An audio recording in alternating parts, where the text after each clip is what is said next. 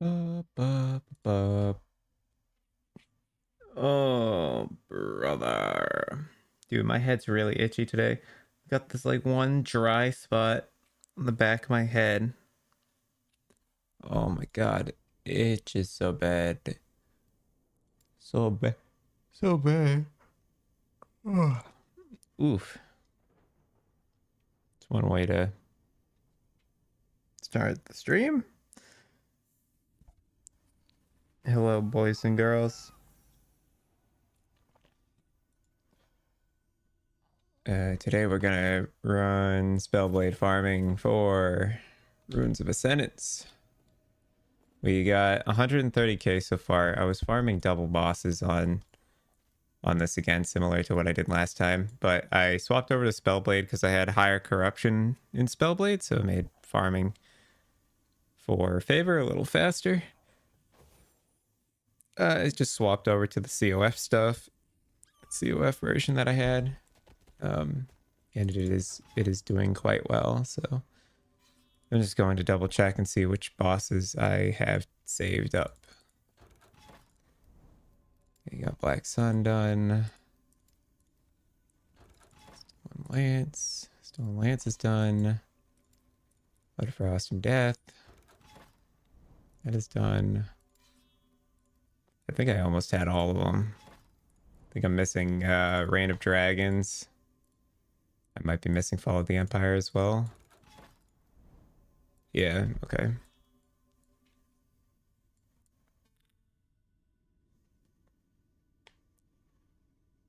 Let's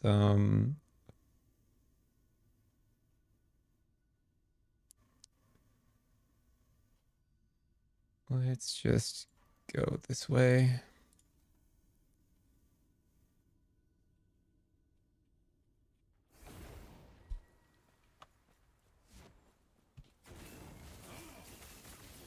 It still feels real comfortable with the COF gear on. I've made a couple of changes to the skill tree. Lightning Blast taught me a few things. Playing Lightning Blast taught me a few things about how I can make some changes to the skill tree on Spellblade. And the version I have currently feels really nice. But basically now I can get Lightning Aegis occasionally off of Lightning Blast, and that's about the only change I made. And then, of course, Mana Strike. We get mana so easily that I focused more on other parts of Mana Strike rather than getting any kind of mana on it. Hi, dude. What's going on, moving? Good morning, my friend. Or afternoon. It's probably afternoon where you're at by now.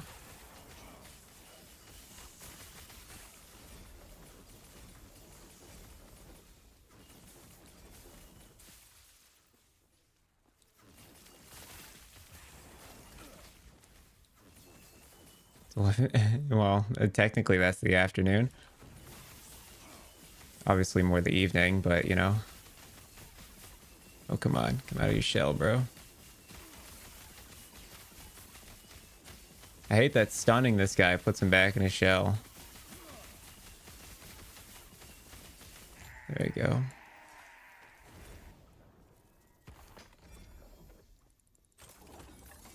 $11 p.m. Dude, you're exactly 12 hours apart.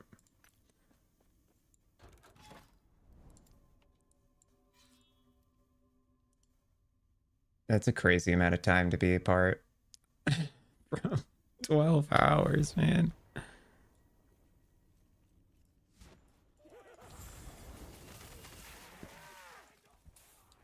I was gonna say, you're pretty much on the exact opposite side of the planet in that case.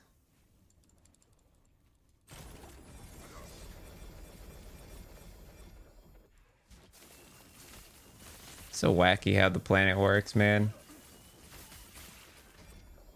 Oh, it's a different time for me than you just because the sun is, or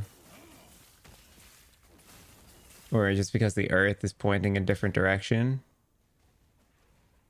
to the sun. And it's all based on where the sun is at any given point. And the sun is all based on where the Earth has rotated to.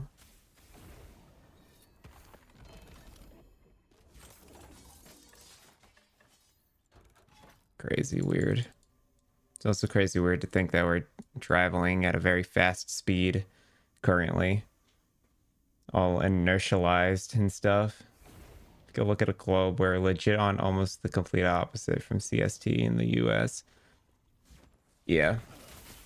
I am EST, so I'm Eastern Standard, but I'm on the coast of the United States. The East Coast. But yes, I mean CST is only an hour difference. It's pretty much right next to me. Yeah.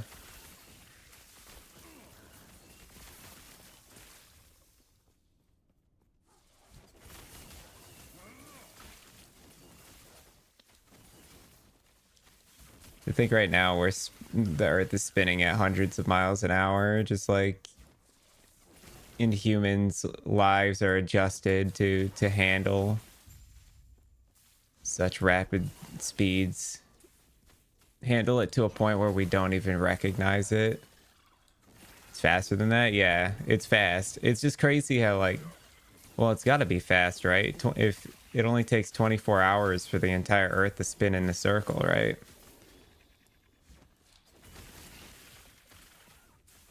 And the Earth is pretty big. Crazy to think that we're able to just like sustain life and not even like react to it. The fact that I can let go of an object, and because we're spinning so fast and it's all relative, that if I drop an object, it's not going to just like the Earth isn't going to pull out from underneath it because the object is also spinning at the same speed. It's crazy to think about.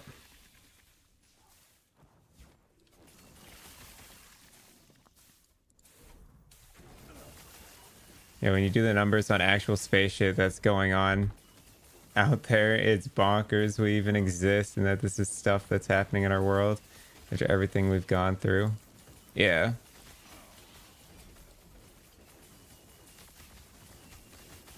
The fact that our planet took a meteor to the face and was still able to produce more life is just crazy.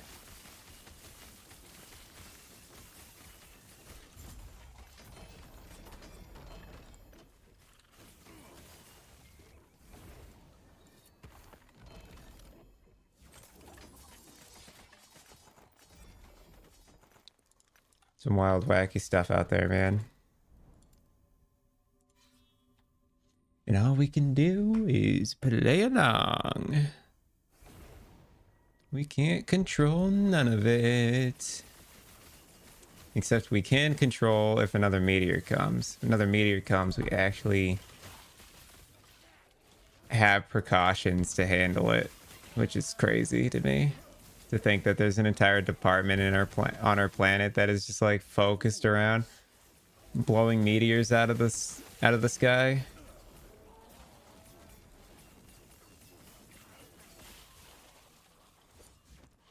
There's 8 billion of us now, and people are still trying to burn books and worry about which bathroom people go in. Okay, y'all, great job. That's what blows my mind the most, is when people care about all this like little stupid small things, and I'm just like thinking like, why do y'all care about what color this guy chose to wear today when when like we're starting to discover ways to travel faster than speed of light and stuff, and like I don't know, dude. It's crazy the amount of like actual anomalies humanity has discovered and how fascinating it is to see like what this universe actually holds. And people are still caring about what Monday brings, dude. And I'm just like, dude, look at the bigger picture real quick. Yeah, whenever I get down about life, dude, or I feel down, I just remember and tell myself like, dude, just look at the the universe around you and how cool it is.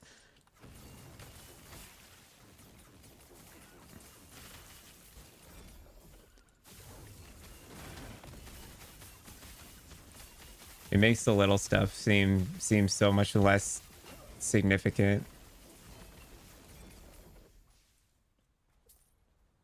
Yeah, there's so much shit going on in our world, but yes, let's focus on what's going on in our neighbor's house. Yeah, dude. How about we talk about like Nebula 771 that just like exploded and how that affected gravity and this quadrant of the universe, and I don't know. That stuff's cool to me. I love astronomy, dude. Astronomy kicks ass.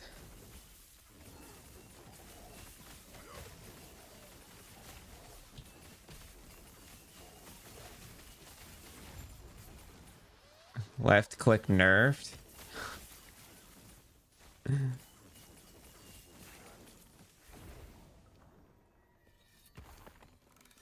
You start your rogue level 4? Yeah, I start my rogue's level 73, and then I put it aside and I was like, okay, I gotta go farm for stuff now.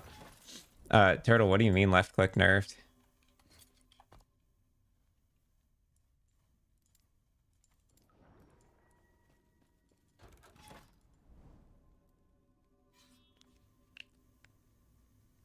Yeah, what's the rogue idea? What's the build gonna be?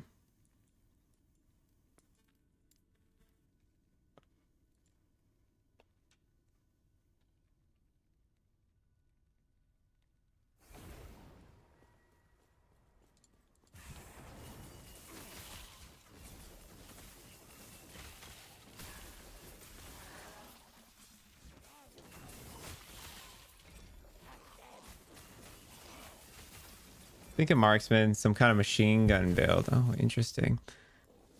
Maybe like a, what's that skill? Fury or flurry? Skill that's just like a bunch of little attacks. Go machine gun with it. Yeah. Yeah, that's cool. I'm gonna put together a detonating arrow blast mines.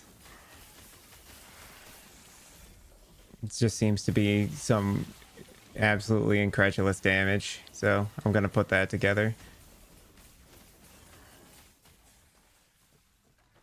and just like push really high corruption to farm for just like any like ideas or experiments I want to come up with.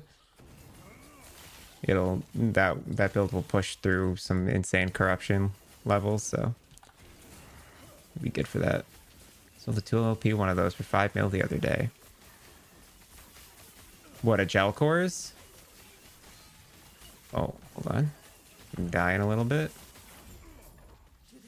500 corruption's no joke. Yeah, dude, gel cores are worth a ton right now. It's actually crazy to me. I've been hunting for a red ring. I've been farming Runes of Ascendancy and then using COF and then swap into Merchant's Guild and slamming rings looking for my second red ring.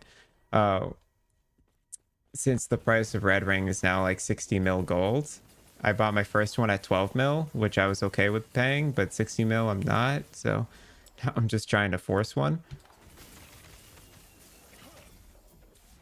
So that's what we're currently doing. I'm farming 2 of each boss, each monolith boss, which just gives me enough. It just gives me a lot of favor to do that. And then also, like, when I go to select my prophecies, I'll have like the bosses all ready to go. And then we're gonna grab a bunch of Rune of Ascendance prophecies and then slam some rings. Good luck. Yeah, I know. It's a 1 in 586 on a Rune of Ascendance to hit a red ring. Yesterday I did about 250, so there's a chance that today we get one.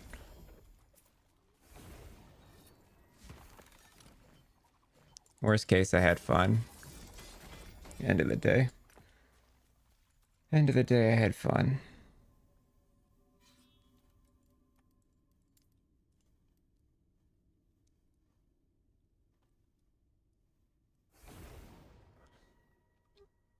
Yeah, so that's the thing about high odds is like the sample size in order to meet the average grows as the odd becomes more difficult to hit. Yeah. So it's like if it's 1 in 586, then there's like Ken did the math yesterday, but it was like a 0.17% chance, a 0.17% chance to pull a ring every time. And it's like if you do it 10,000 times, then the odds are going to get closer to that average of like 17 within 10,000, but or 170 within 10,000. But yeah, it's if you're doing like a lower average, there's a definitely like if I'm only doing 570 or 586 of them, like it doesn't mean I'm guaranteed one, right? And honestly, like on the average means I most likely won't even get one. But that being said, you never know. We could get lucky. I'm having fun with it. Not only that, but we have been making a profit no matter what by doing this. Like the Ocarians we pull and stuff are worth a lot of gold, so it is like still profiting. So at least it's still making currency, like it's making gold passively. Not a tremendous amount, but you know.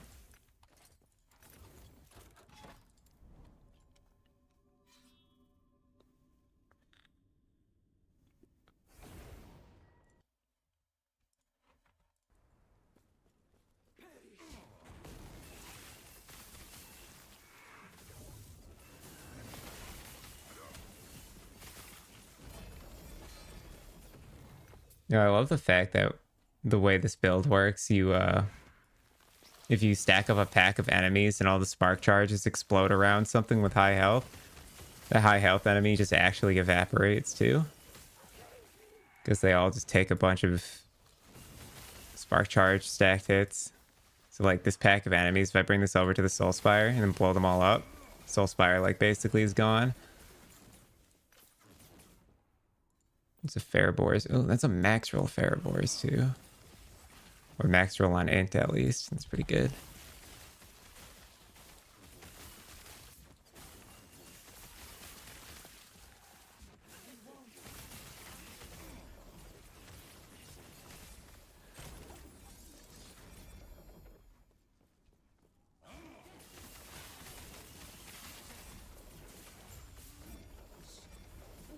Spark charges are so OP, man.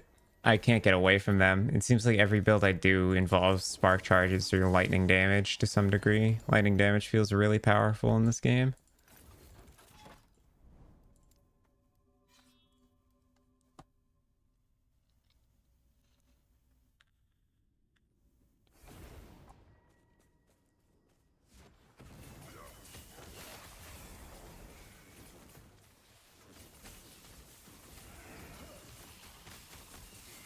Save me, goddess. Save me, goddess.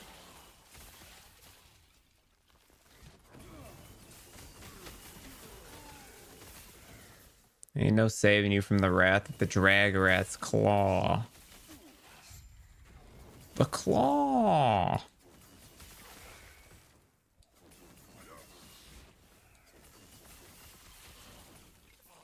I've been playing Lightning Blast for the past like week. And Lightning Blast, although good skill and fun, I genuinely like this build more. The claw, the claw. I don't know what it is, but this build feels very nice to play. It's mega satisfying for some reason. I think it's just a good blend of everything. I don't know. A really comfy build.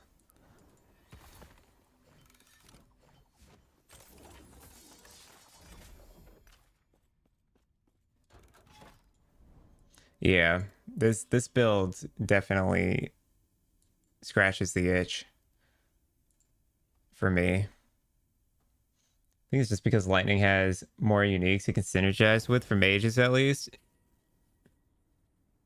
You know, Rix, I think you're onto something there. I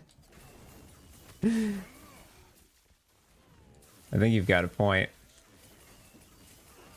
I think it also has to do with the fact that like the uniques for fire damage are really not great in mage. They're quite mediocre. And then also like dude, Lightning Aegis is such a strong defensive layer that it like almost makes you want to play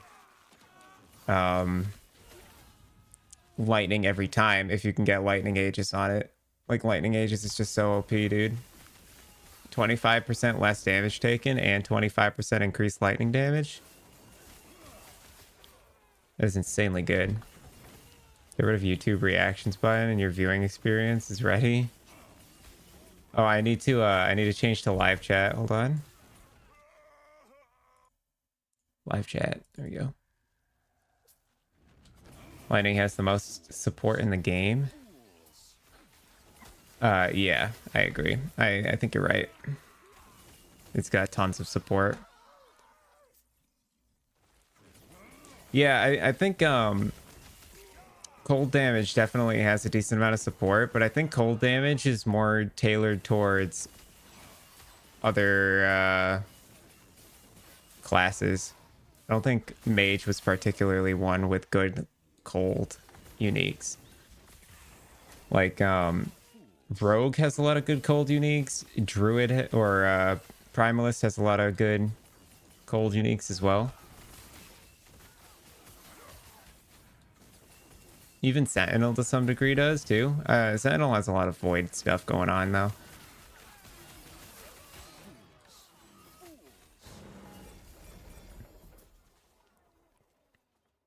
Fire only has 2 unique weapons. Yeah, it will.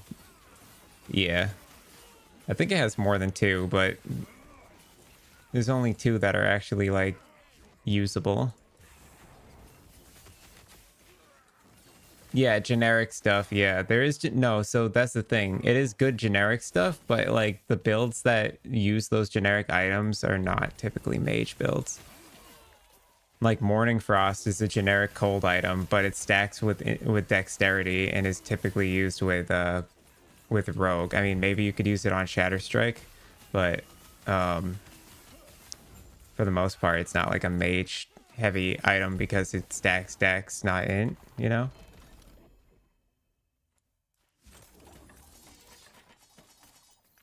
I think Shatter Strike is the only one that loves Morning Frost, and it's because Shatter Strike is a cold skill that can scale off dex. Yeah.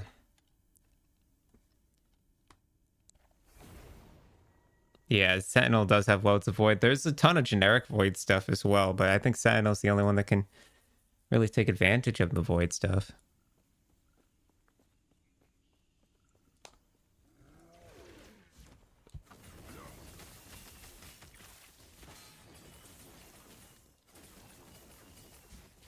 It'd be cool to make a void caster Sentinel at some point. I think so the rogue I'm going to be pushing pretty hard. I'm going to be trying to min-max. This rogue is... Oh my god, I'm going to die. I literally couldn't freaking teleport, dude. I clicked my teleport button and nothing was happening. Those freaking shoot you from the sky poison guys. 430 corruption, dude.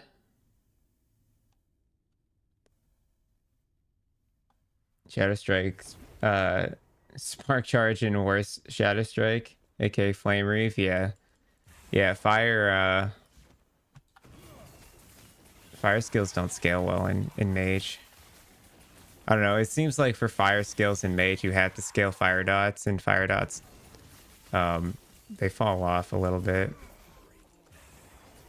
The problem with dot damage in general, especially on a mage, is the fact that, like, if you're dealing dot damage, it means you have to wait for your damage to apply to the enemy. And as a squishy character like mage, it's hard to, like, apply delayed damage and be okay with it. Anomaly bombing. See, that sounds cool as hell. I want to do something like that. But yeah, we're gonna be focusing on pushing the rogue big time to so that I can start really farming.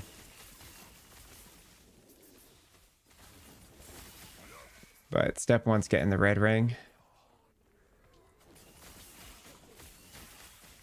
Yep, Void Knight, yep.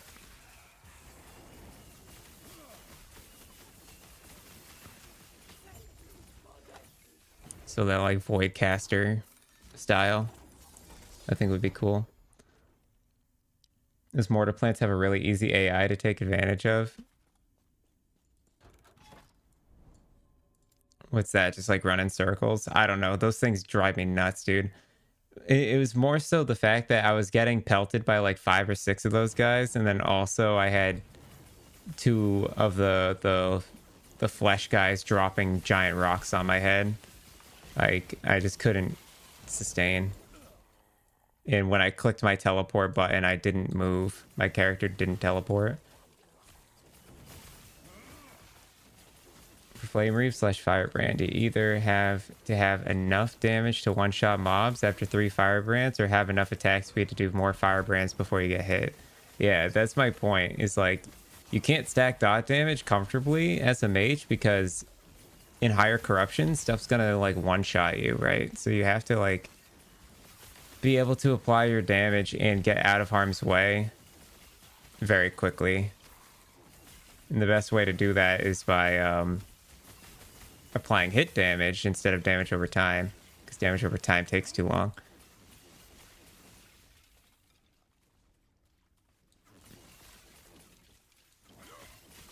So if you move into where they start shooting you, then move out of range from them shooting you, they will stop shooting entirely and go into melee mode. Oh, okay.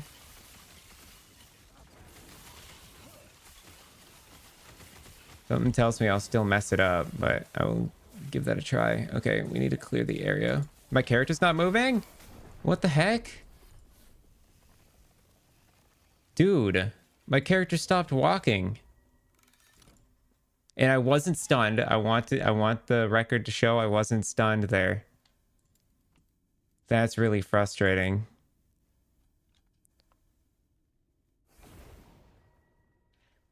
Yeah, you're just trying to one-shot everything now. Yep. Yeah, I'm getting to that point too where I'm just trying to push offense to kill things faster. I'd like the record to show that I just literally teleported and couldn't move after. I just got cheated out of an echo again.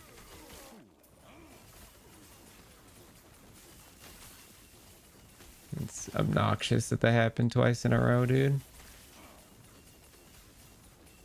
You know, this build can do 450 corruption, but stuff starts murdering me, dude.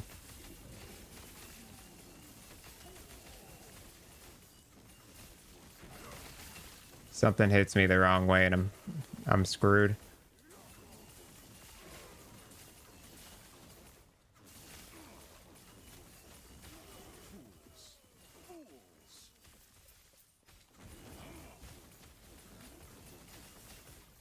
But yeah, that's why I want to make the bomb rogue, the like trap rogue, is because the trap rogue damage is like absurdly crazy. And it seems like it can push corruption very well. And I need something that can push really high corruption now.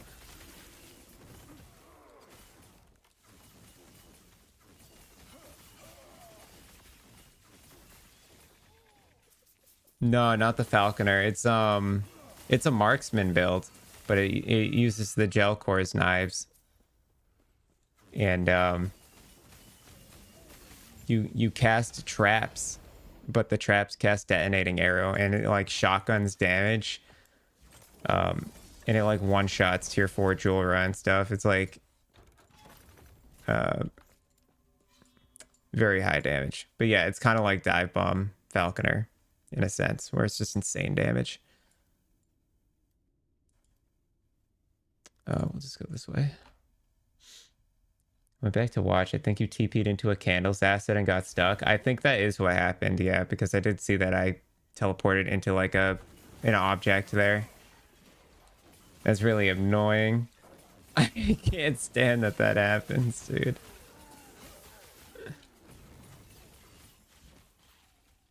I think you're right, Ken.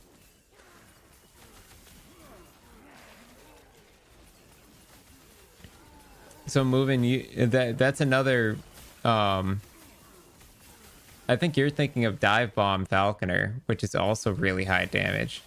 But that build uses it uses Dive Bomb to deal its damage, but the way it applies the damage is pretty similar. But the Gelcore's build uses Detonating Arrow, which is a marksman only skill. And puts it on the Falconer Blast Mine skill. Yeah.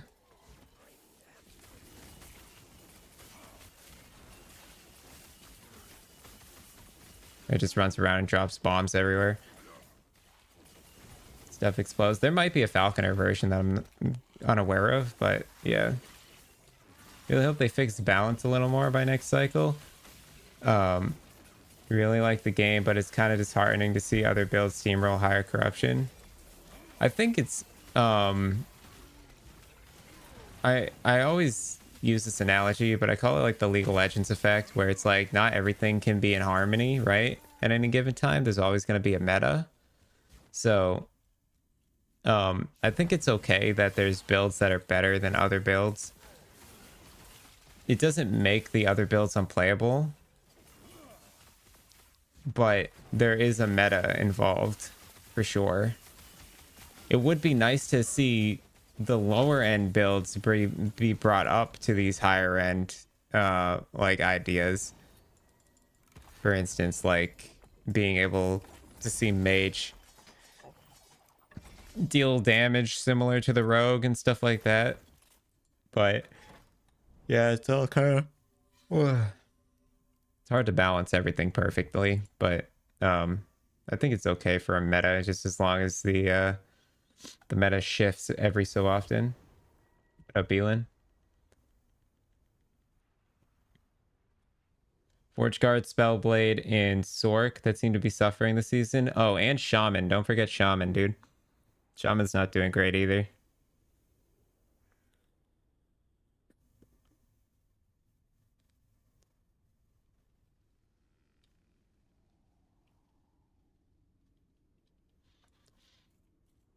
Yeah, if they nerf Ward, is it's going to become endurance meta. I'm telling you.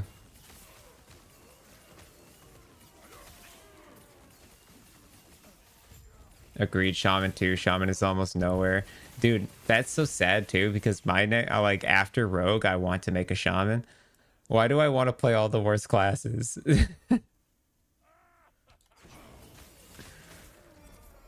Shaman looks so cool. You can't tell me that the sound of like... Dude, you can't tell me that putting down totems and going into Spriggan form doesn't sound dope as hell.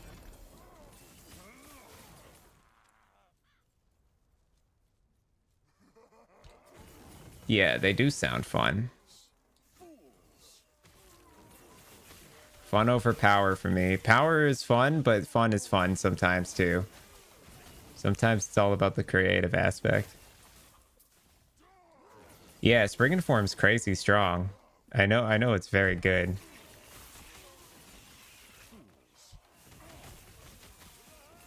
Doesn't sound dope as hell? What do you mean, Elin?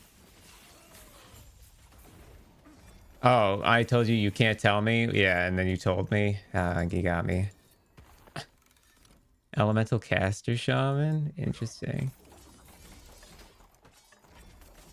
Yeah, but I think the Spriggan form that gets to 1k plus is not a shaman. I think it's a druid of some kind. Or like a werebear or something. Like I don't think it's a shaman in particular.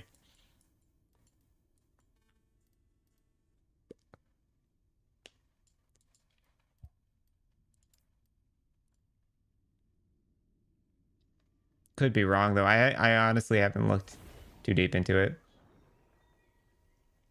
Yeah, the needle totem spriggan. It's basically like an explode totem, right?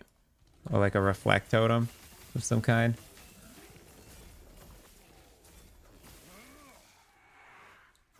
It just deals absolutely insane amounts of damage. I'm pretty sure that thing puts out like crazy stupid damage. And when you spriggan form and you like you buff your totems, it just goes off the walls crazy. Used to play Ellie Shaman in WoW as DPS in raids, and it would be dope to play one in this game. Yeah. It'd be cool to see Shaman pop off, dude. Do you guys know what the mini chocolate eggs are that you get for Easter? They're like, they're just like small chocolate eggs covered in like a shell of sugar. Because I have a conundrum with those, man. I am in love with eating them, but I absolutely hate the way that they make me feel afterwards. Chocolate bunny, dude. Chocolate bunnies slap too, I'm not gonna lie. Chocolate bunnies do go hard.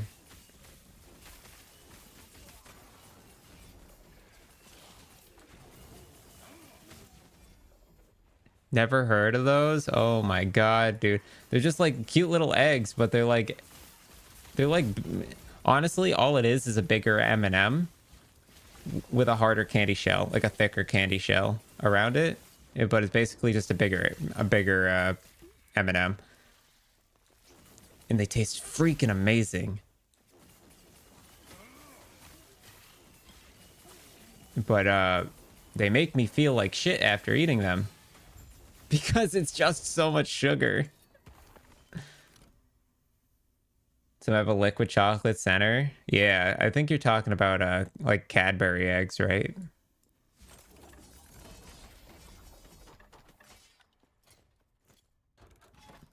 I think Cadbury is the liquid chocolate center, or maybe that's like a cream center. I don't fucking know, dude. American chocolate has way too much sugar in it. It does, dude. Yeah, it'll make you feel terrible after eating it. So yeah, I have my entire room right now smells like chocolate because I have a bag of these mini eggs in my room. And there's no way to like reseal it, so it's just an open bag of chocolate in my room. But oh my god, dude, I ate too many yesterday and it made me feel so terrible. I woke up with like a sugar hangover.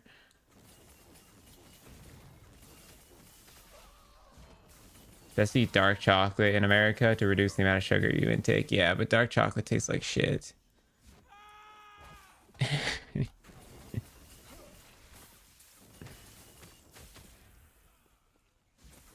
Dark chocolate tastes really similar to coffee, and I can't stand coffee.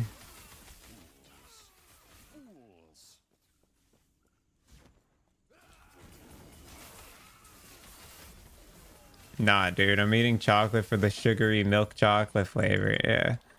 I'm not much of a cocoa guy in general. Yeah. Well, welcome to my fucking life, dude. I'm a vanilla guy, honestly. I like vanilla more than chocolate in the first place, but yeah, these eggs are addicting. But yeah. I still have like half a bag left. I probably won't even eat them because of how bad it made me feel yesterday.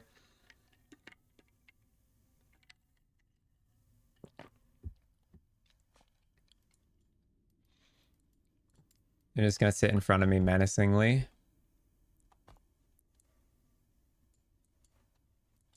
Okay, I farmed basically 2 bosses in every area, so go grab some prophecies.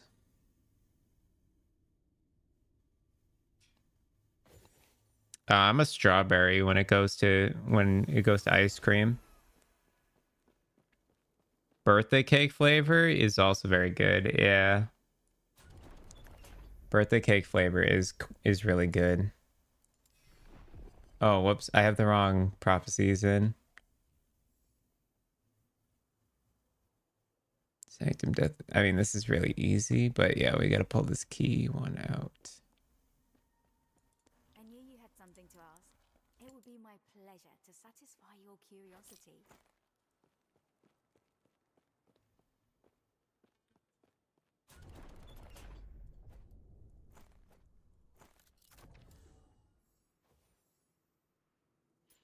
I'll take that. Hot water with a little lemon when you eat too many sweets works like a charm to calm you down. Oh, that's interesting.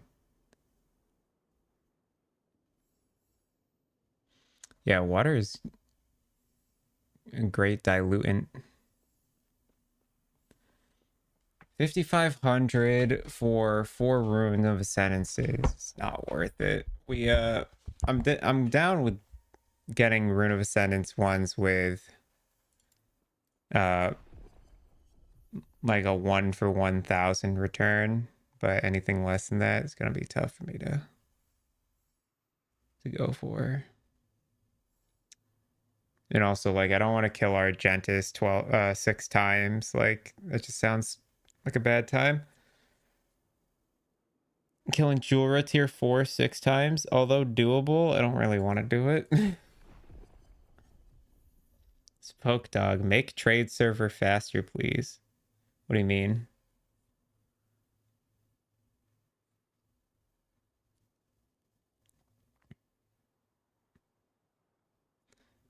Interesting idea due to the acidity of the lemon. By the way, I drink unsweet tea, so I'm used to consuming bitter stuff at this point. Yeah, okay. MG is dead again? What do you mean it's dead?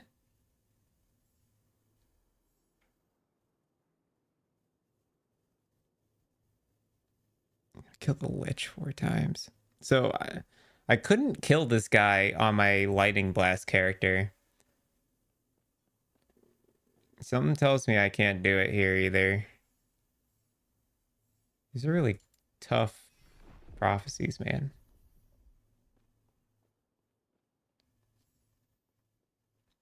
This is a trade server? What do you do in the trade server? What's the benefit of being part of that?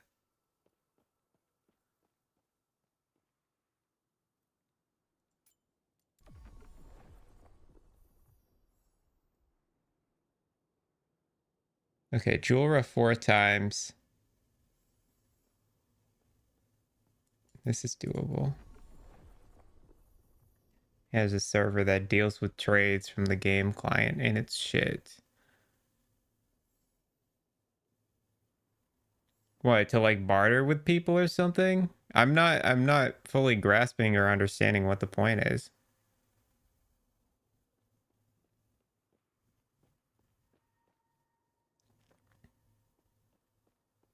How are people duping in Merchant's Guild? How is that even possible?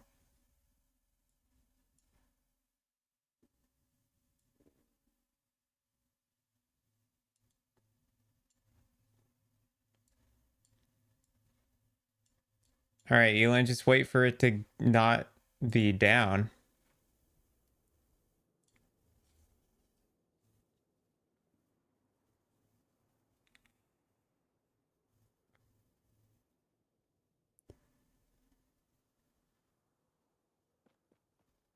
Ken, I didn't notice. Oh, my coil just burnt. Ugh. Nasty. That tasted like ass, dude. Ken, I did notice. Sorry for the noise. 1 second. I don't know why I didn't mute, but here we are. I did notice that the XP books, if you get the double reward on COF now, it doesn't look like 2 XP books, but it does give you double the reward still. It's visually it just doesn't look like it anymore. I did notice that. Because I also wasn't getting the double XP tomes anymore, like at all, and I ran like a bunch of them, so I think they either removed it entirely or they fixed it visually, but yeah, it doesn't look like you're getting double the rewards on it ever anymore. I gotta let that prime for a moment. You place your item in your inventory or the market or something, and then instantly log out. You log in, you'll find a copy in your inventory and another one in the market / your stash. What the fuck? How is that? That still doesn't make sense. How is that even possible, dude?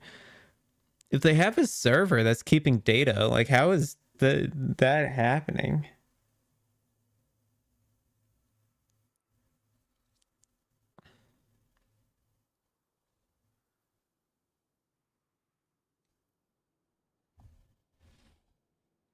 Polling bad network. I was gonna say there's something going on where like a good server would not have any like way of that actually happening. But it sounds like they've got latency in their server like upkeep that's causing things to duplicate because it's trying to tackle two things at the same time.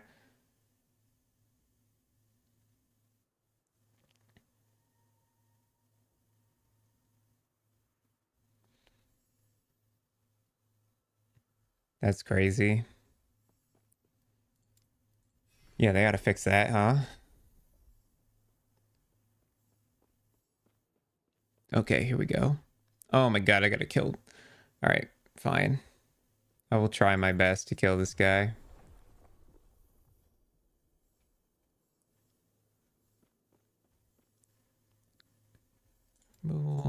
We need those 18k Rune of Ascendance ones. Those are the big ones.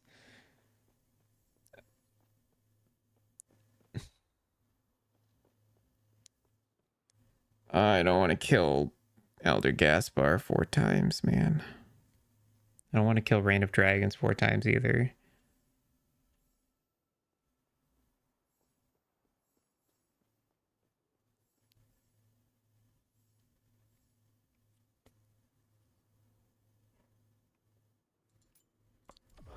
I'll do it though.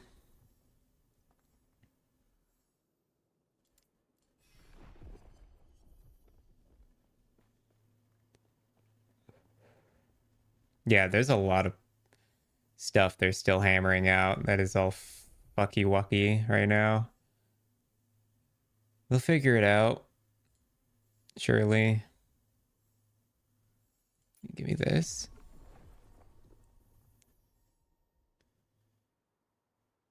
Elder Gaspar 4 times once again. Yeah, all right.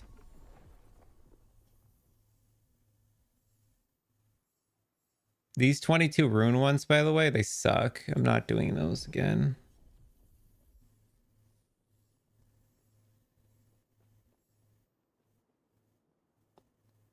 Amber elementals. Take a while. That is 54 amber elementals, dude.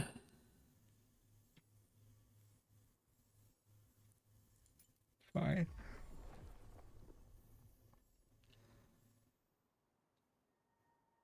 Rare enemy, any dungeon. I can do that.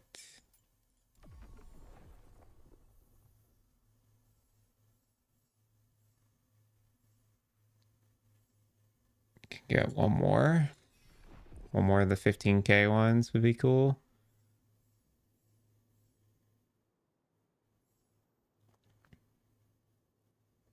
This is interesting. Rune of Discovery times 20. 2 times for 1500, right? I'm breaking out a calculator. So 200 gold, you get 40 of these. That's 8,000 gold for 1,500 favor. So if you have 150,000 favor, it's almost a mil gold. Just to be pull these like lousy ass ones. Fascinating, fascinating.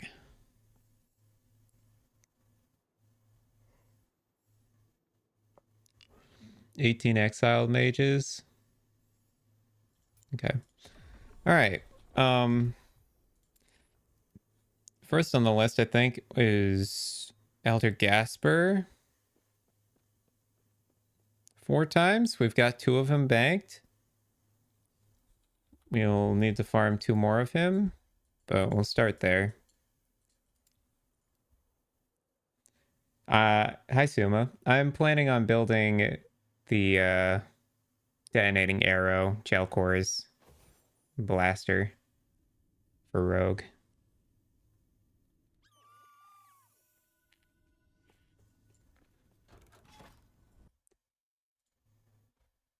T24 neck.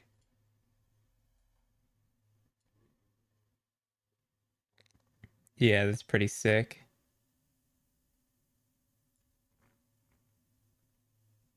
I like that you bought it. It's got a Merchant's Guild tag on it.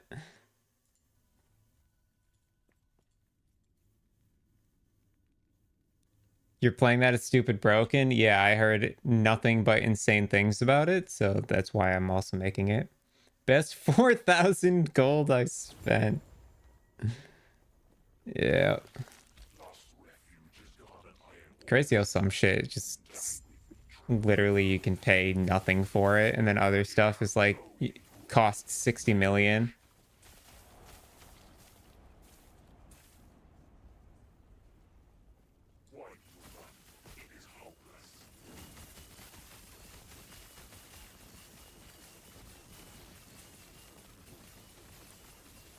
I've died to this guy enough times to understand how to beat him now.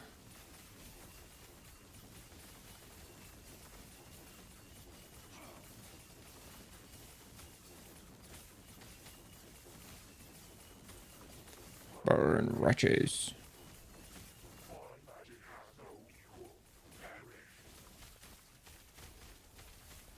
Unless I fuck up. We're fine, we're fine. Ow.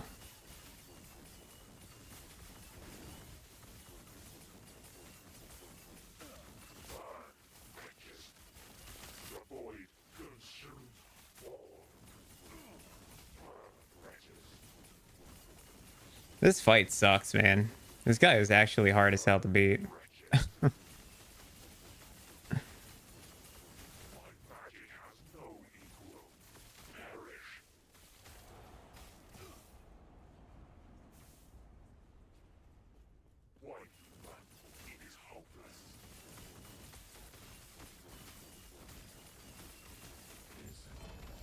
Jeez Louise. Whoa, whoops.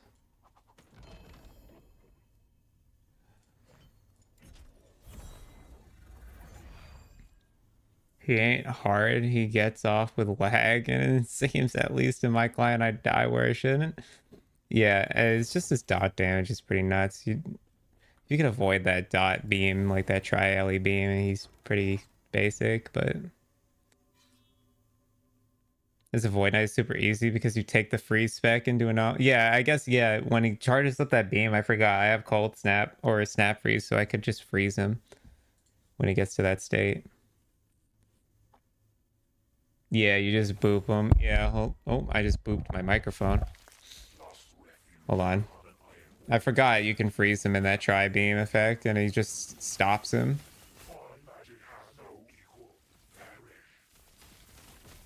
Yep.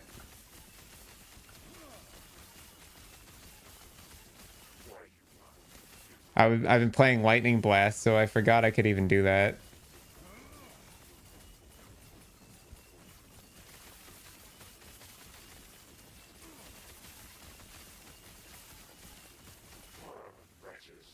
Burn wretches.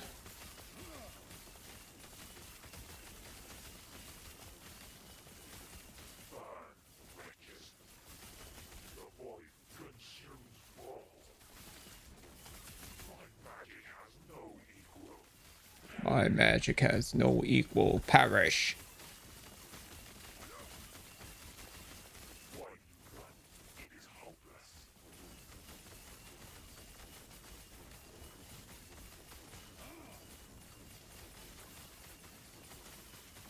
Lol, you're welcome. Yeah, I appreciate it. I totally forgot I could freeze them.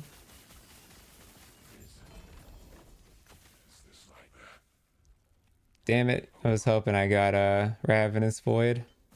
Do you know this boss drops Ravenous Void? Um, you had a friend tell me that she'd never played Mega Man X as a kid yesterday, so I gifted her the Legacy Collection since it's on sale, and she got wrecked by it. Take your magic and erase you with a bag of stacked decks. Your magic hasn't met his match. Magic has no meaning. Burn wretches.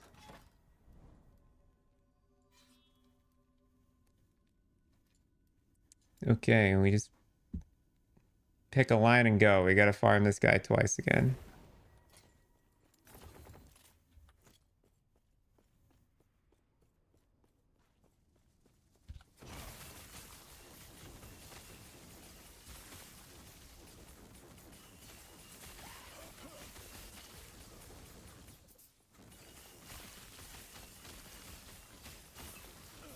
I also gotta kill exiled mages as well while we're out here. I need to kill the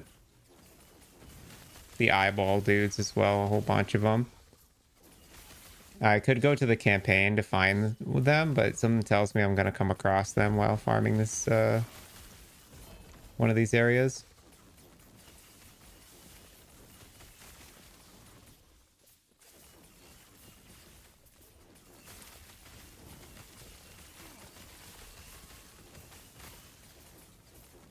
Like, did you ever play Mega Man as a younger whippersnapper? I did, but it was like I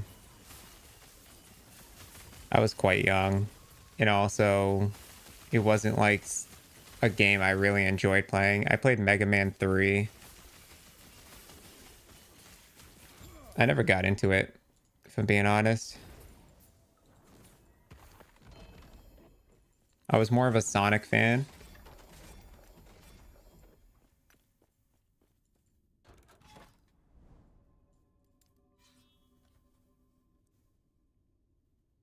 Mega Man X is better. I think I played a little bit of Mega Man X as well, but yeah. Um, I never owned the games. It was my friend's games.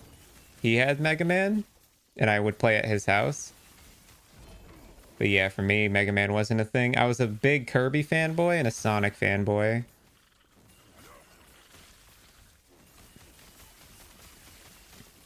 More of a Sonic gamer, as what you grew up on. Yeah, I grew up on a lot of Sonic and a lot of Kirby.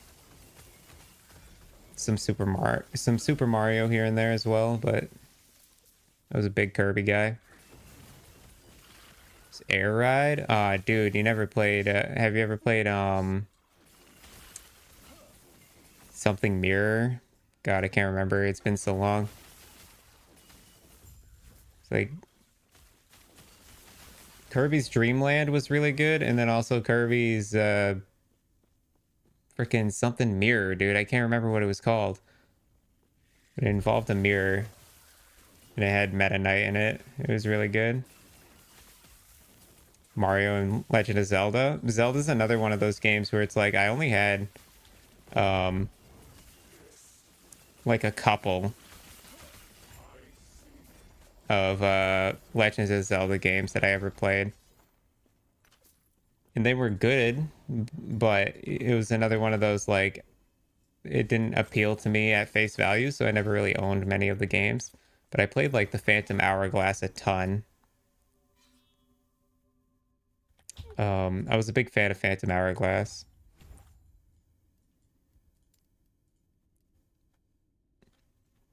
For the Nintendo DS.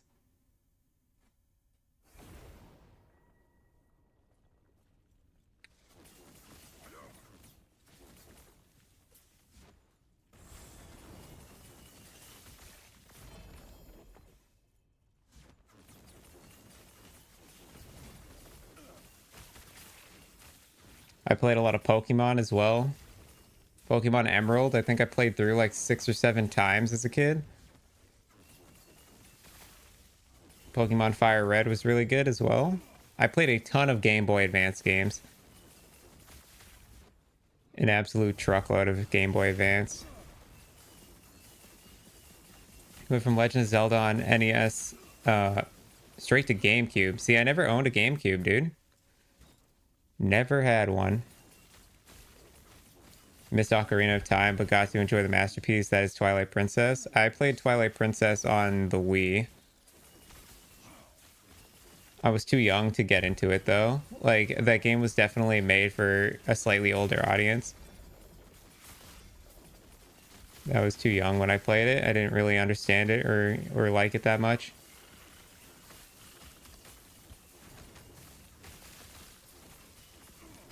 But yeah, I know Twilight Princess was a really good game.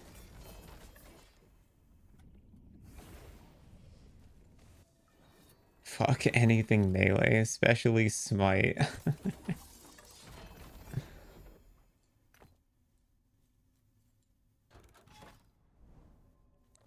Hazard, are you talking about last Epoch? Did you get the game?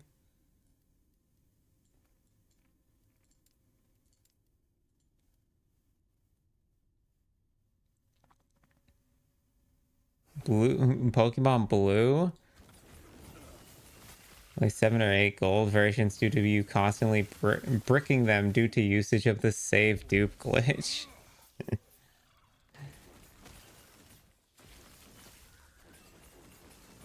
You did a practice run. You were telling to yourself, it'll be good once you have bone shatter.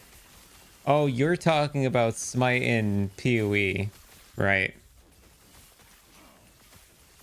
God, it was the most dog shit leveling I've ever done. Yeah. Yeah, welcome to Melee and Path of Exile. Yeah, Smite and PoE. For Smite and PoE to be good, you need Ancestral Call in particular. Did you by any chance when leveling Smite, did you put Ancestral Call in your 6 link? Or your 4 link or whatever? Makes the skill feel a lot better. Proper guide. Not, you know, sometimes proper doesn't actually mean it's good. Yeah.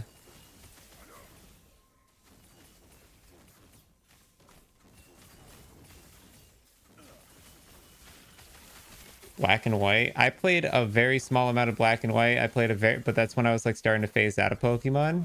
And I played a very small amount of X and Y as well. But um,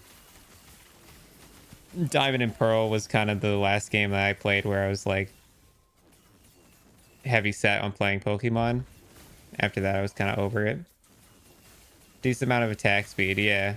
You get attack speed, you get so you get like multi-strike plus Ancestral Call, Smite, and honestly those 3 together are pretty solid.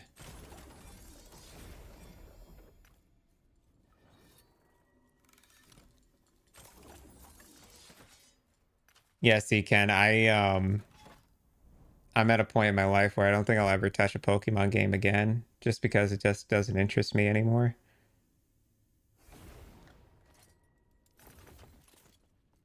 It was nice. It was fun back in the day, but yeah, for these days, it's not much for me. I at least tried and saw, so I won't be doing it at League Start. Yeah, well, that's what practice comes down to, right? I always do the same League Start because it means I don't have to go experiment. I do Toxic Rain every time because it never does me wrong, dude. It's fast and effective. Of course, it's not a delve build, but you know. Legends Arceus has a major shift in the Pokemon game formula, and Sword and Shield has the best storylines. Yeah, isn't that when they like started changing to a more like open world aspect?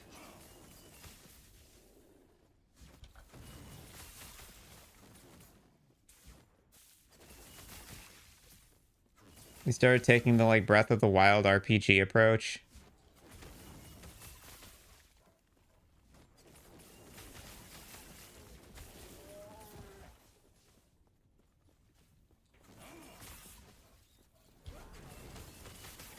Scarlet and Violet.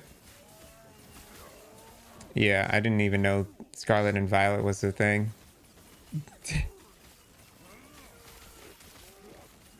You're able to seal a resistance on gloves. T5 hybrid HP on gloves. Now 2586 to 2772. What is this strand of numbers? Start LA and farm until Dell build currency. Yeah, Hazard, that's always a good idea. I mean, LA is just similar to Toxic Rain in the sense that it never goes wrong, right? Oh, hit points. Damn, nice. Damn, you're a tanky boy, Elin. That's a lot of HP.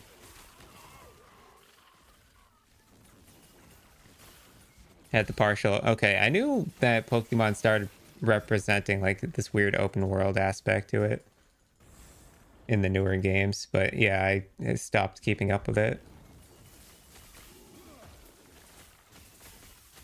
Cold Dot Werebear is back.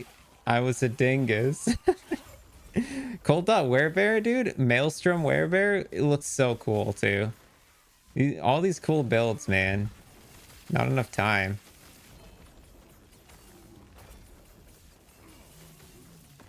You think Pokemon is just as good as it was before? It's just that the audience has matured too much to be satisfied with it. See, small kids love it just as much as we did back in the day. Well, that's why I don't play Pokemon anymore. Right? Because I don't get the same feeling that I did as a kid when playing it. And so, like, for me, playing Pokemon nowadays honestly makes makes my memories as a kid of it worse. So I try to stay away from playing it. The open world zones, but it is only single player. Yeah, so it had the Breath of a Wild kind of aspect to it. Scarlet and Violet's really recent, right? That's a Switch game, isn't it?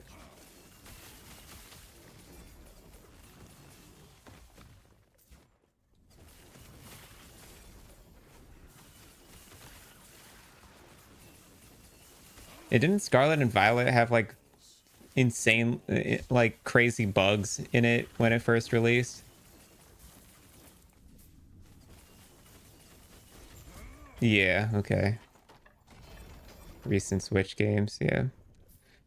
Yeah, I don't own a Switch. I don't own consoles in general. I literally only have a PC. Optimization mess. Yeah, I heard it was really badly optimized. But yeah, I don't own consoles, man. I don't need them.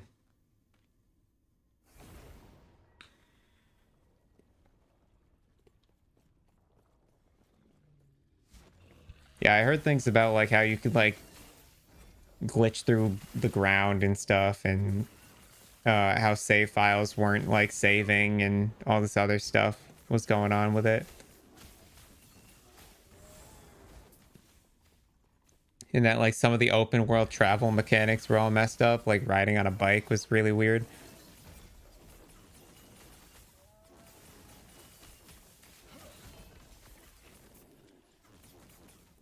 You didn't, you're a dingus. You didn't use Avarice and didn't have Spell Leech Blessing. So you managed to do the impossible and die.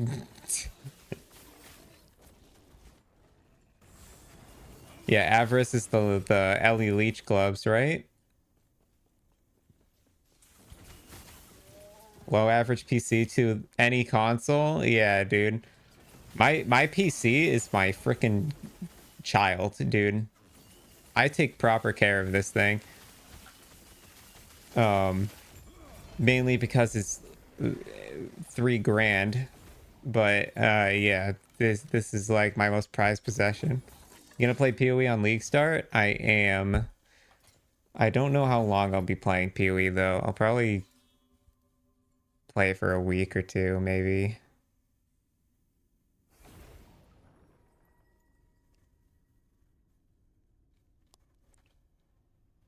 It depends on how good the mechanic is, honestly. Probably never buy another Xbox/PlayStation, but you may end up buying the next Nintendo console if it's decent. Yeah, Nintendo has this, they have their own corner of the market, right? Their games aren't on any other system, so you have to like get a Nintendo console to play Nintendo games, and their Nintendo games are branded really well, so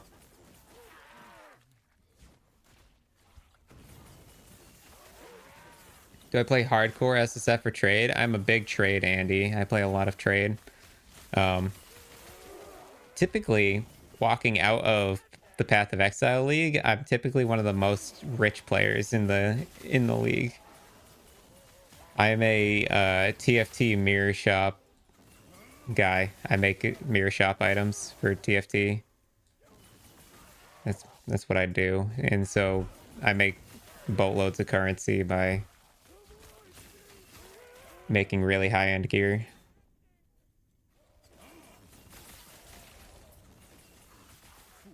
What is console if not a PC that you can just use a controller with? That's the thing. PCs you can use controllers with. Most consoles, unless they have console exclusive like versions of the game that you want, like the only thing that consoles have going for them still is exclusivity.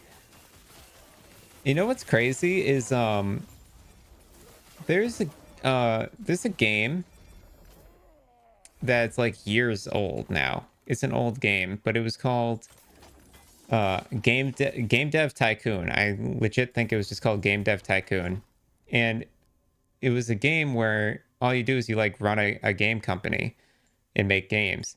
And if you look at the way progression of consoles works in that game, it is literally like PC is the start, and then it goes consoles, consoles, consoles, consoles. Like you keep getting better and better consoles, and then PC becomes the master race again in the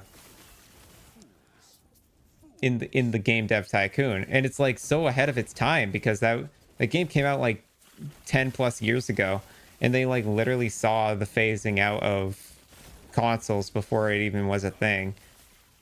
And then they also had like their Nintendo knockoff, like their Nintendo brand in that game that stayed like current the whole time through. It was weird, but it was like they predicted the game market. It was really cool. Yeah, when I say exclusive games, I'm basically just talking about how Nintendo is the only, like, Nintendo consoles can only have Mario on it, you know, like stuff like that. Everyone has been selling Nintendo short for 40 years, and they have consistently been passing every bar imaginable since they arrived. I will always back Nintendo. Nintendo is great, dude. Their branding's excellent. Their games are excellent. Their games have zero issues. Like, for the most part, some of their Pokemon games are a little wishy-washy, but I think it's just because they're over ambitious with Pokemon. But Nintendo's huge, dude. They do games right for sure, but they are also a console only company. So with that, you have to keep in mind, like if you're a PC gamer, you typically swear off playing Nintendo games just because you're too busy with PC games.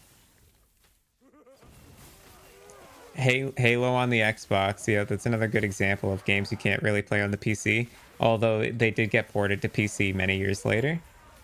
Halo 4 made me distraught, so I decided to no longer needed to follow 343 and Xbox. Yeah, Halo 4 was mediocre. I think Halo 4 is when I stopped buying consoles as well, because I had an Xbox back in the day too for Halo. And yeah, now Halo is on PC, of course. It's all ported over. You will not back Nintendo, and that is due to them being uber anti-consumer relating to their game license.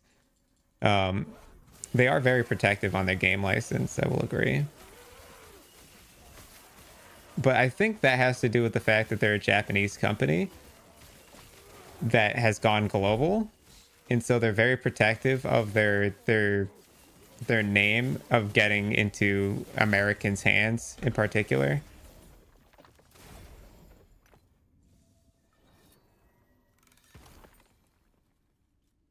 Multiple duping bugs. See, I didn't know that. You've been playing PoE for years, but you found your channel looking through Ellie's Spellblade builds? Yeah, dude. I've been making Path of Exile content for a while before Last Epoch came out.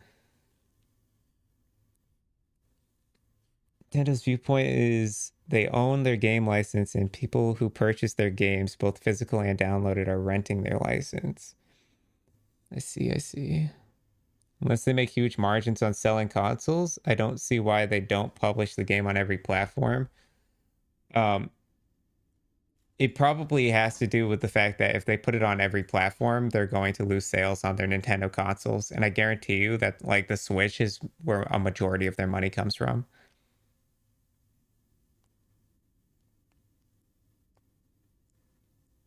Uh, really hope new league is really good. I don't have high hopes for this league, but you know, I've been surprised before.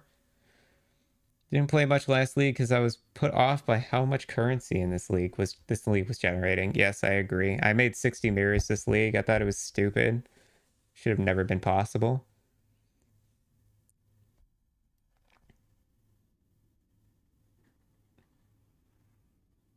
Massive margins on Switch.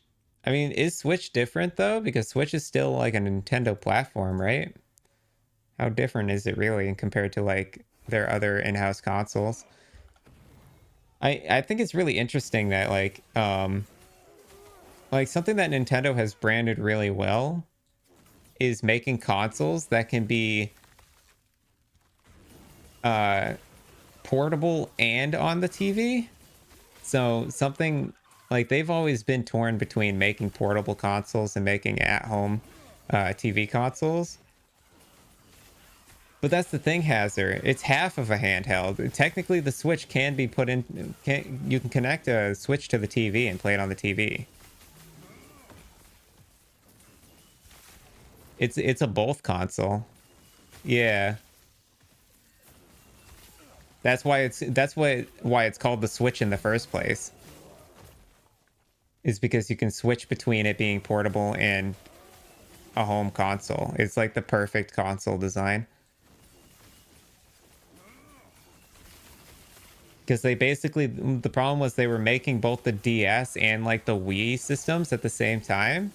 And they were like, okay, well, both of these are doing really successful, but it would probably be more cost effective to combine them.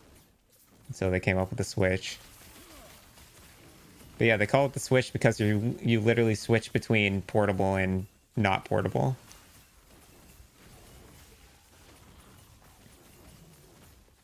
One second. I'm trying to keep up with chat and not die. Y'all type a lot, man. Hard for me to keep up. I'm such a slow reader.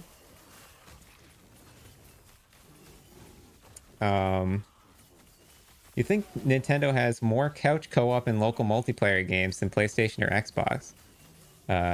It's a better living room console. Yes. It's a bit so Nintendo's a big family console, in my opinion. Like mom and pop are more likely to buy a Nintendo console than any other console for their kid because it's something that the whole family can do. Especially, I mean, that's why you see most games on the Nintendo are E for everyone, right? Because they target that audience. Consoles always sell at a loss. This is even true for Nintendo, but the upcharge on games and their online subscription is significantly more profitable. Yeah, and that's why I think they wanted to combine it to one console in particular, was probably because of the profit loss on a console. This probably helps stem the bleeding a little bit. You can do that, but with any handheld console, you can do that with Game Boys as well. Yeah, but the Switch, like, I think you're talking about connecting it to the TV, right? Like with Game Boy, you could connect it to the GameCube and put it on the TV or whatnot, or you could get the ports that would put it on the TV. But there's something different about how easily the Switch can go between the two, and also like the fact that the controller works like really well as a handheld console and as a TV console, right? I don't know. It's a really smart design in my opinion.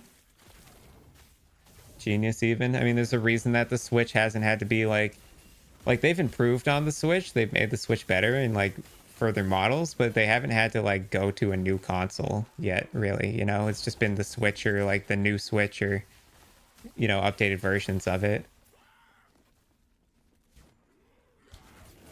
Dear God, 60 mirrors most have gotten in a league was around 500 divs and probably only average 250s in a league. Yeah, I got 60 mirrors this league because I made the cast on critical ring, which sold a lot of mirrored copies this league. And when I say a lot, I'm talking about over 500 copies. Famicom, Nintendo's first console. Yes, indeed. The massive margins on the Switch. Switch is different. It's both. The Switch 2 is rumored to have the same processing power as a PS4 Pro. See, that's the interesting thing about Nintendo consoles is they can settle on lower processing power because their games are not as demanding. They're very casual and like, you know, low end graphics. If you ever look at a Nintendo game, there's not a whole lot going on. It's just when you start seeing like lag and optimization issues when you start playing like Call of Duty on the Nintendo and stuff. But for the most part, like Nintendo games are very like low end needed for performance. Like all their graphics are very basic. How much did it cost to craft the ring? At the time, 4 to 5 mirrors, I think. Now, please keep in mind that at the time, 4 to 5 mirrors was actually only about like 800 div. Because I made it in the first week of the league.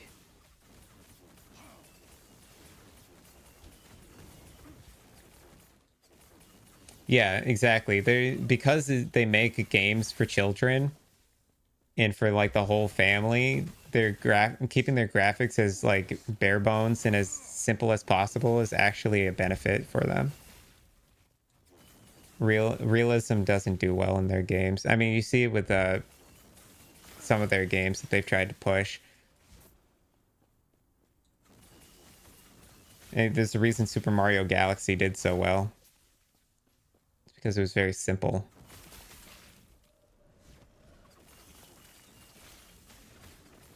And Stack Decks got you the currency to craft that ring. Most of it. Of course, I had a partner who was helping me as well.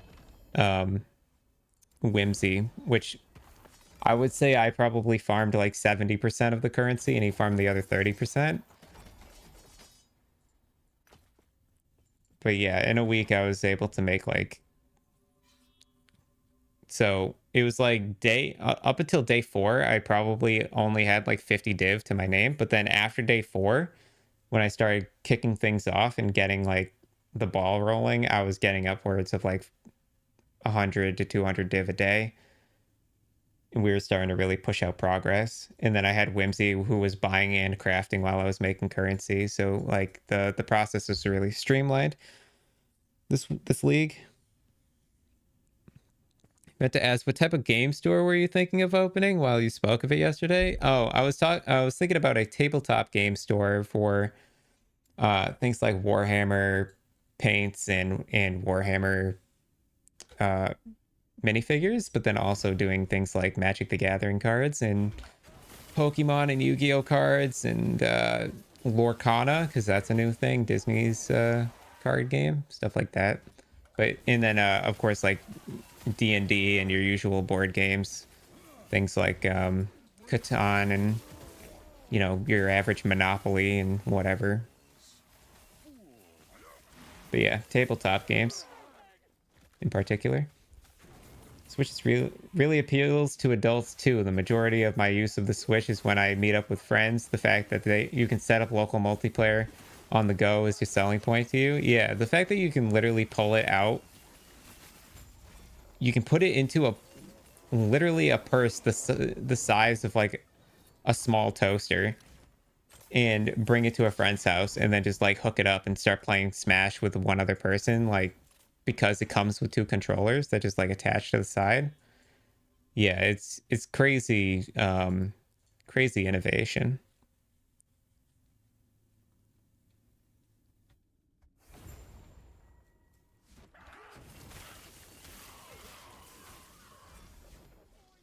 Yeah, big ups to the Switch, dude. I feel like the Switch is definitely one of those consoles that's like worth buying, but when it comes to like the PlayStation or Xbox, dude,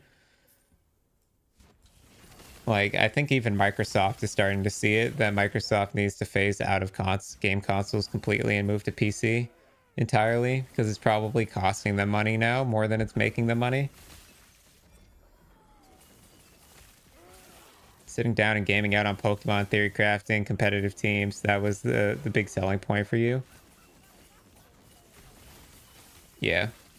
Yeah, just being able to take it to a friend's house and just like break out the Switch. I could see that being a mega selling point for sure.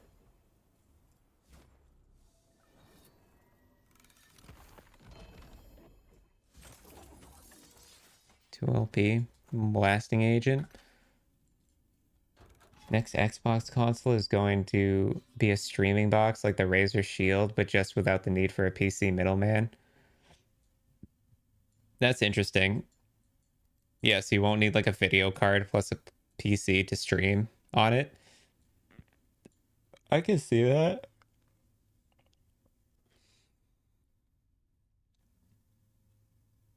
Sony's can. Oh, absolutely, dude.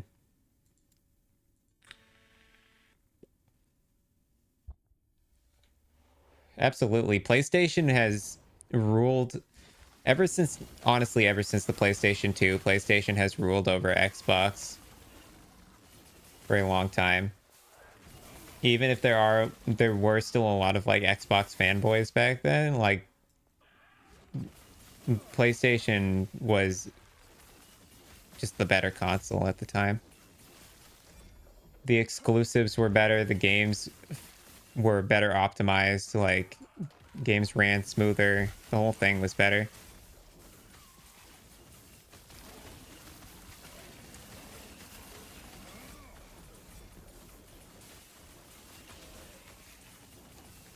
I think the PlayStation, see, the PlayStation had exclusives too, though. It, I mean, it didn't have Halo, I'll give it that, but it had other PlayStation exclusives like God of War. Yep, Spider-Man as well was a PlayStation exclusive. And then once the PS4 was a smash success though. PS4 went crazy, man.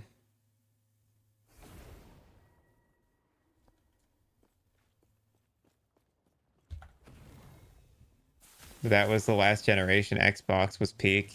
Yeah, I think the Xbox One sucked. I don't think anyone really liked the Xbox One, but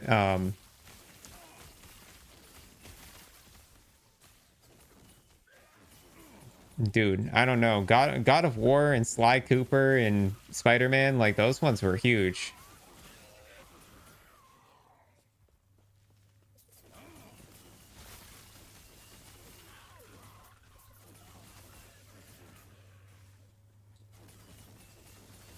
Yeah. Yeah, 360 definitely was the best. No doubt. I owned both. I owned a PlayStation and an Xbox 360 back when that was popular, and I found myself playing on the PlayStation far more often, but I was also more interested in adventure games at the time. I wasn't much for the shooter games. Wasn't a big shooter fan. I only really played Halo on the Xbox. That was it. Everything else was on the PlayStation for me.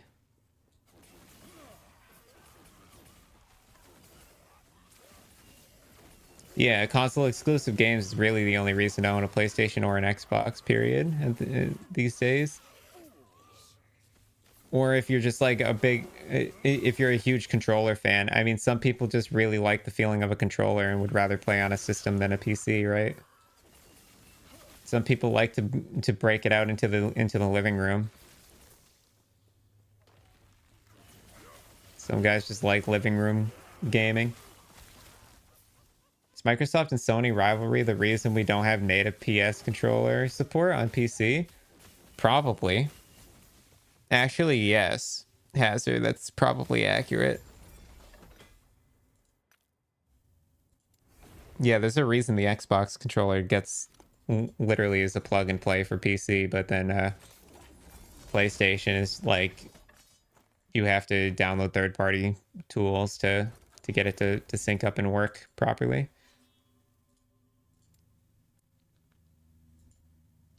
Although I do think PS4 controllers have a decent time connecting to PCs.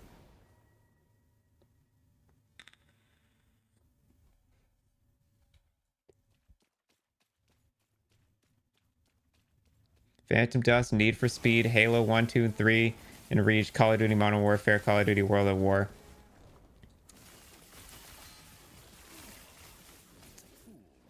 To be fair, PlayStation had Medal of Honor.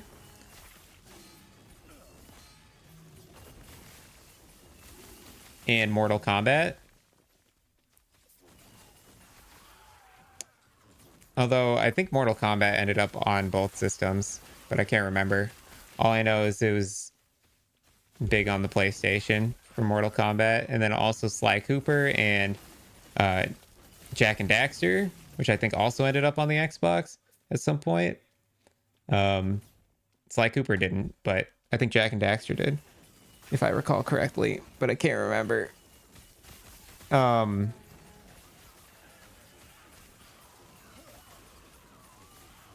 And then God of War was a huge series too, and then Spider-Man, of course, in a lot of the Marvel games. It was just it was different sides of the market, right? It depended on what you liked to do. If you were a shooter fan, you typically would have an Xbox or a racing fan. But if you were more of an adventure, story-driven guy, Final Fantasy, yes, Final Fantasy and Kingdom Hearts, dude. Those kinds of games, like RPGs and stuff, was big on PlayStation, whereas shooters and like sports games were big on Xbox. It really was just like two sides of the market, two different kinds of people. It all depend on what you liked to do, really. They were tackling different corners of the market, and so both of them were successful end of the day. Hi, Eddie. Nice dunce cap you got there. Tell the difference between that. Hold on, let me fight this. You tell the difference between what controllers are what by a device by the fuck me, dude. I can't read and fight a boss at the same time. Give me a second. I'll read that in a second. I just don't want to misread.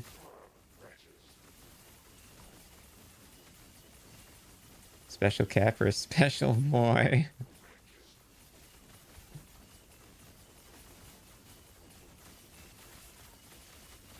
How's work today, Edzo?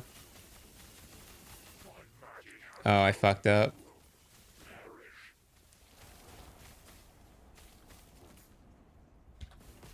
I missed the freeze. Sag. Oh, this sucks.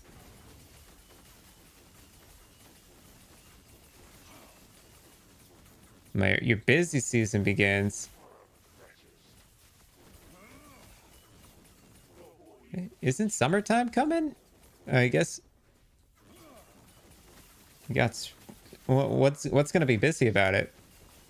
Oh, the MCAs. Oh, dude. Fucking MCAS. Yeah. Yep, everyone's got to use a computer for MCAS. I forgot about that shit, dude. Okay, let me catch up here. The biggest issue with controller support is due to the game devs not wanting to enter the different button names. You can tell the difference between what controllers are what by the device name, but the memoir addresses for buttons and sticks are still the same regardless of the device names.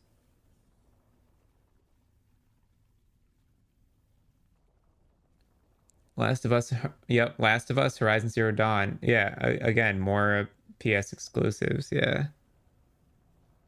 Massachusetts child abuse system. Oh, that's fucking spot on accurate. What the hell? You're so right, Eddie.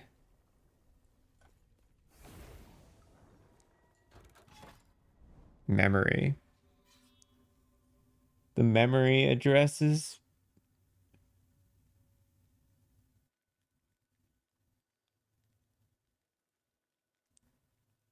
Oh, yeah. Yeah. Okay, Ken, I'm caught up now.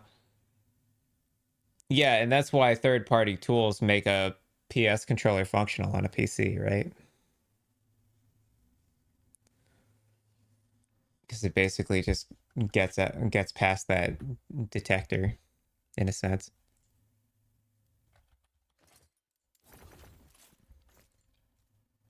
Ever want to stress a kid out? Just give them 10 all day standardized tests. They love it. Dude,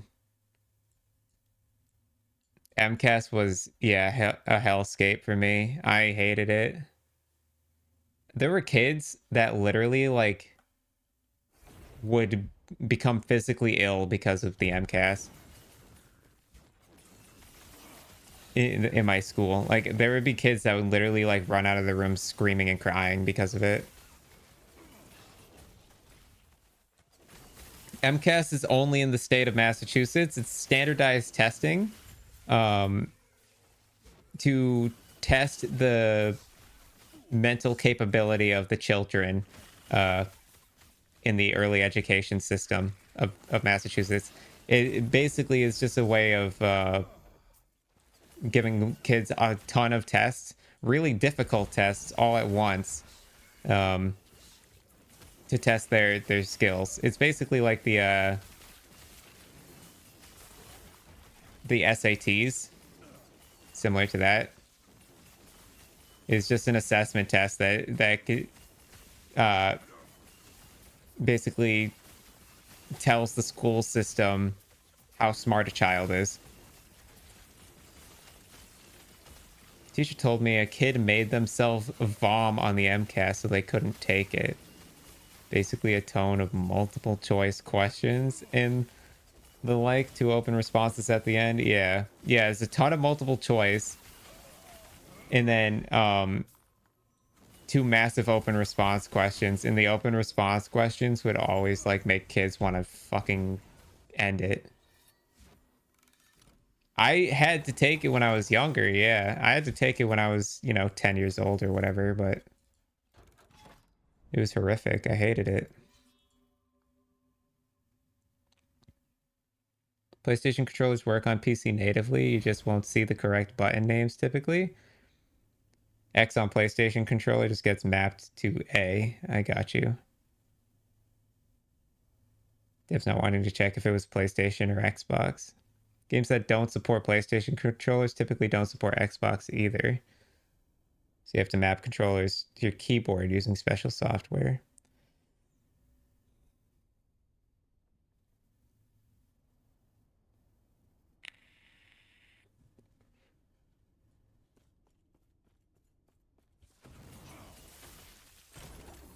Yeah, dude, it's basically middle school standardized testing to assess a child's brain development.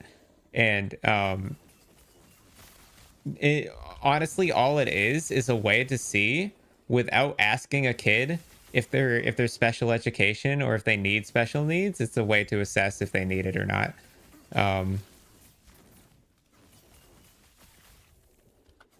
It really does nothing else besides that. All it does really is tell teachers if they need to keep kids back, keep a kid to stay back a grade or to have special needs classes, etc., etc.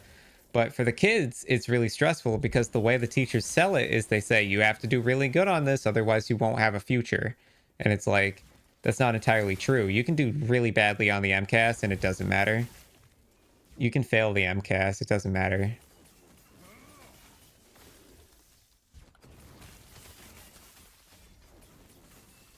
The average knowledge of every kid in a school to see if the schools are teaching correctly. Yeah, it's more so for the, yeah, exactly. It's more so for telling if the kids are in the right spot in their class, and then also to make sure that the schools are actually like teaching kids what they're supposed to learn.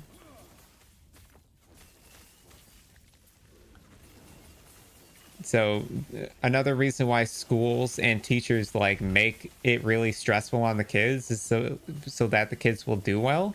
Because if the kids don't do well, then problems start arising in the school system, and then the state comes and checks out the school.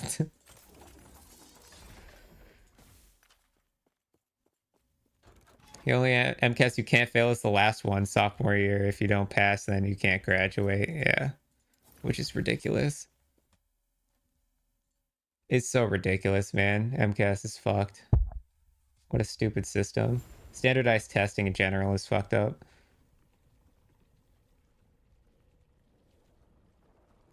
Keyboard, Xbox, PlayStation controllers plugged in together. They all work simultaneously.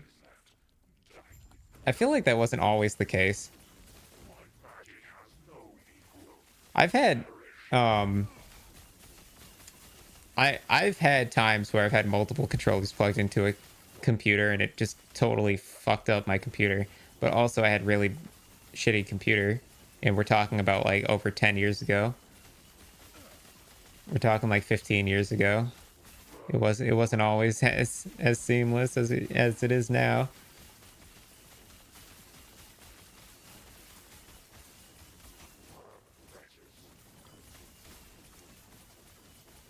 It's crazy though. I always did really well on MCAS, dude. What I did was um the crazy thing about MCAS is that if you did really well on the multiple choice, you could basically write nothing in open response and still pass. So what I did was I did really well on the multiple choice, and then I flopped the open response on purpose because I couldn't be bothered to write for 2 pages, especially as a lefty dude. So I'm left-handed, and the thing about being left-handed is your hand always goes over graphite. So if you have if and I'm sure other lefties in the chat would know this, but um if you're a lefty, everything you write with pencil, your hand smudges over. Like your hand rests and goes over everything on the paper. So like ink and graphite gets smudged on your hand. My hand, on the side of my hand, would be black by the end of the open response questions.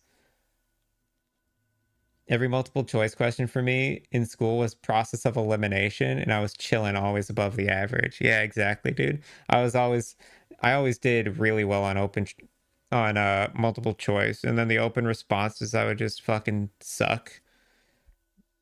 But it had to do with laziness. You don't see why these major game studios struggle so badly to implement support for these devices. Just learn to write backwards, you lefty.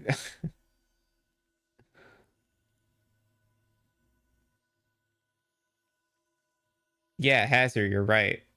And that's what I would do nowadays. But guess what? When I was like 10 years old, that didn't cross my mind.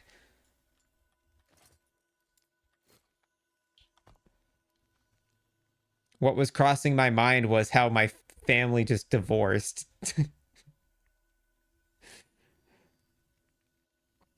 We're getting artist hand suck. True. True. The hand sucks go hard for lefties. Yep.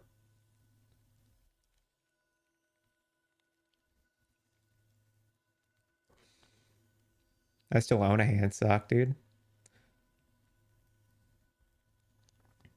But yeah, when you're 10 years old, you're not questioning why does my hand smudge everything I write? Instead, you're questioning things like, uh, does my father still love me after the divorce and stuff like that. So,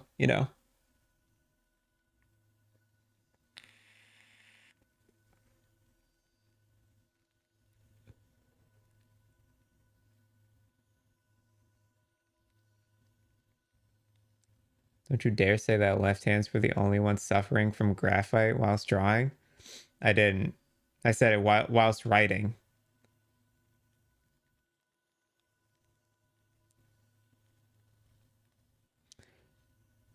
Sweaty preteen ass was always smudging up all the MCAS open responses. Sweaty. We gotta do Temporal Sanctum tier 3. Okay. Let's go to the Temporal Sanctum. That's a ruined era? Yeah.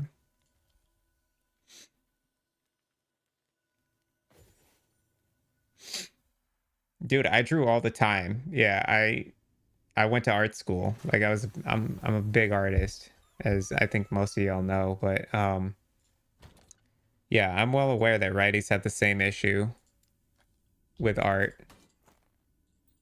as lefties do. Absolutely.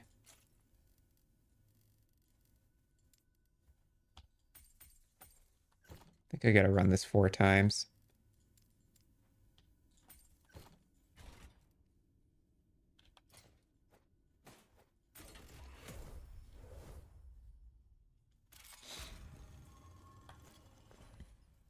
Yeah, I didn't draw with pencil.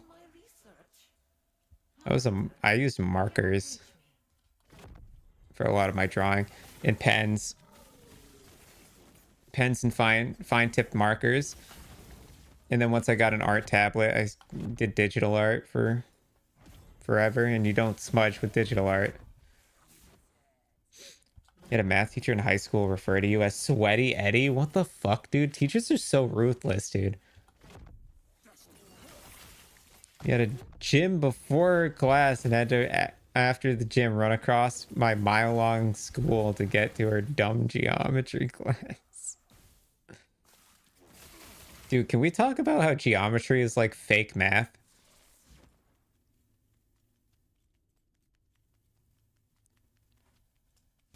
Geometry teaches you about angles, and then halfway through the class, they're like, okay, we ran out of academic content for you. We're now just going to give you fucking how to prove that something is something. And it's like, dude.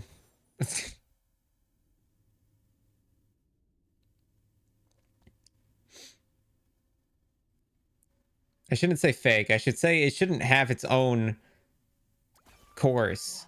It shouldn't have its own segment. You know what I'm saying? Like, I feel like you can learn all of geometry in half the time as any other math class, and then the rest is just like writing out proofs on geometry. And it's like writing out proofs is the most pointless shit ever, because people is just like explaining how to get an answer. But it's like, if I know the answer, why do I have to explain it? You always skip studying geometry. So much stuff to study just to answer a couple of questions. Yeah, geometry just felt like, I don't know, overinflated. It felt like a lot of it was trying to fill time. It's okay. Her name phonetically sounded like give her cock ass. So who really won? Yeah, I don't do math anymore either. I used to do a lot of math, but fuck that.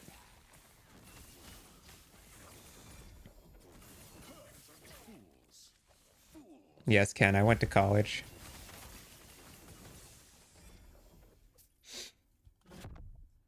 I had a fucking 95 in AP pre-calc. But that's what I'm saying, is how people did algebra before algebra. But now we have algebra, so why are we using geometry still?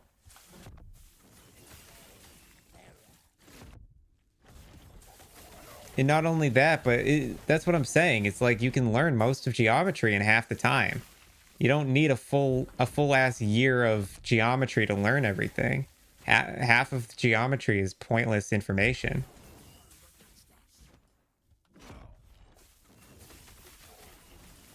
The only math I do is how many salamanders I make to pick up in RuneScape to get 100k XP per hour. Yeah, I do simple mathematics in order to figure out how much favor I need to farm to get 250 runes of ascendances. Like, stuff like that, but I don't do algebra or trigonometry or geometry anymore. No, dude, I was really good at math, but I just don't do it anymore.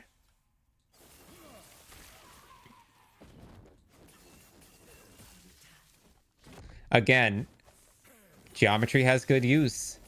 Yes, I agree. I'm not saying that geometry isn't useless. Please don't think I'm saying geometry is useless. It's not useless. It helps with things like measuring angles and understanding how a shape becomes a shape properly. I get that.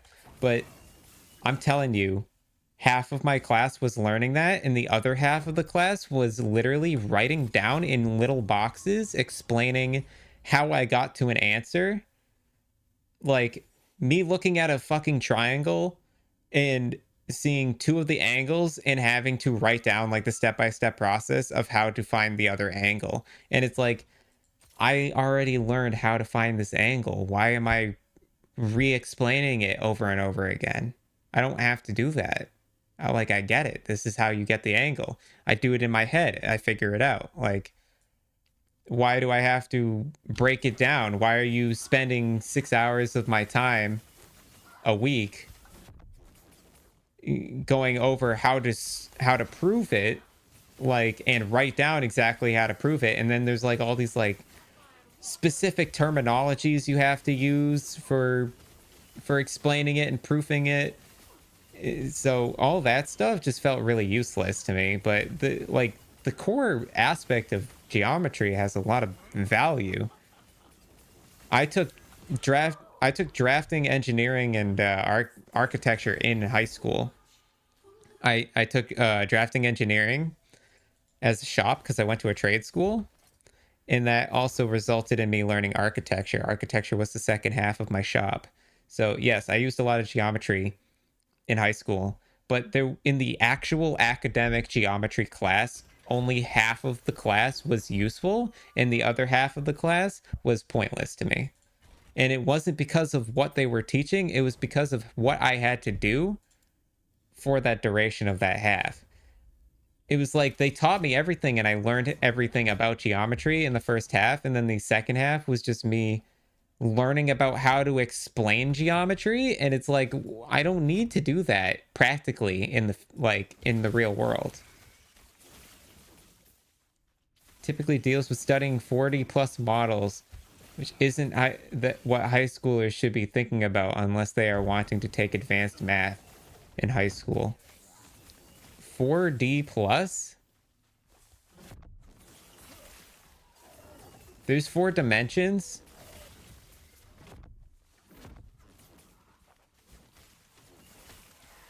What are we talking about?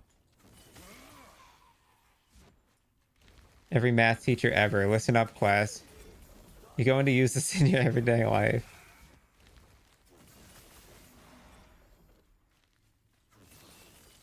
Yeah, you can't tell me that, not even to high schoolers, but I'm telling you, like,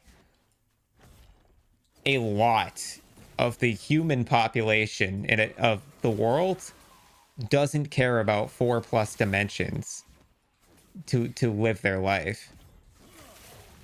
A vast majority.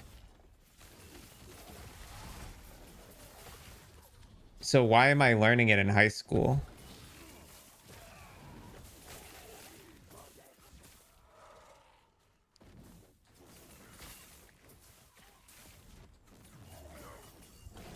Like, every other academic class actually has some decent merit to it, like even down to history.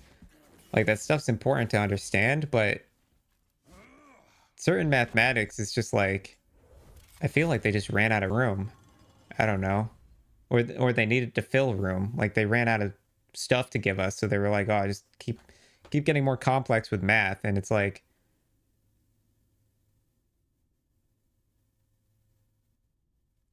yeah, I think trigonometry is quite useful. Um, of course, again, trigonometry is another thing where it's like more useful for people who are doing construction jobs and drafting and engineering jobs and machine tech jobs and that kind of stuff.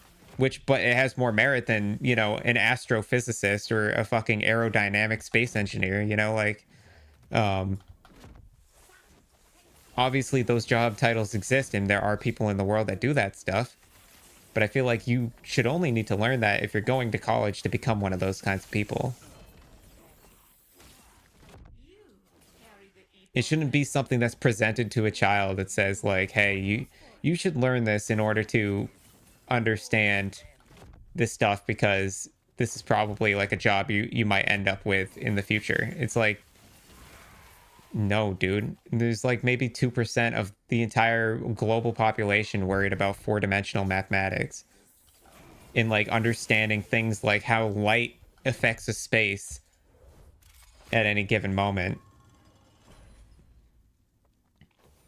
One of the most, so it's funny, one of the most impactful math classes that I ever took in my life, and I don't even know if you can call it math. Some people call it science, but physics, dude.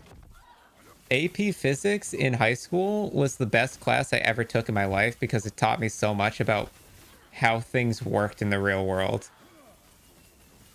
Physics was mega important in my opinion because that's something that's literally has practical use for the everyday human being, no matter where you are.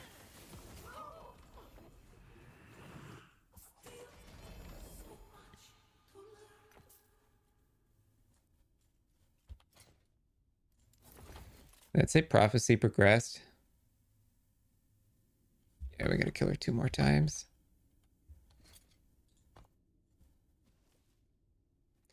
Geometry is taught more as a way of problem solving rather than memorizing proofs. Would have been more useful for learning higher mathematics. Yeah, so again, that goes back to my point. The first half of geometry is very useful to people. The second half has almost no meaning to anyone.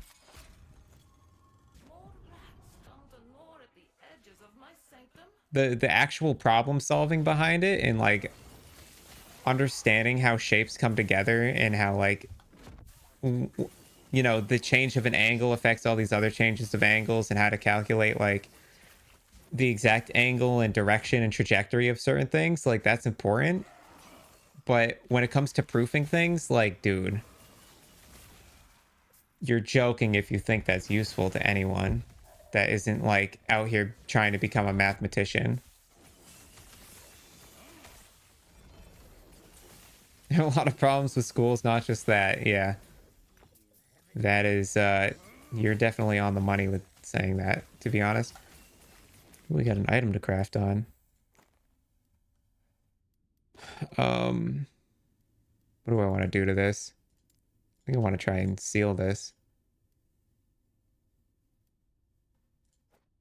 Did I click the button? Okay. Damn it. It didn't seal. Oh, really? 5 forging potential. Well. Cooked. Yeah. Rip.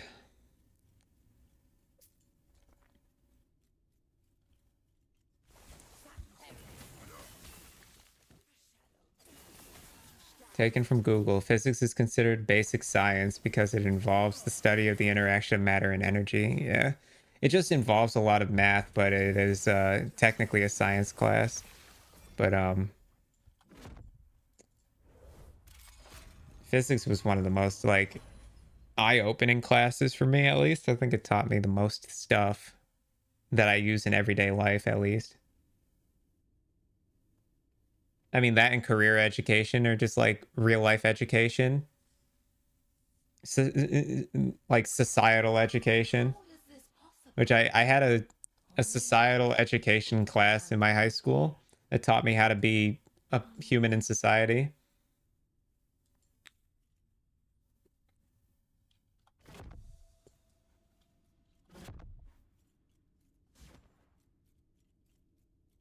Quick LE question. Is 100% crit avoidance as strong as 100% reduced bonus damage taken from crits? I don't think so, and here's why. Um, it it depends on how reduction works in this game, because if something's dealing 230% bonus damage because it crits you, and you have 100% reduced damage taken from bonus damage taken from crits, does that mean you're still taking 130% extra damage? Or does that mean you're taking the normal hit damage? That part I'm not positive about. And that makes me lead to believe that crit avoidance is better, because crit avoidance is guaranteed to, like, you will always avoid the crit. It removes the bonus damage entirely. See, if it does, then they're basically the same thing, right? I was not sure about that myself. 100% of either works. Okay. There you go then. I wasn't sure because I wasn't sure if it was like additive where it would only remove like a portion of the multiplier.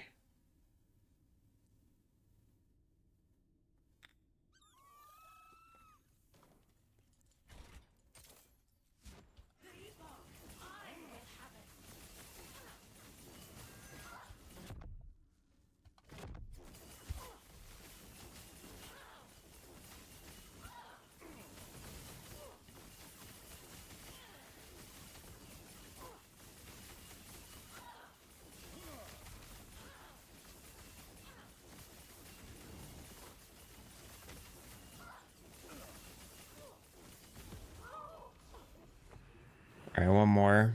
We're actually flying through this.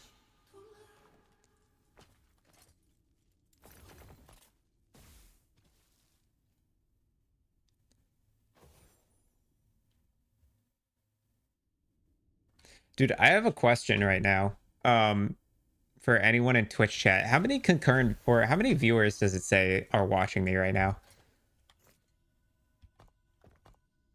For you guys. I was gonna check my other prophecies. One? Okay, that's what it says for me too. So does that mean that there's only one person that's actively chatting, or does that mean that they're like lurkers? I don't know, because yeah, I don't know. It's broken. I figured it's broken because there are like multiple people that like chat and talk and stuff in here, and I doubt it's only just you, Hazard, in the Twitch chat right now.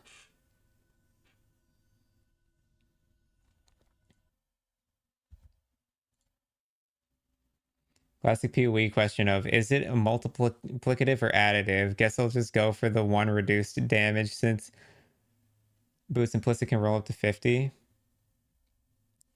Yeah, I always just try to do crit avoidance unless I actually have to do the other one. All right, Hazard. Thanks for hanging out, dude. We'll see you in a bit.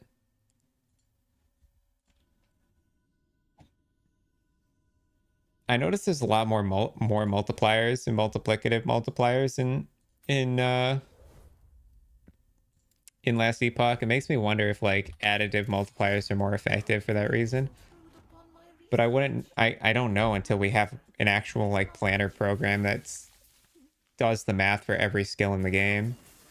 Like, we don't have a path of building yet. We only have calculations for a very small set of skills.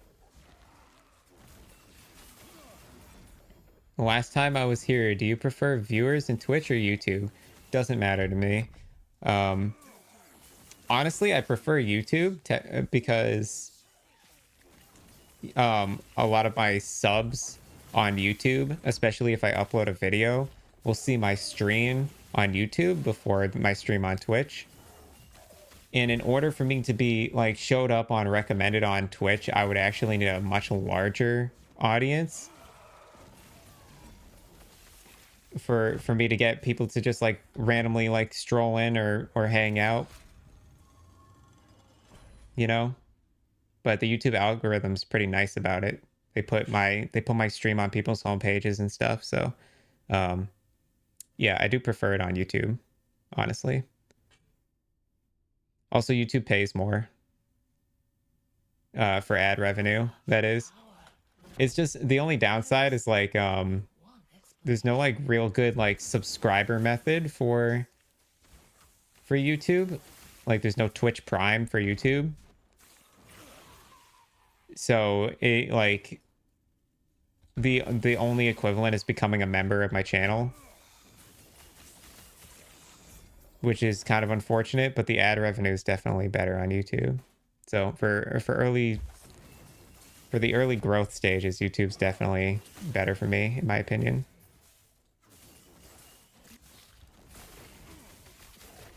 That being said, I'm such a small streamer that it, like, really doesn't matter where you go. It's in the long run, I'm just not big enough for it to matter yet.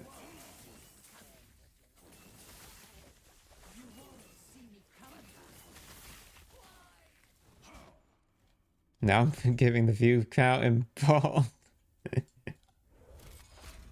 Appreciate it, man. Don't worry about that though, V program, dude. You being here is plenty.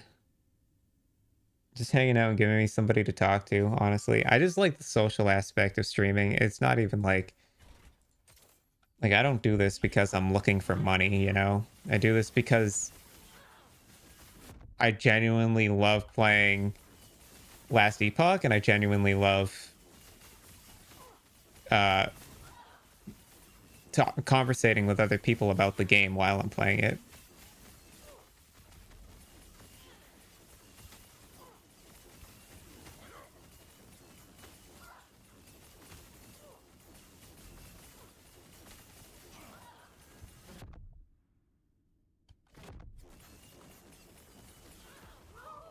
Prophecy fulfilled.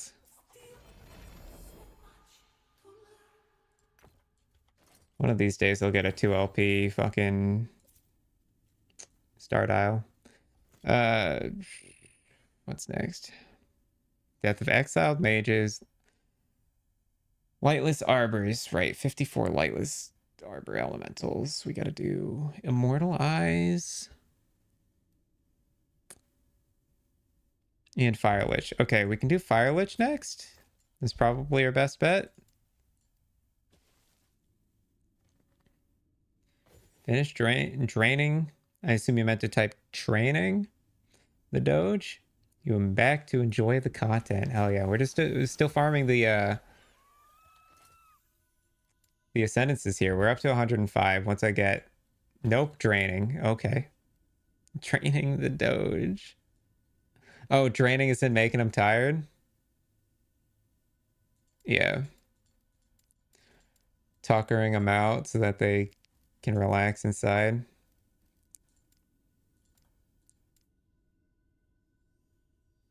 You can get surge cooldown.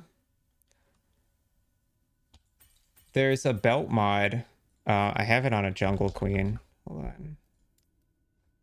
This belt, wait. Oh, I have 2 jungle queens? That's crazy. I didn't know that. Hi Kanan. This right here. 1.8 seconds of traversal skill cooldowns recovered on potion use.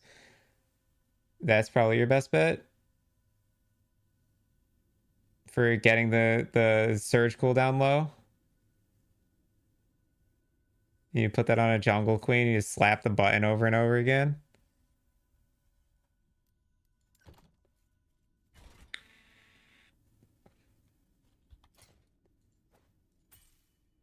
Oh, whoops. I'm in the wrong place.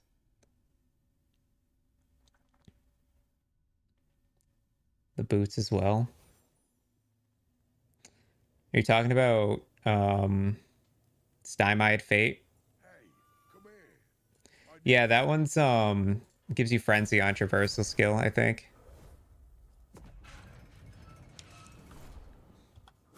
But Stymied Fate lowers the cooldown of like all traversal skills. But the boots kind of suck otherwise. So, matter of preference and choice there.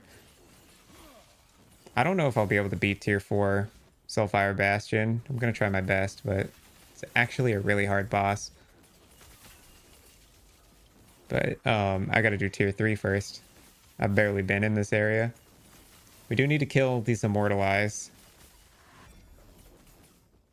How many Immortal Eyes? 12 total. Okay.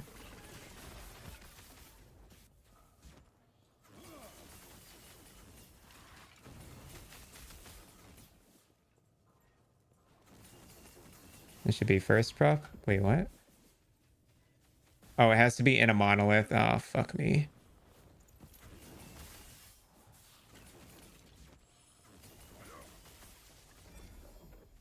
Well, in that case, it's only TP. Oh, I thought it did surge. I thought it did all the traversal skills.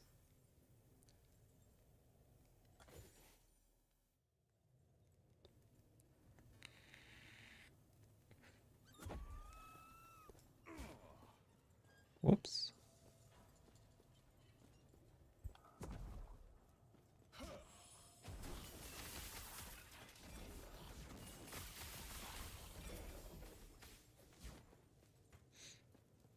In theory, you can get it to 1.7, 1.8 second range with CDR. So a jungle queen with that mod would be a reset per potion use. Yeah, that would be how you get the never-ending surge for sure.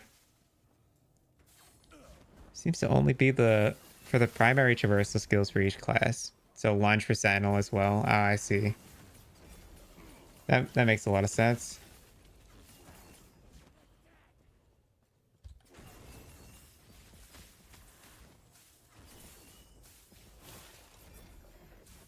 You're dead.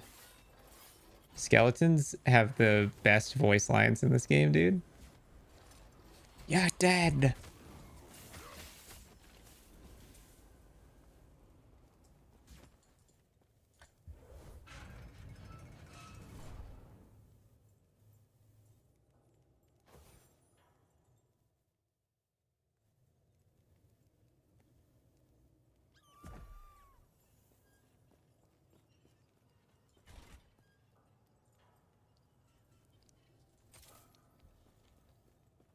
To play with fire.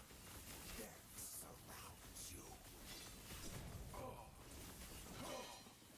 The fire. So see, tier 3 is fine. If I can do exactly that in tier 4, that'd be great. But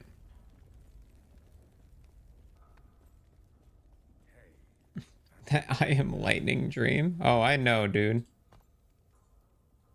Been there.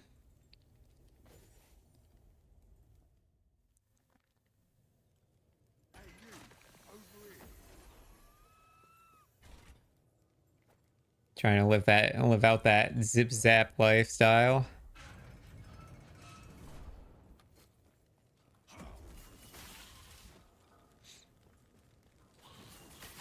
Okay, here goes nothing. Tier 4 Soulfire Bastion. This will be first time completion if I ever do this. If I can get this done. I couldn't do it on my Lightning Blast build. I tried a couple of times. Couldn't do it. Okay, every way is blocked off. Cool.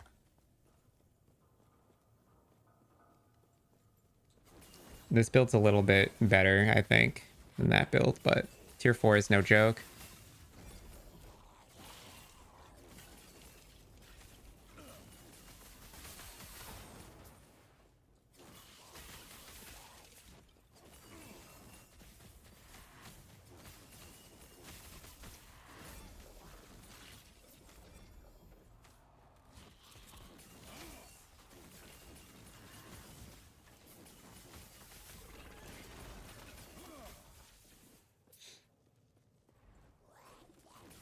Why are these freaking immortalized so large, dude?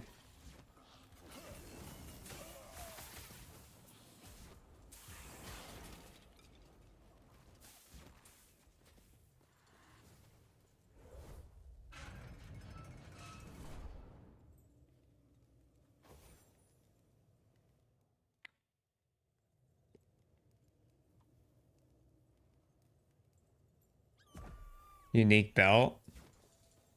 Why? Do you have to like farm for it or something?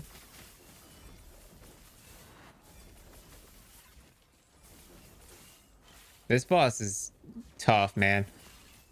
He just deals so much damage.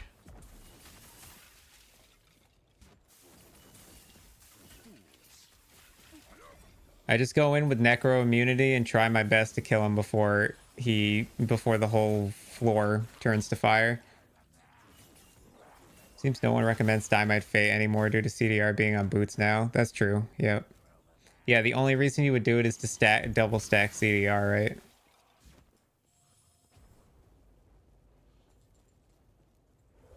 You'd only need it if you wanted to add extra CDR to your already CDR LP slam boots. Otherwise, what's the point, right?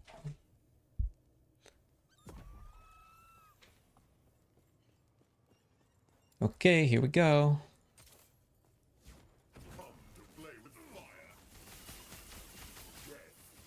I need you to die a little faster, bro. A little faster. Nope, can't get caught in that. Oh, that was a race, dude. I did it, though. 2 LP ashes. Okay, just gotta do that one more time.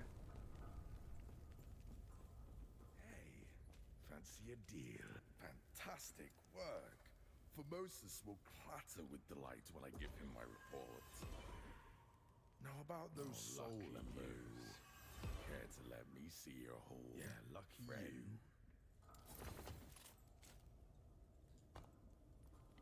Success. Smacked him to pieces, dude.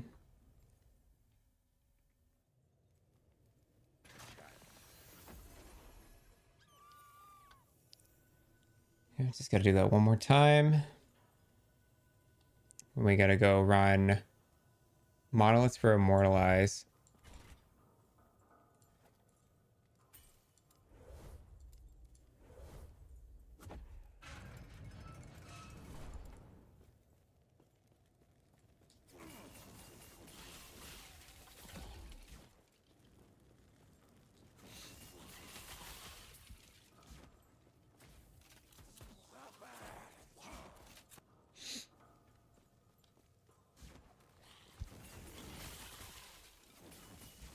Gonna use it for the +4 to 6 fire spell damage for ignite on you. Flame Reave has a node that converts spell damage to melee damage, but doesn't work with the unique bell mod. Oh.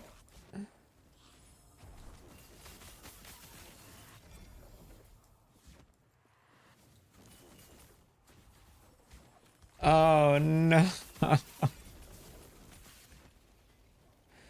Oh, that's tragic, dude.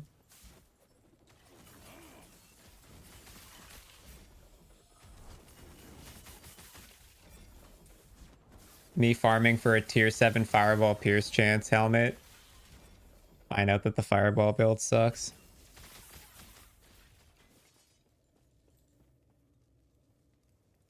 You can get surge cooldown on the big idols, yeah, the ornate ones.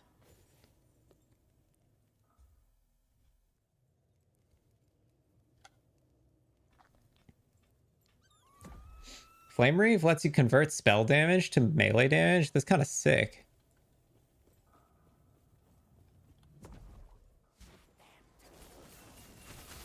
Flame Reave is something I have not messed around with at all, dude. Didn't interest me as a skill.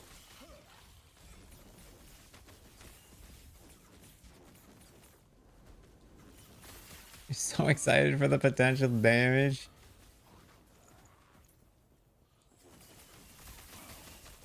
Yeah, always do the do the research. Make sure everything's working. That's why we need a POB in this game, dude, so that we can not make those mistakes.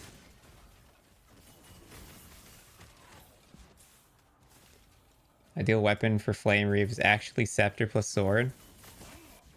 I know Eye of Reen is the big one for Flame Reave, but I don't know what the other weapon would be.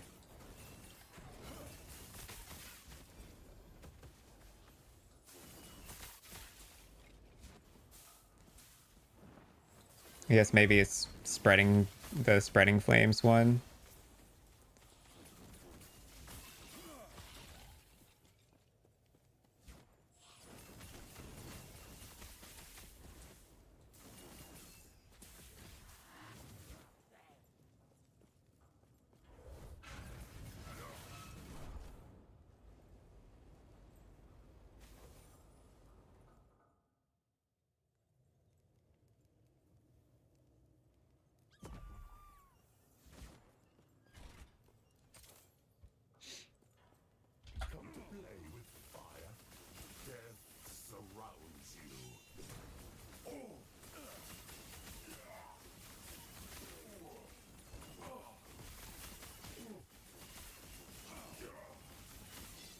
I need you to die.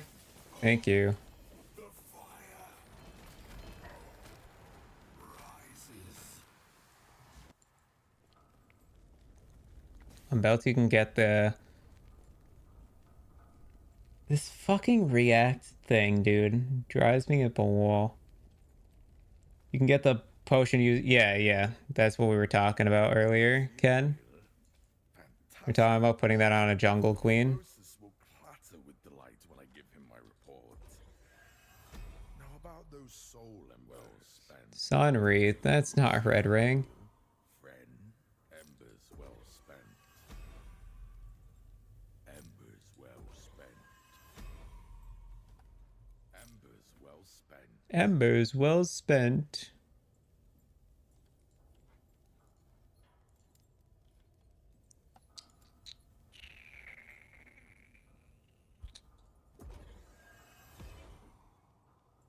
Oh, lucky you. Yeah, okay. Next, we'll do Immortalize. I gotta go to Tunk Lab real quick.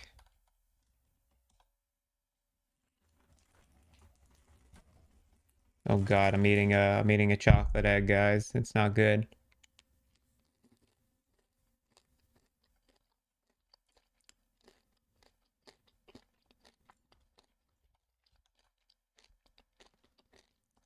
But it tastes so amazing. It's not good, dude. It makes me feel so bad.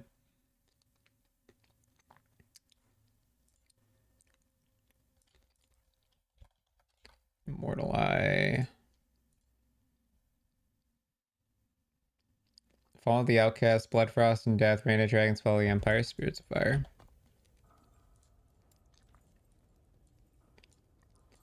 Go Bloodfrost and Death and do it there.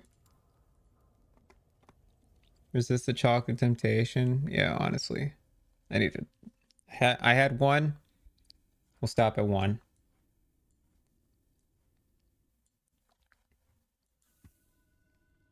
Any idea how to make Firebrand deal any monochrome of damage? Get like a 17k tooltip, but don't even tickle things with it. No, dude. I have no idea. Pushing melee damage on Spellblade's really tough, dude.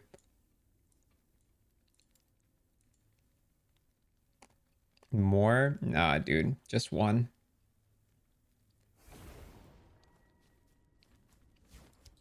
Okay, we're looking for Immortalize. We need to kill 12 of them.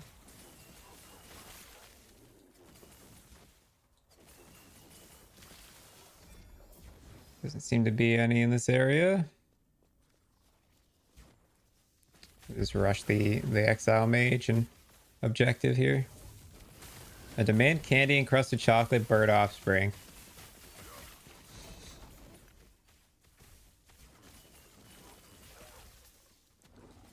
Eddie, I felt so sick yesterday after eating too many of them. I just can't bring myself to eat more than one.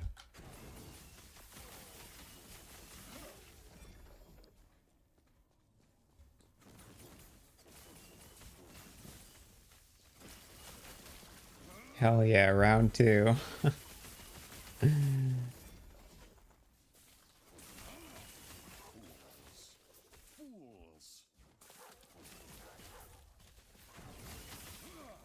Day two of feeling like garbage.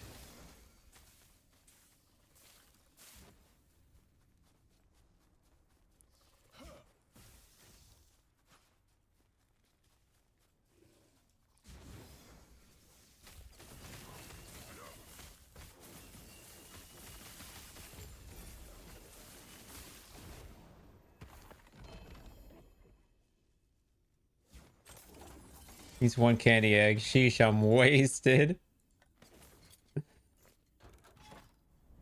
It's already settling. All right, you're right. We get one more. We get one more. That's the last one, though.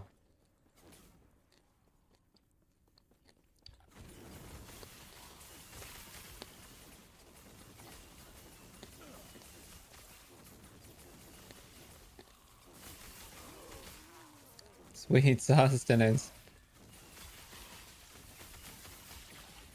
God damn, why does it taste so good, man?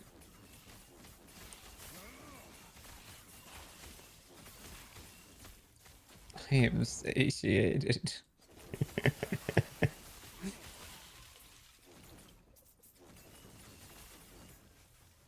I'm telling you, if I didn't feel the repercussions of these things, dude, I'd eat them all day.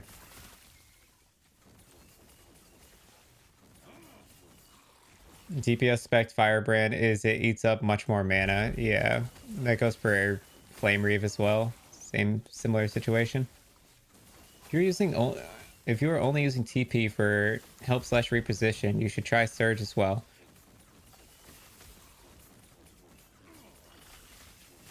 On 5-second cooldown rather than the 10.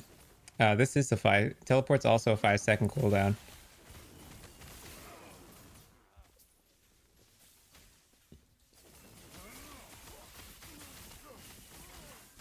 Also, if you don't put points into the tree, and Ken, I feel like you've suggested this to me before, and other people have suggested Surge to me as well. But if you don't put skill points into Surge, it is significantly worse than if you don't put skill points into Teleport. Like, there's, I don't have this specialized. Teleport specialized. But for shits and giggles, I'll show you. That's one teleport, right? This is one surge.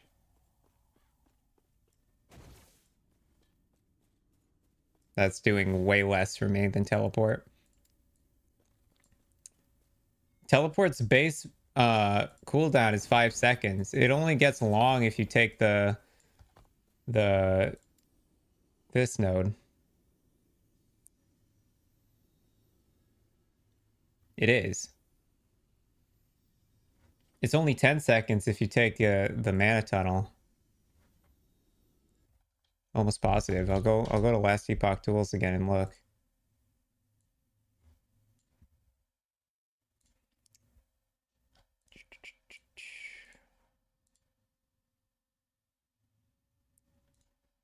Go Sork.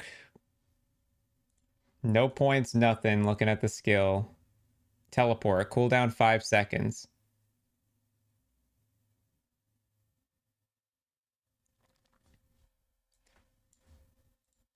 Do you have mana tunnel on your teleport?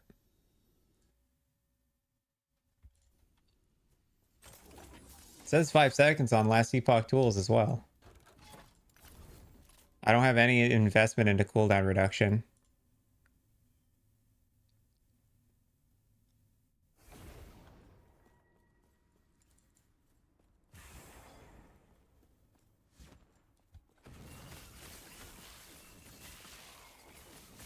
You've got something that's like doubling the duration of your traversal skills.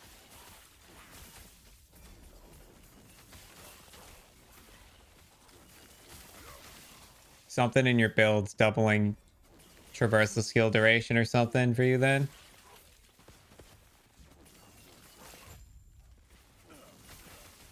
Shouldn't be 10 seconds.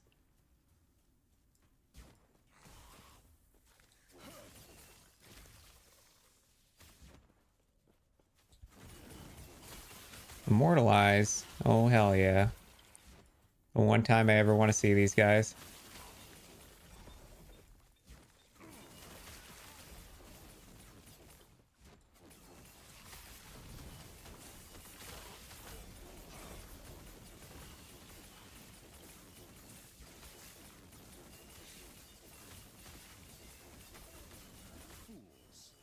Yeah, that's weird.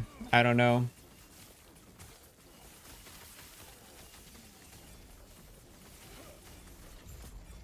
Definitely at a base value, it's 5 seconds though. 10 seconds at face value would be a bit ridiculous.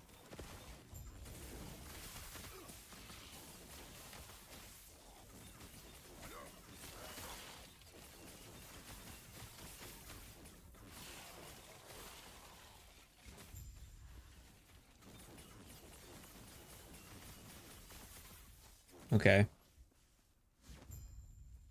Back with more good news. What happened, Azir? What happened?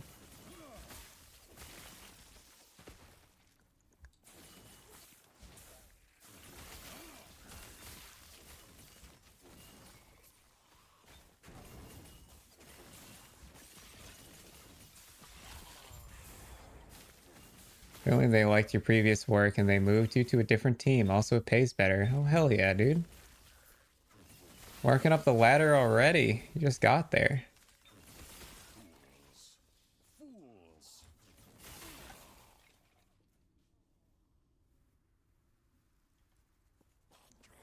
Six immortalized. Did I not kill six immortalized?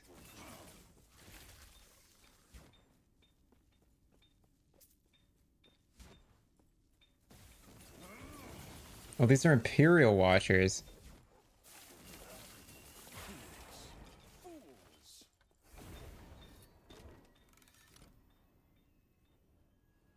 What's the difference?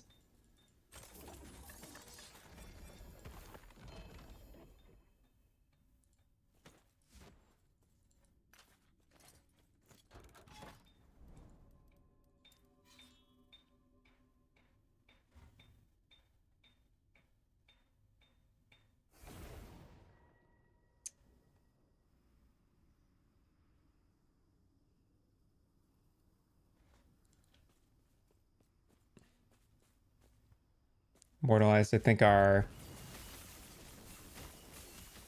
I can't read that fucking word. Something goals. Fake goals? Oh. So when you get a note that says kill the two immortal... Well, no, it's not immortalized. It's immortal eyes. It's an enemy type.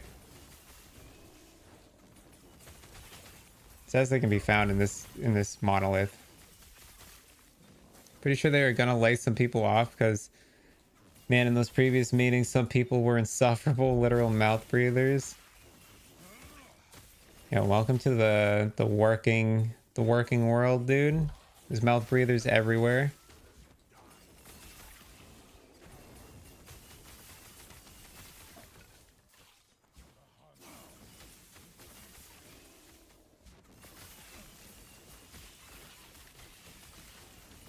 Pretty sure an immortalized is just a bigger Imperial Watcher. I'm sure we'll find it. Did I not finish that echo? Oh my god.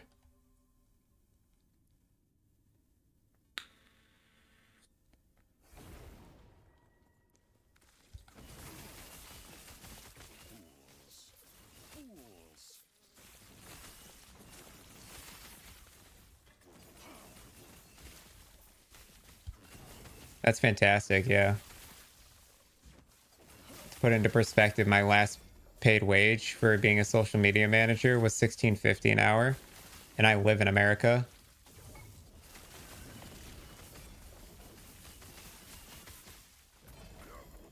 Yep, that is an excellent wage.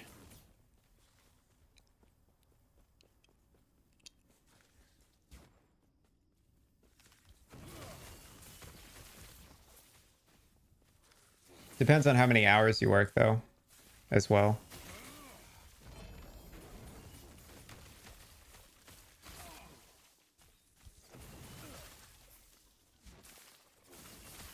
But yeah, that's definitely above average.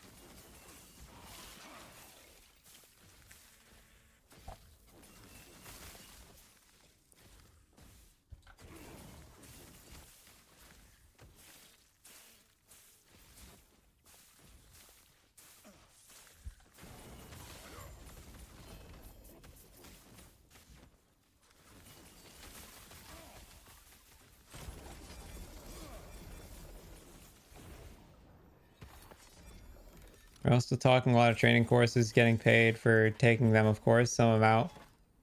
But not much actual working for now, but I imagine that'll change soon. Yeah, it's always a training phase, right? You gotta learn what to do first.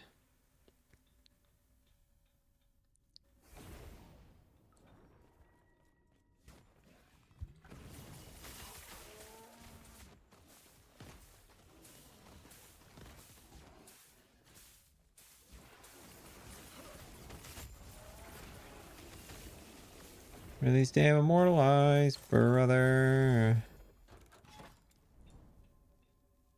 It says they're in here, in this monolith somewhere. It's an arena. Fuck this.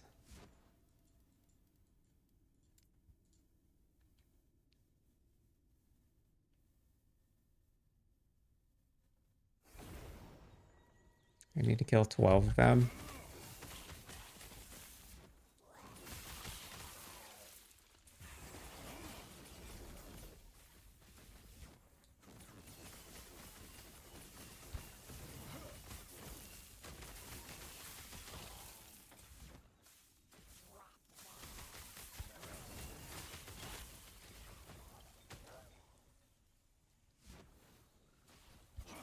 That's an immortal eye.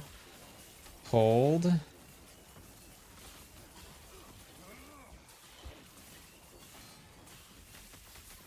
Minimum here is 11 a day. Oh my lord.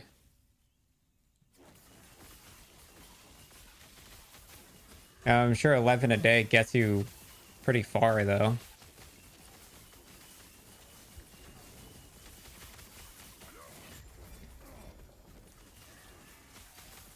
The average meal in America is like $16.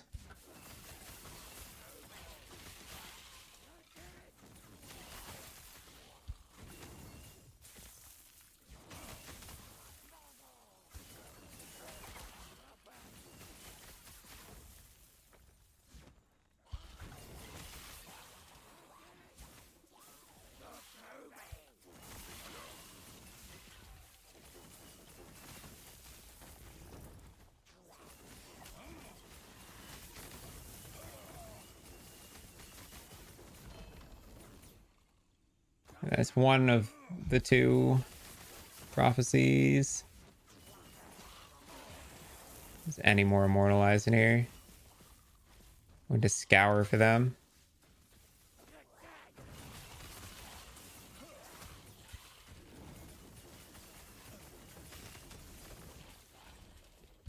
There's two.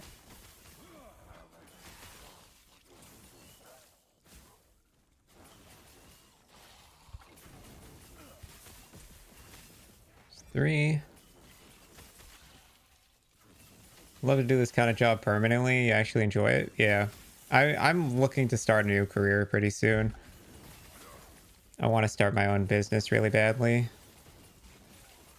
I'll probably start developing out a business plan and stuff. We'll see if I continue streaming or not by the time that comes around. But we're talking probably a ways away.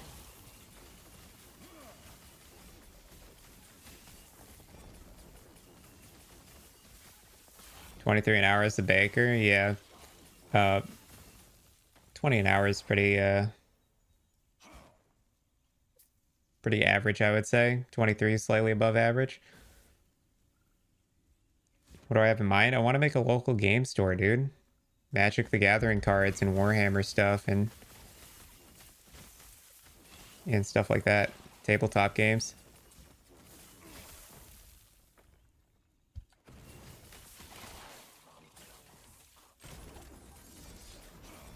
To be fair, necessities here are really cheap. You can get a full meal with $2, but that's still half your daily wage just for food. Yeah.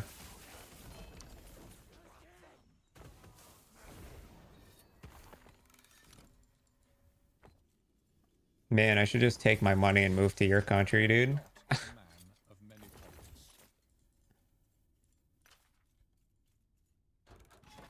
Okay. Exiled mages, we'll do that over time. Amber elementals I don't really want to do right now either. Okay. That freaking bug, dude.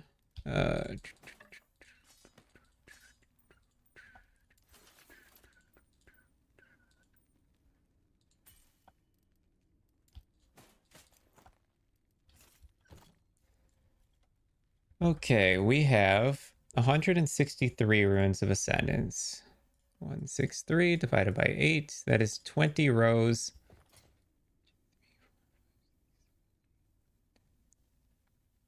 Oh boy. Okay.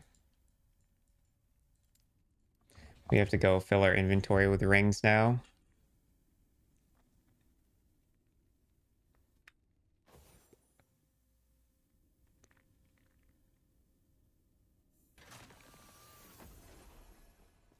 Gold won't save you. The blade might.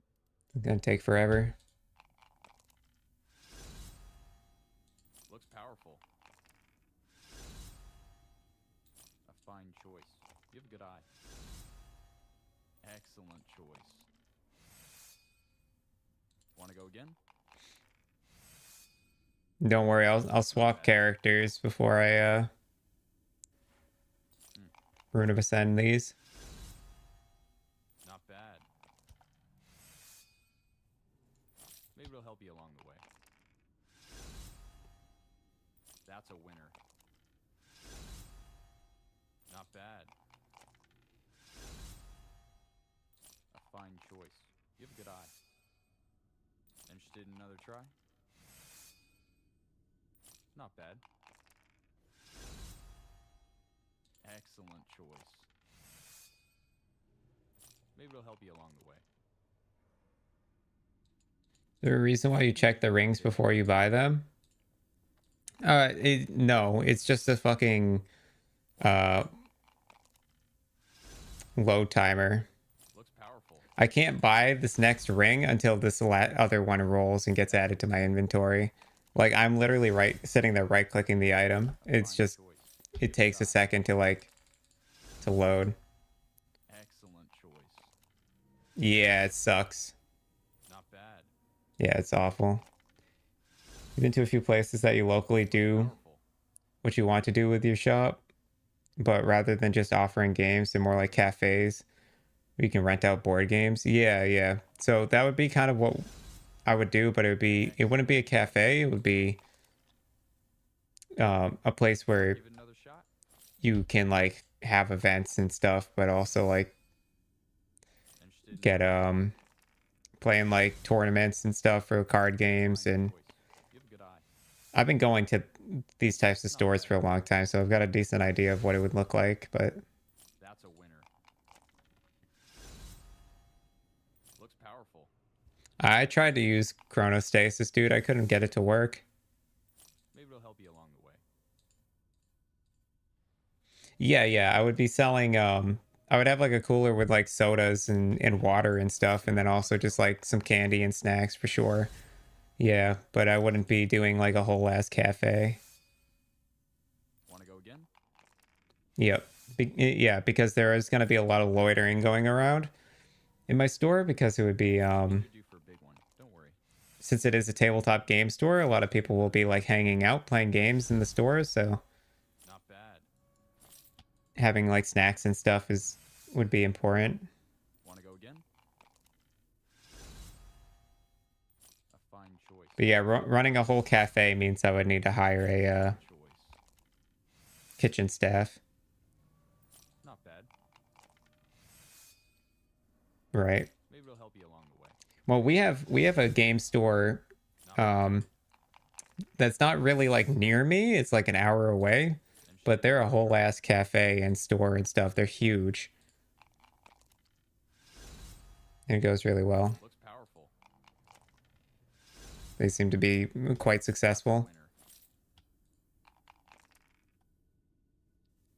I know costumes, if you plan on doing D&D stuff, true. There's a whole yeah, I have to sit down and budget everything, and like it's gonna be a process. Excellent choice. What about ammo? Want to go again?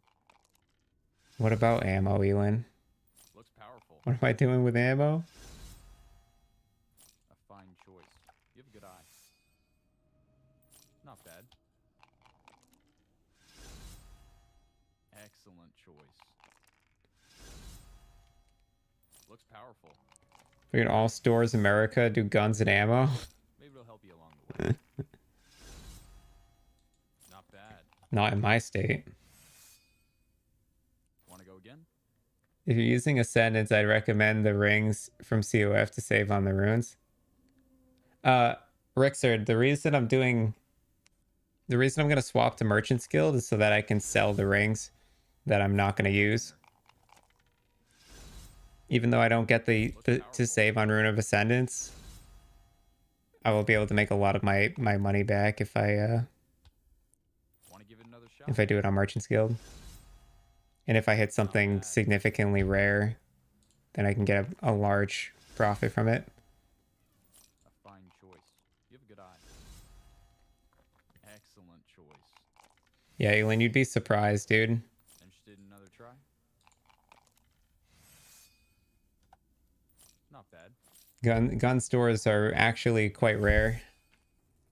Want to go again?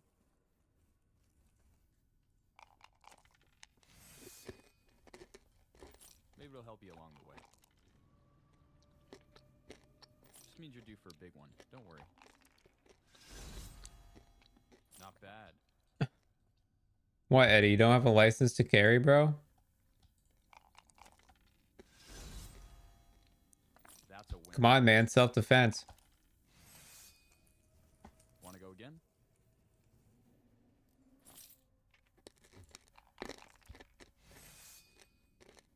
Interested in another try? Not bad. Looks powerful. Oh, it's all good, Rex. Yeah, it's a weird strategy, but I run COF to get rings and Runes of Ascendance so that I can swap over and Excellent choice. turn all the rings into uniques. And then sell them. But I'm also after a red ring.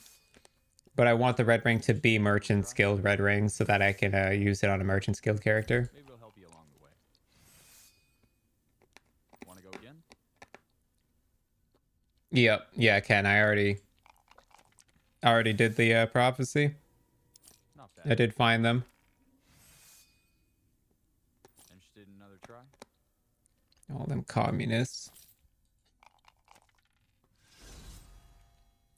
Not bad.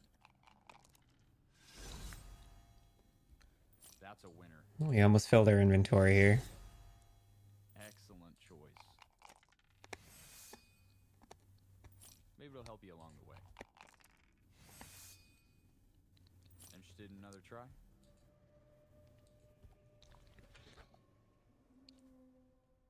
What is merchant leveled skill? Looks powerful. Hazard, can you reword that for me? I just don't understand what you're asking. A fine choice. You have a good eye. Half your coworkers don't have a license to carry, not say they don't carry, just they don't have legal permission. Not bad. Classic. Want to go again? Oh, so there's two factions in this game that you can be part of. One's called Merchant's Guild and one's called Circle of Fortune. Circle of Fortune allows you to do prophecies to... No, you're good, Hazard. Circle of Fortune allows you to do prophecies to farm for items. Interested in another And Merchant's Guild allows you to have access to an open trade market. along the way. But you can only be part of one faction at a time. So each faction has its own benefits. One of the faction gives you better loot drops. The other faction gives you access to a global trade market, basically. Excellent choice. But some items that you farm for on Circle of Fortune aren't tagged, Interested in another and try? therefore you can use them on Merchant's Guild stuff. So you can kind of like cheat the system a little bit. Not bad. So that's what we're doing here. Want to give it another shot? So the character I'm currently playing on is part of the Circle of Fortune faction. I'm gonna have to swap characters so that I can use Runes of Ascendance on these, turn these all these rings unique, but make sure they're Merchant's Guild rings.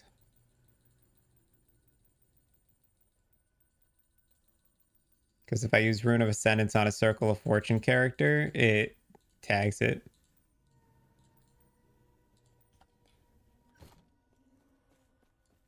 So 1, 2, 3, 4, 5, 6, 7, 8, 9, 10, 11, 12, 13, 14. So we need 6 more rows of Find a rings. character, my friend. A fine choice. You have a good eye. Looks powerful. fine choice. You have a good eye.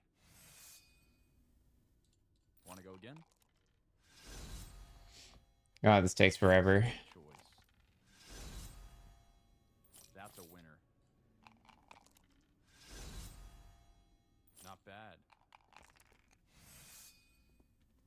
Interested in another try? Looks powerful. Maybe it'll help you along the way. Maybe it'll help you along the way. Hand me these rings faster, please. I Go beg. again? That's a winner. Not bad.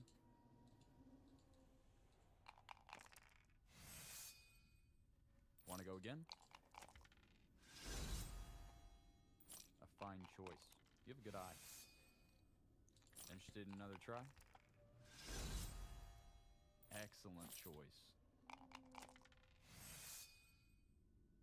Maybe it'll help you along the way.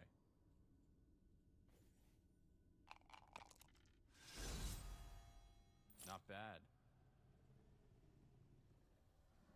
Let me buy it. Jesus. A fine choice. You have a good eye. I've been keeping up on the PoE teasers a little bit. I've seen some of the stuff. Some of it I definitely haven't really like paid too much attention to. Not bad. I did see things like how stack decks are getting nerfed a bit, and then also like all the quality of life changes. That's a winner. Maybe it'll help you along the way. Interested in another try? Not bad. Looks powerful. Interested in another try? A fine choice. You have a good eye. Two more rows, two more rows. Maybe it'll help you along the way. Not bad. That's a winner. Want to go again? Excellent choice.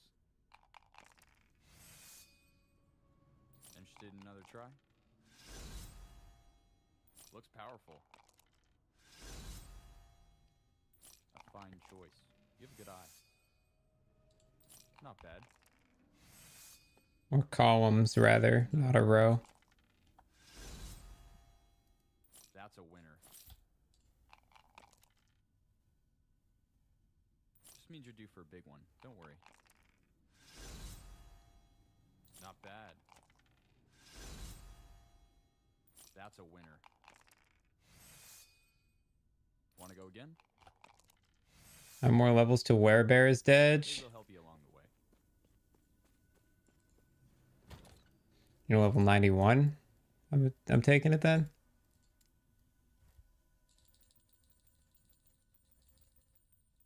Yep. Miles wide and inches deep, Elin.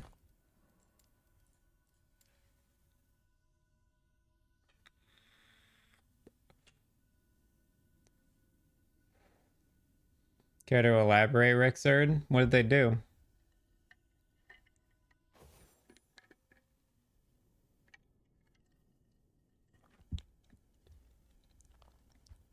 Build is fucking indestructible. Dude, I might have to do Werebear next.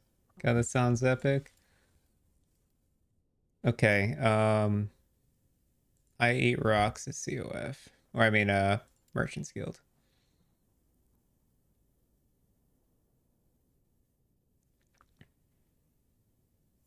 Oh, the automation skill gem?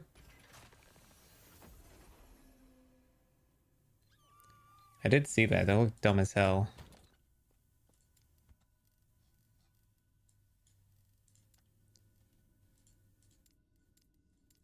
Just make sure I'm on MG. Okay, I am.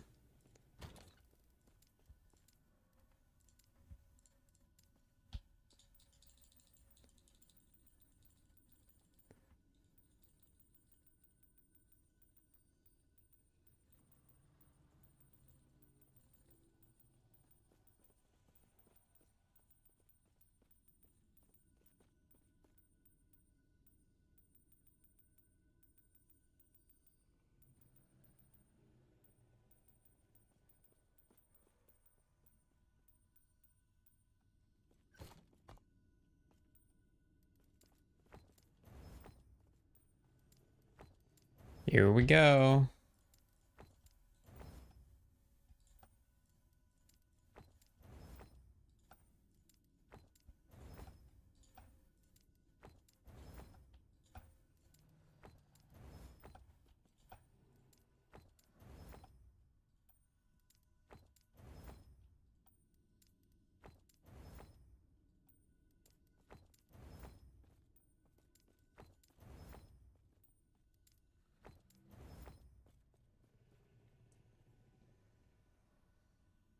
Can't put instant skills on left click anymore to get the same effect. You need the skill to be linked with a new support gem. Ugh.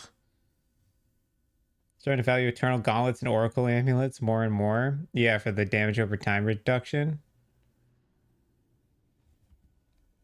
Oh my god, that's so dumb, dude.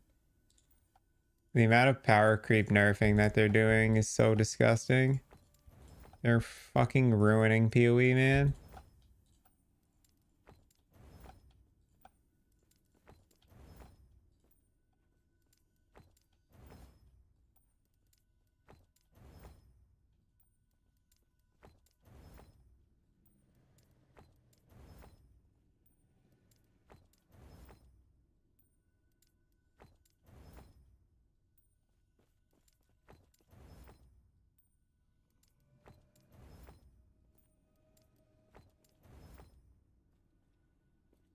Wait, what? I just came back. We were talking about how you can no longer do cast on left click for instant skills and you have to use automation now and stuff.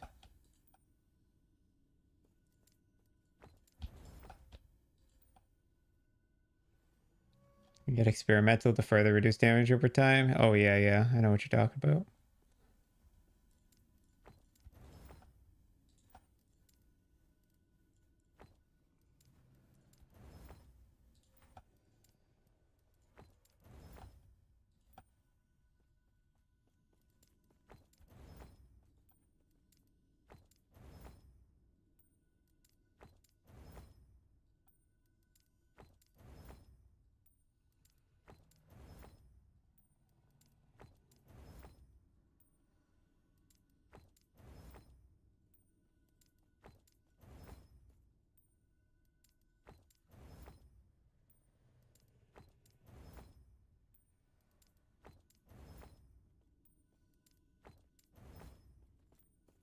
They're just really good at pulling fun out of the game and not putting fun into it.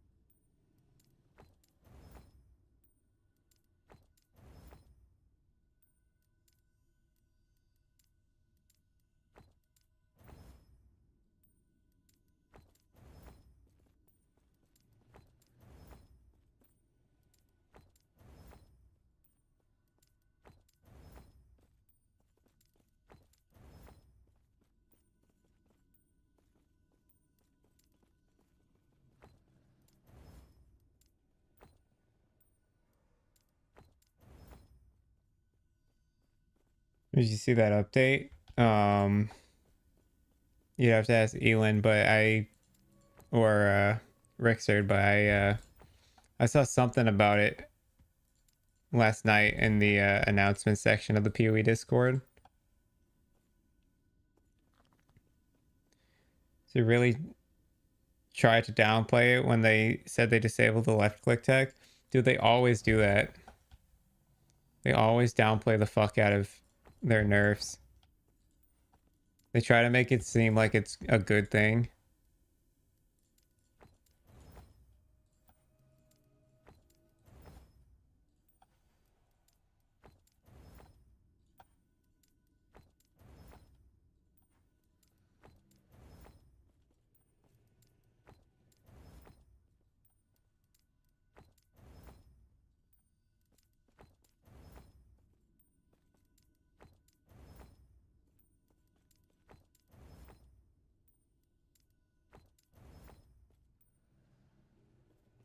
Next role has an LE planner now with a slightly nicer interface.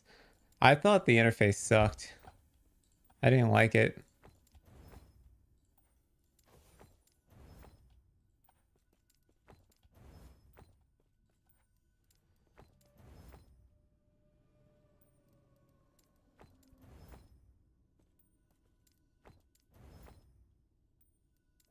Curiosity is God, a that charming scared me. trait until it is not. Thank you for the follow. Good lord.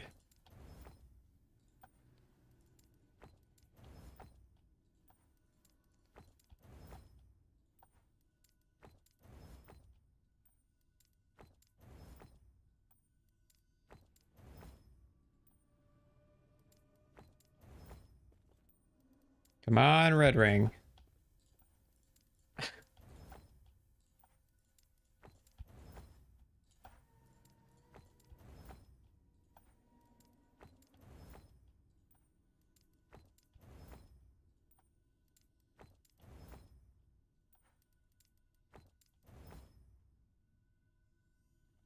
Only it's true. Yeah.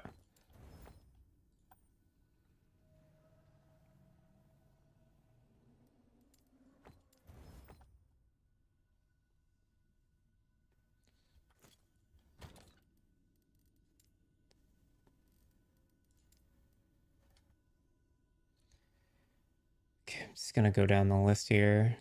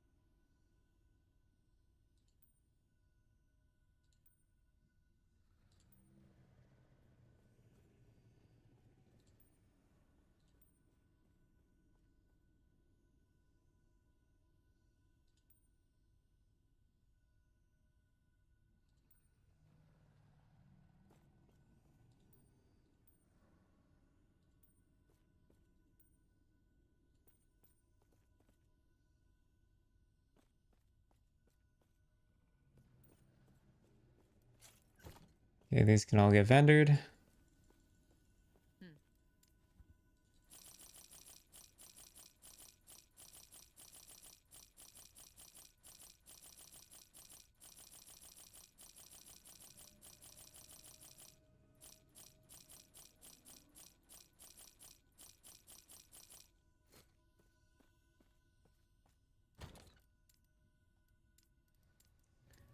We've got a few more.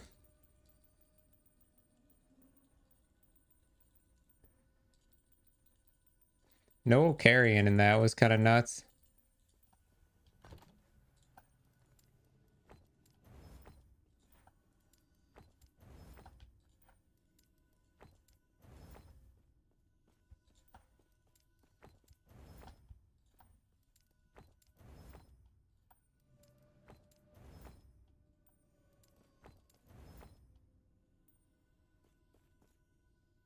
Like we weren't starving, socket starved at all anyways. Yeah, I know, right?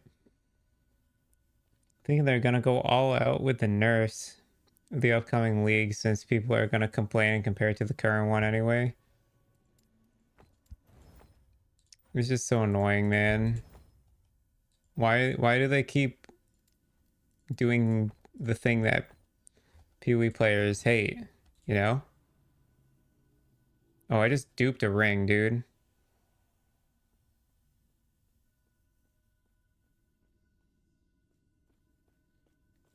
I just absolutely duped a ring by accident.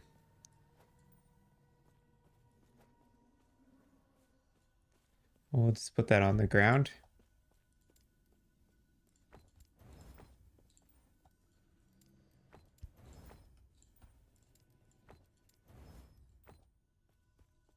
No fun makes GGG a happy boy. Yeah, and then makes the players miserable, dude.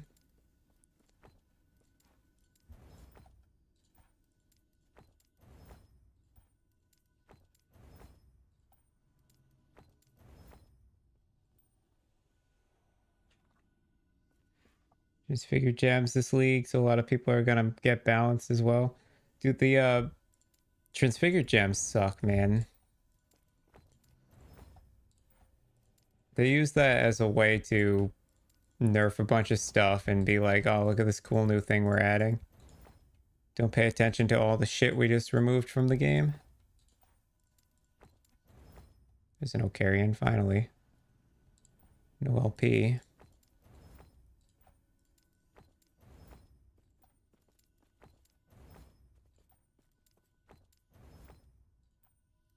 Come on, Red Ring.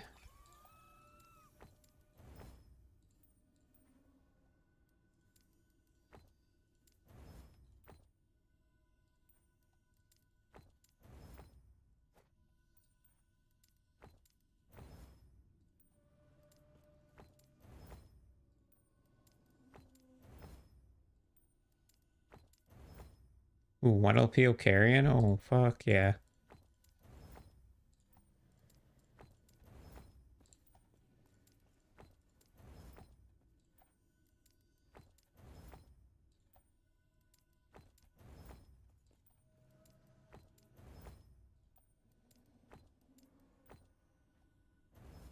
I duped again, dude.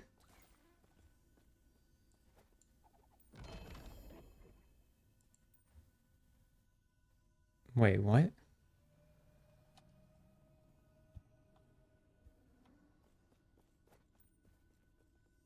That was weird.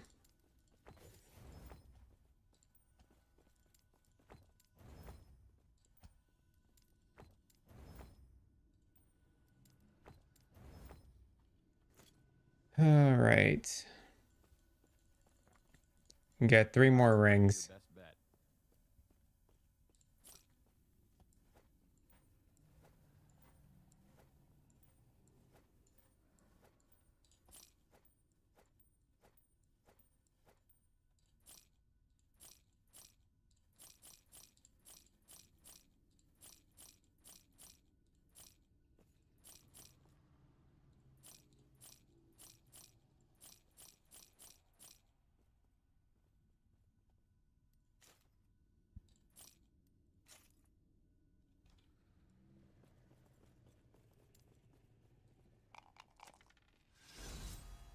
A slight nerf overall because of the removal of enchants from lab. Not only that, but it also removed alt qualities from gems, which was a lot of damage. Excellent choice. Yeah, the quality of life changes that they made were good, but again, it's just another thing where they're like putting stuff in the way to like distract us from the fact that they're like totally destroying power level of the game.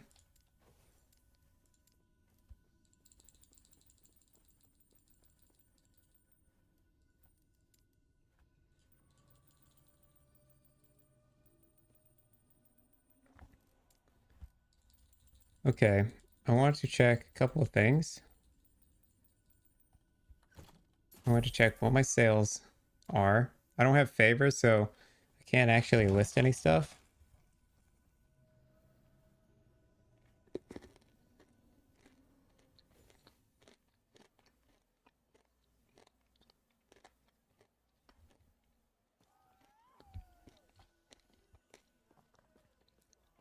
Yes. Hello.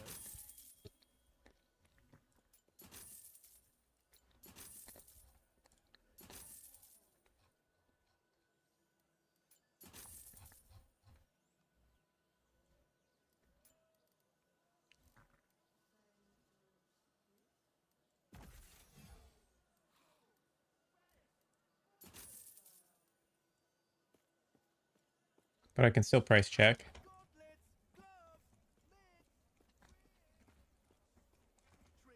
Oh, that one's pretty.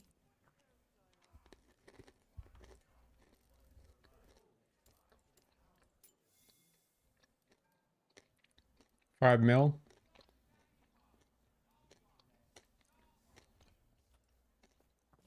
That's pretty good.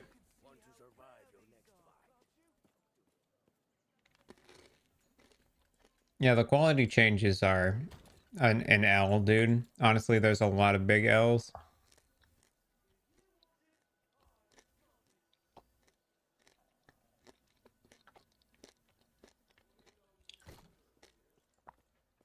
I also want to see if the price of Red Ring went down at all. That one looks nice.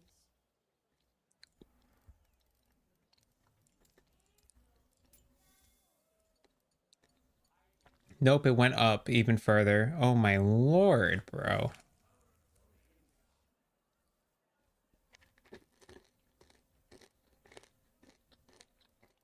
I can't keep up.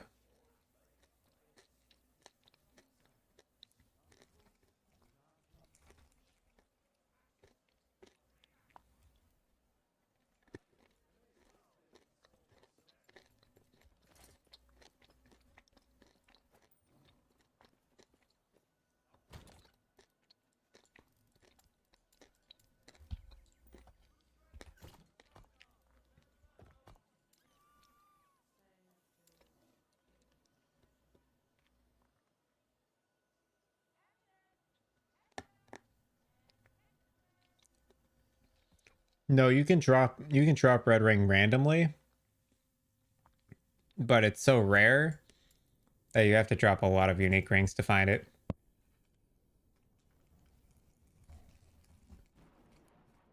But on COF you can force it.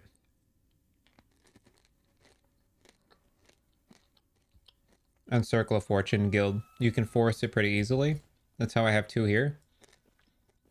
But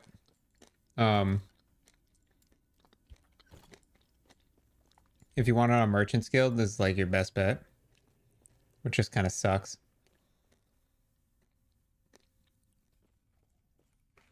$95 mil, bro.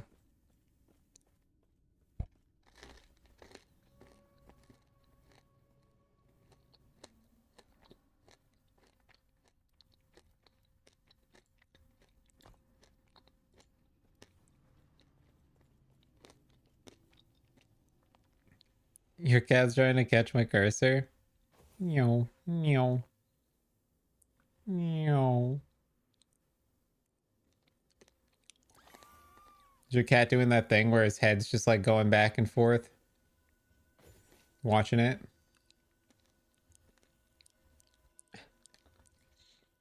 I love cats, dude.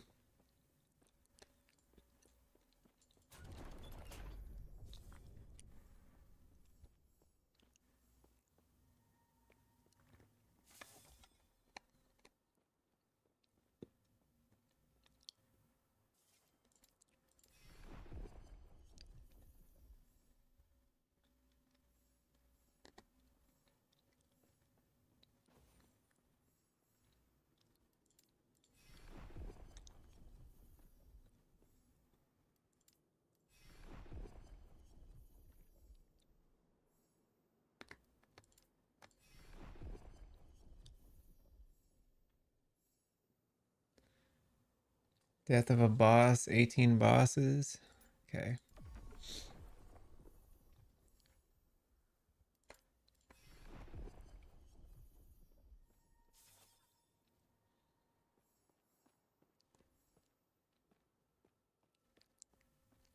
Death of siege golems. That's easy, but it's 30 golems, bro.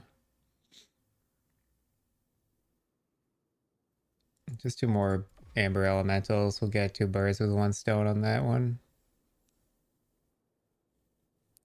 Heart Husk twice. All right.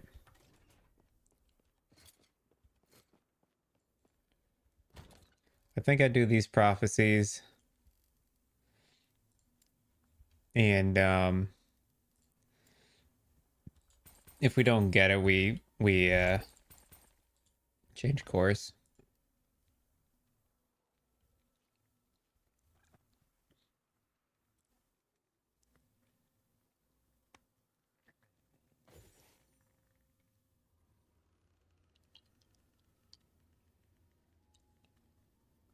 Hello?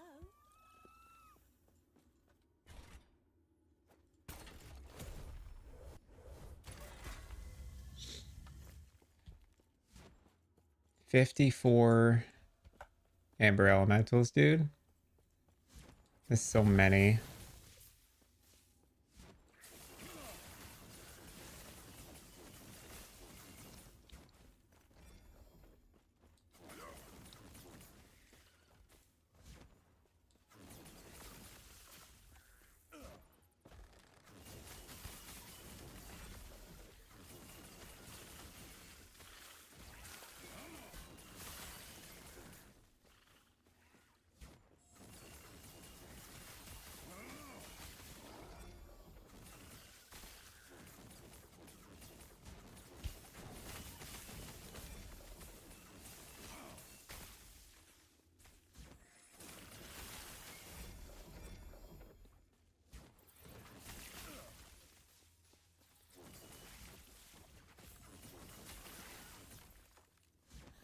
Things I do for a red ring man.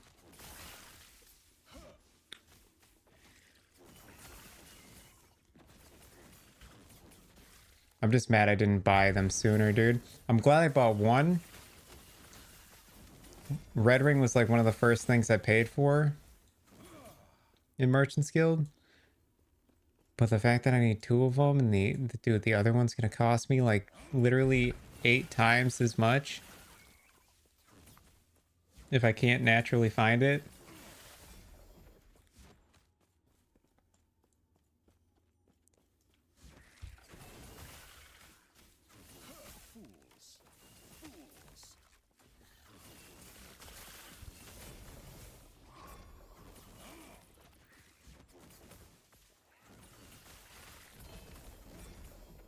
Any more amber elementals? I'll waste my time.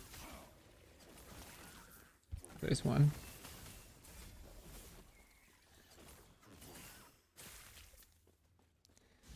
Okay, next area.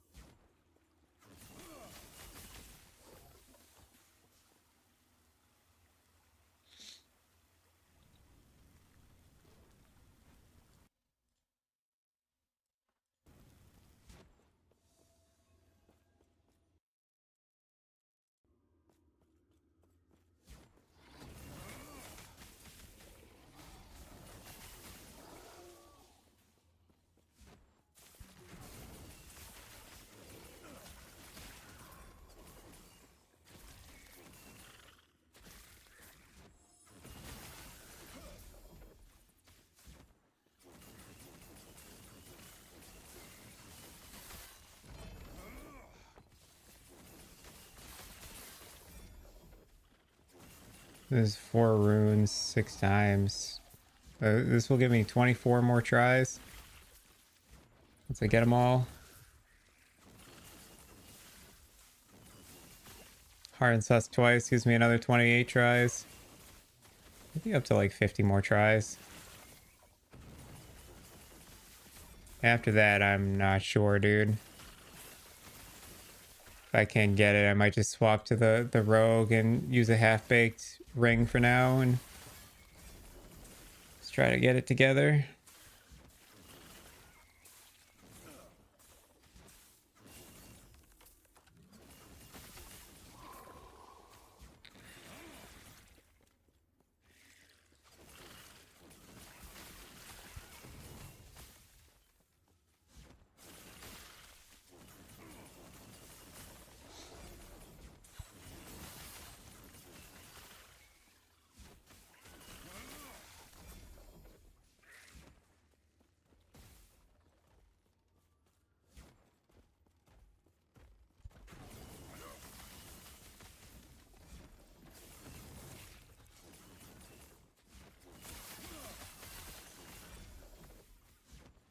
We can do some fun LP slams too after this.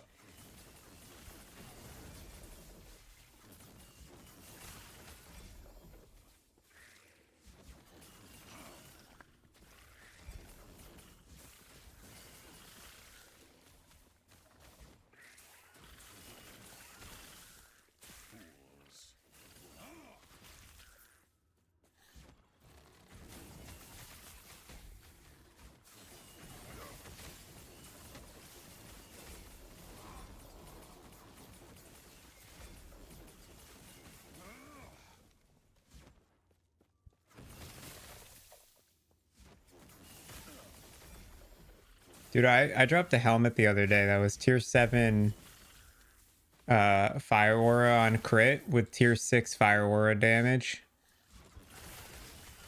And I was like, oh, that's really cool. It's always cool to see those kinds of items drop.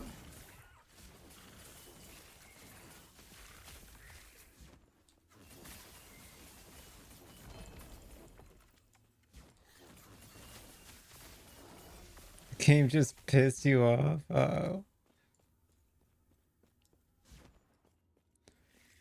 What happened? This game was pissing me off a little bit yesterday, not gonna lie. Got a 19% all resistance blessing and selected it and the game didn't give it to you. Did you click the keep current button by accident? Because I've done that before.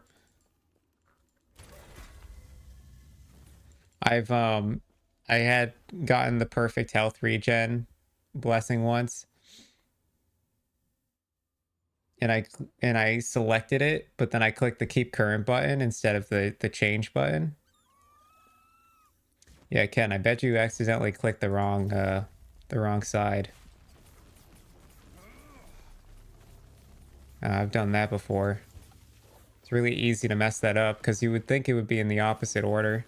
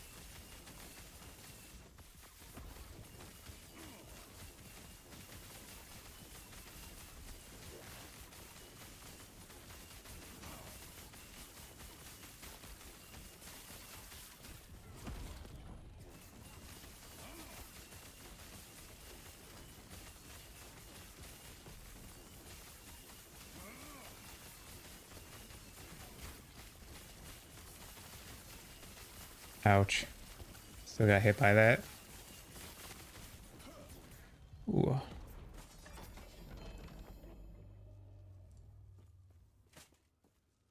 Three LP peak on the mountain. Ooh, good rolls too. Hell yeah. And it's not even tagged. That's sweet.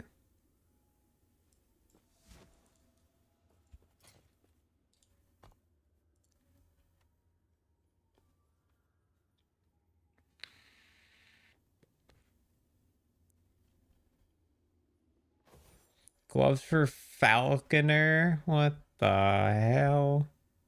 Human, over here. Yep, something ain't right about that.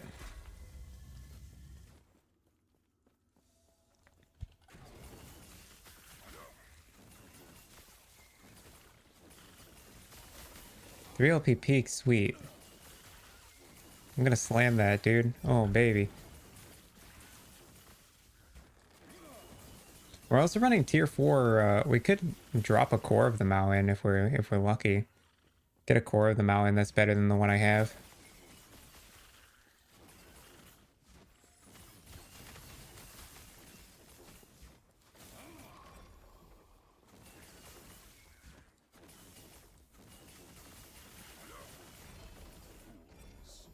Fools!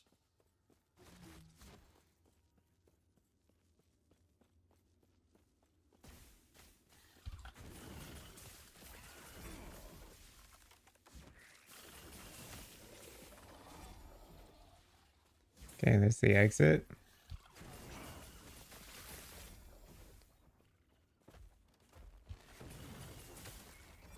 You'd argue that the problem is that Spellblade literally wants one thing, and that's attack speed. Well, I would argue that Spellblade has too much flat scaling melee damage, and yet all its skills don't scale well with melee damage.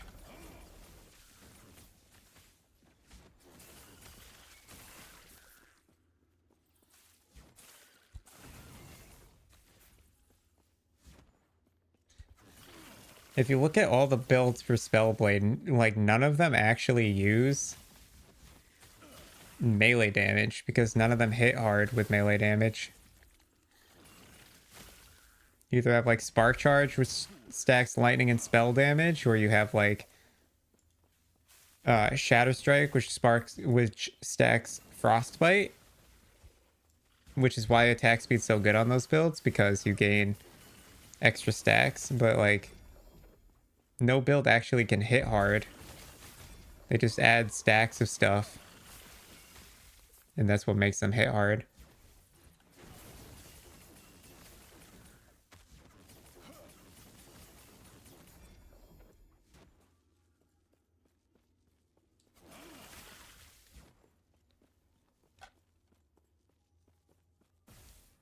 Two out of 6.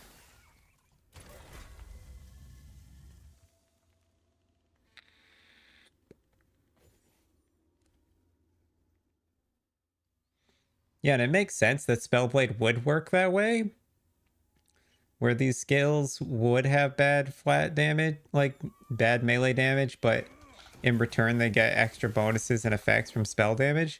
But then why is the passive tree for Ruin Mask or for Spellblade so flat melee damage heavy, you know? Yeah, because you can't scale it off of flat melee damage, because flat melee damage scaling sucks. At least for Spellblade it does. It's the reason why Chronostasis sucks for the build.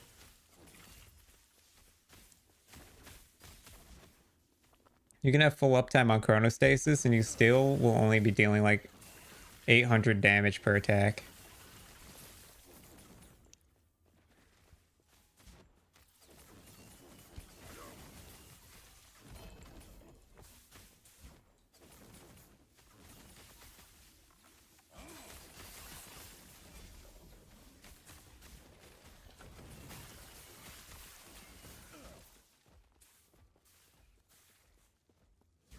It's sad, but it just seems disconnected, dude. It's just weird that the skill tree for Spellblade involves so much flat damage scaling when the skills don't typically scale off of that.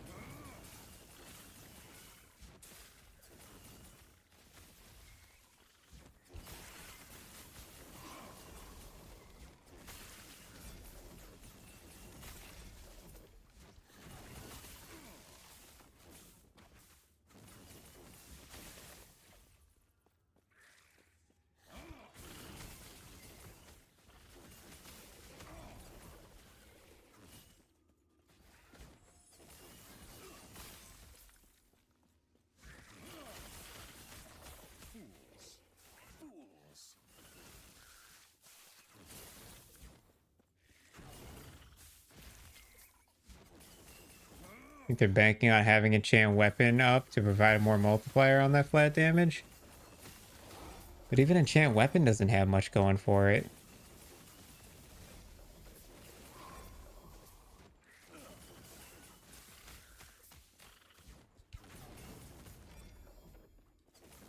Even Enchant Weapon doesn't really have many increases. It's more so it just adds more flat.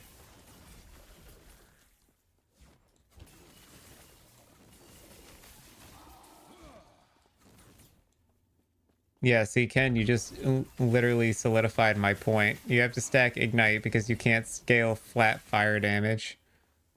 You can't scale melee fire damage. You have to scale Ignite.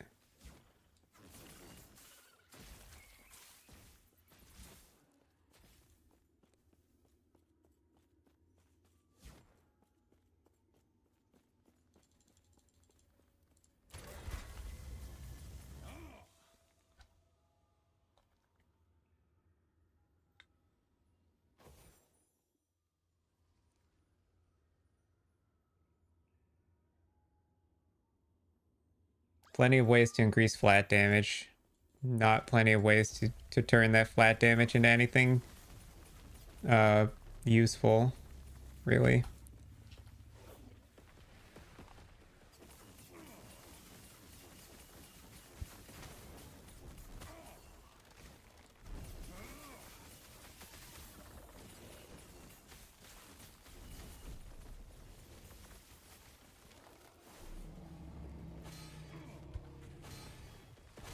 Ow, bro. What the hell?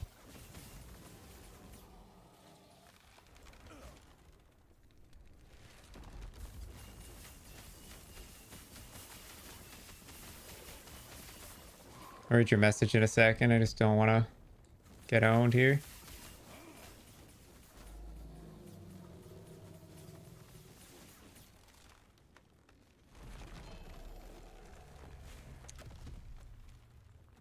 You also have to invest in every master tree for ignite builds, which means you can't invest as heavily as you want in Spellblade. For other mastery classes, you can very easily just sink everything into mastery classes tree and feel great about it, but not Spellblade. Nope. Yeah, I think yeah, I have 55 points in a Spellblade, but 30 points in Rune Master. 8 in Sork. I mean, these points are taken in just about every mage build, but yeah, there's plenty of Rune Master opportunity as well.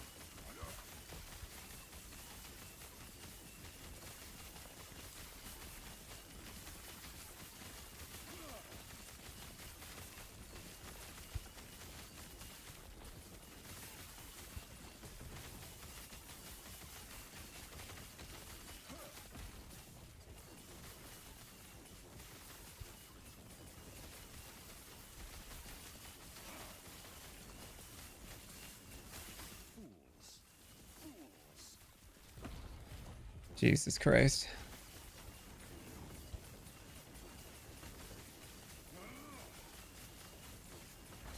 Oh, wow, that actually killed me, dude. Oh my god.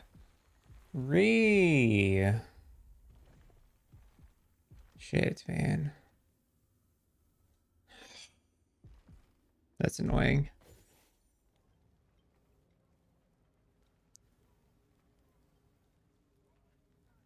Yeah, Rune Master can do the same thing, pretty much. It's pretty nuts.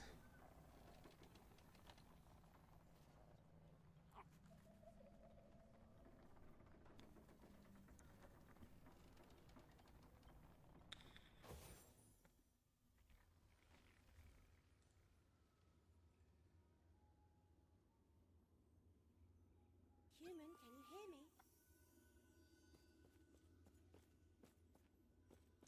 Oh, yeah, but like 50% more? I don't know if that's cutting it, dude.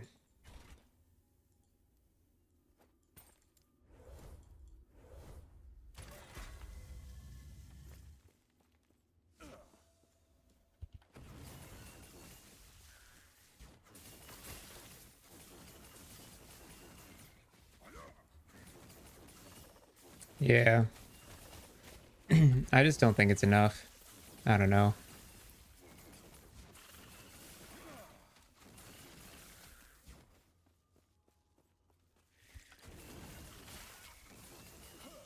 Not only that, but when your enchant weapon's down, dude, like you deal is like 0 damage.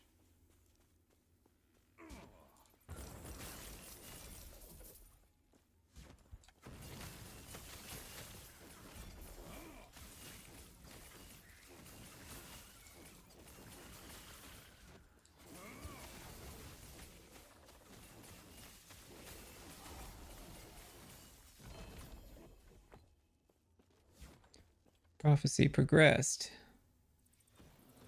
4 out of 6.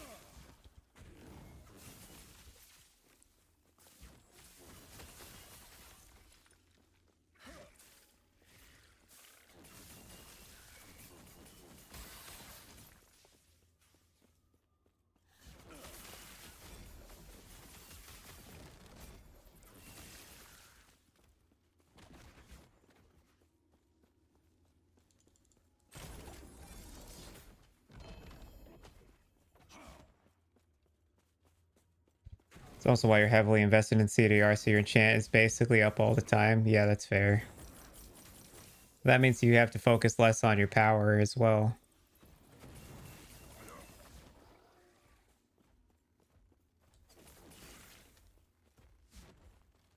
Farming for Surge CDR at this point. Someone saved me from my madness. Tell me about it, dude. I've been farming for Red Ring for like 3 days and I'm about ready to fucking throw in the towel here.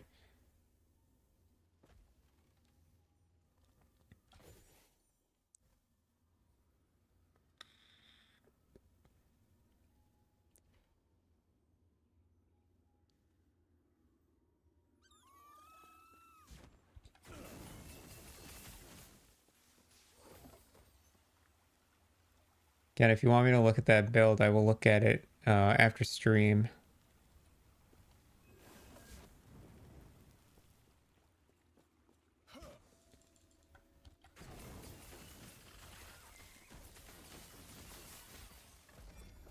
I want to make sure I can get these runes of ascendances before I end stream today.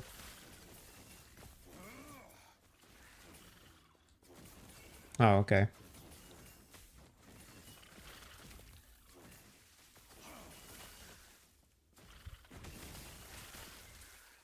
Yeah, I don't plan on making an ignite build. I've got too many other plans. Remind you of the damn Soulfire Bastion Bell farm for 2 days only to find out it didn't work? Yeah, dude. At least I know this is gonna work, but holy crap, man. Gotcha. Oh, okay, okay. Yeah, that you can't stack flat. Yeah, okay.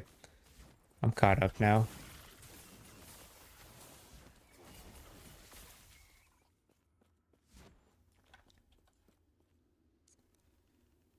Failed 4 of 6 times. Alright, just fight the boss. Run another one.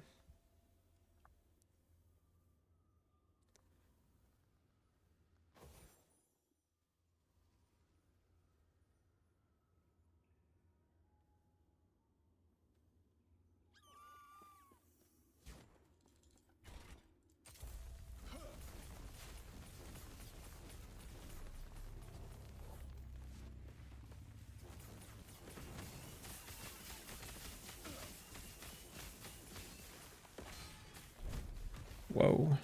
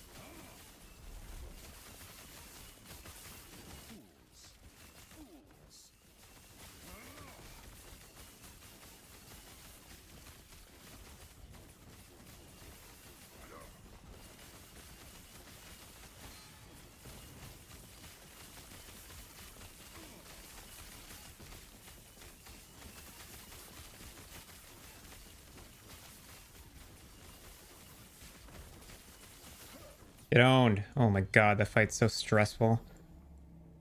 No fucking drops. No uniques. What the heck, bro? What the heck, brother?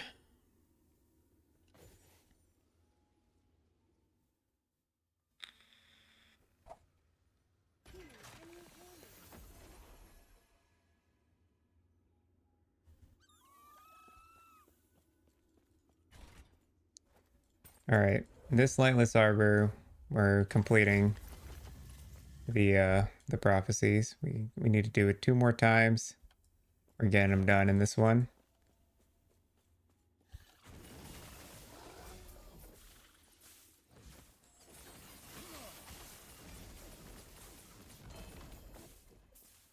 All right, one more time. 9 more.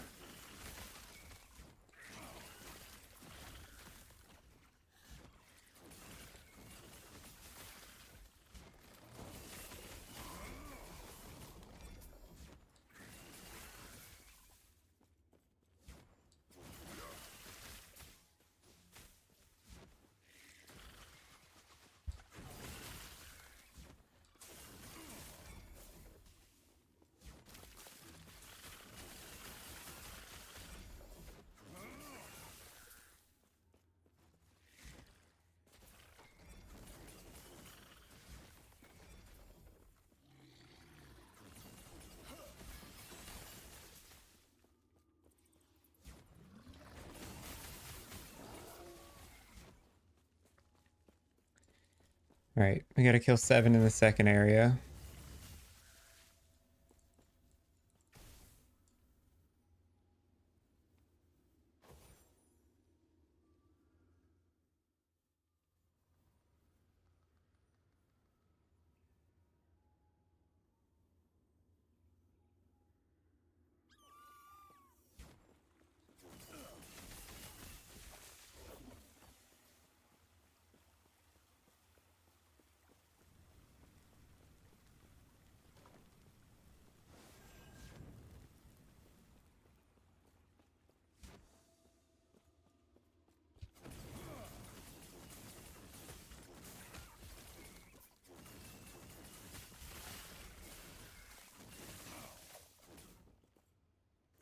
Okay, I wasn't sure if I was using the CDR belt or not.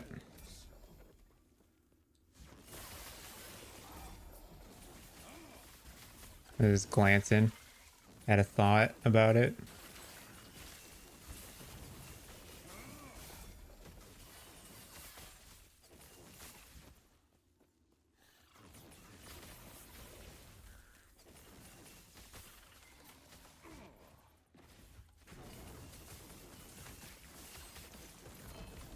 There it is, okay.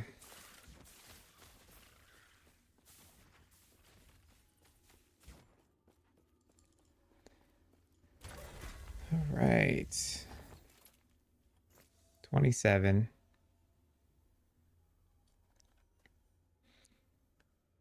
God, that was a grind to get those prophecies done. And we gotta fight that monolith boss twice, which we'll do right after this.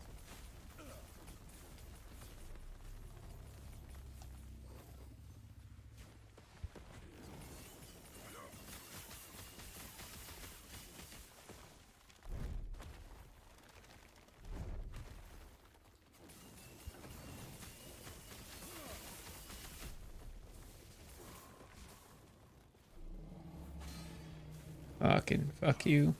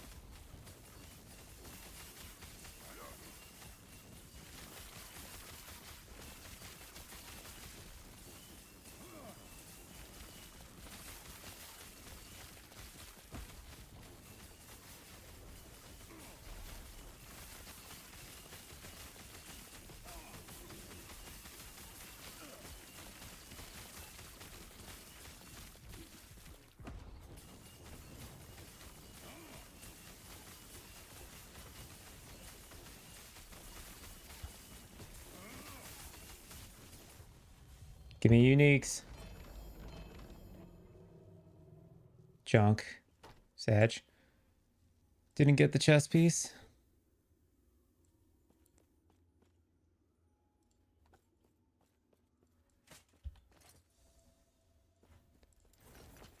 Did get this though. What's our helmet gotta look like? Vitality.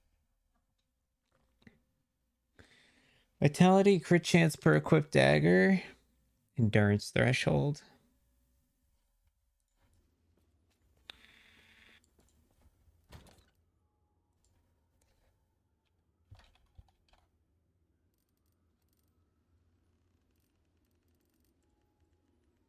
Vitality. And it's got to be on a unique without COF on it.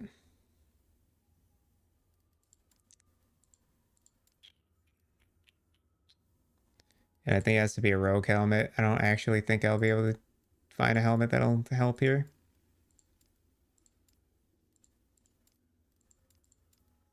It's crit chance per equipped dagger. I don't think I can.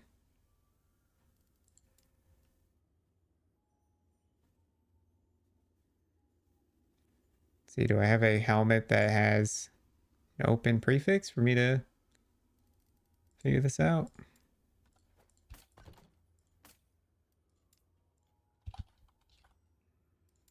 Yeah, no. It's a rogue only affix, I think.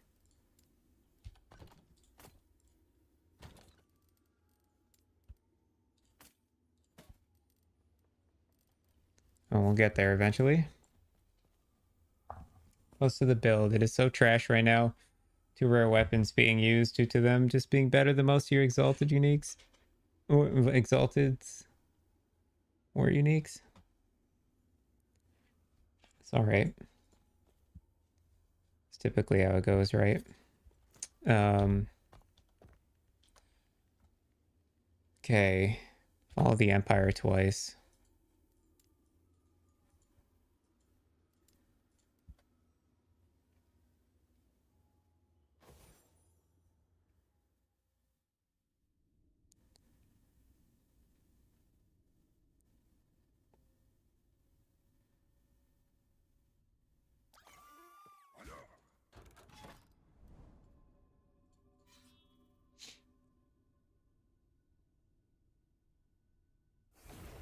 I hate this boss.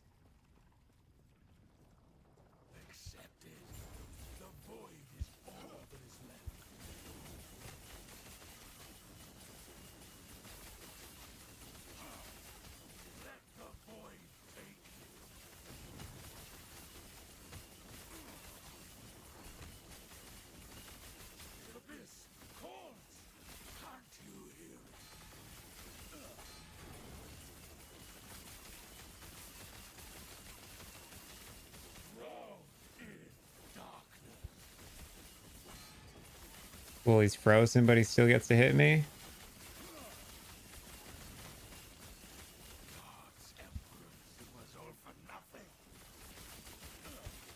The reason I'm staying over here, by the way, is because it won't trigger his worms. If you're wondering why I'm not evading any of his moves. Because the moment I walk behind him, his worms are going to start being a problem, and the fight's going to take forever.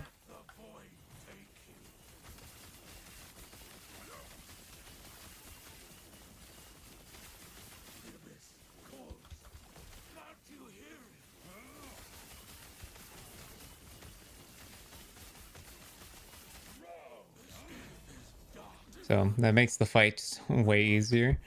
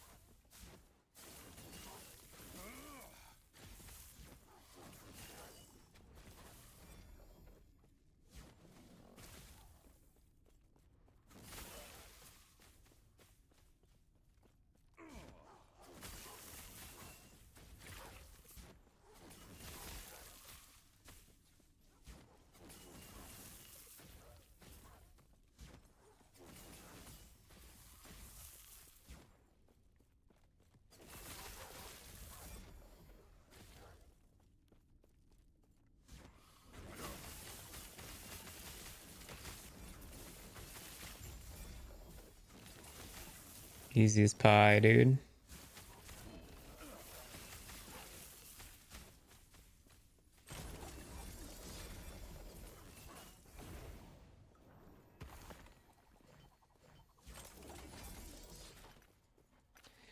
Easy like Sunday morning.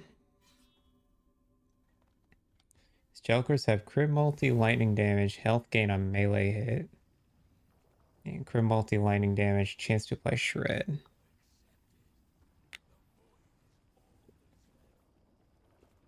Okay.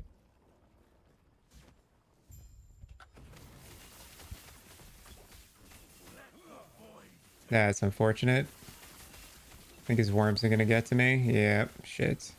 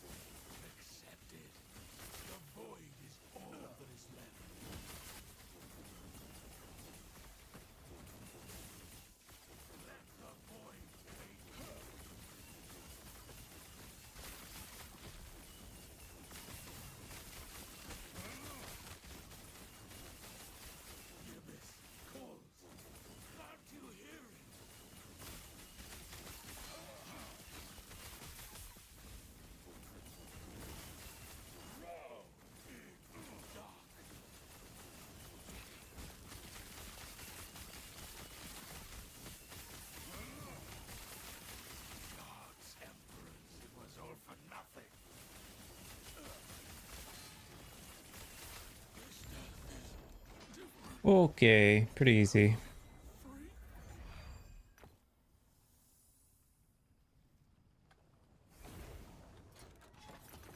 Not bad. Not bad at all. 61 runes of ascendance. We can get 4. We can get like 12 more if we want. Tell you what though, I'm just gonna go to the end of time, drop this peak of the mountain off, and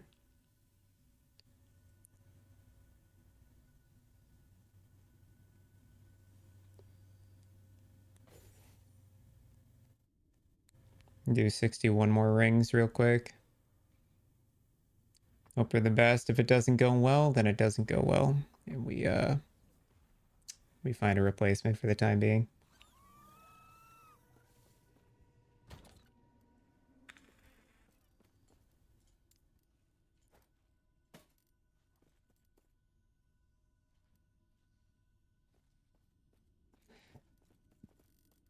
We got a 1 LP foot, but it's like really crappy rolls.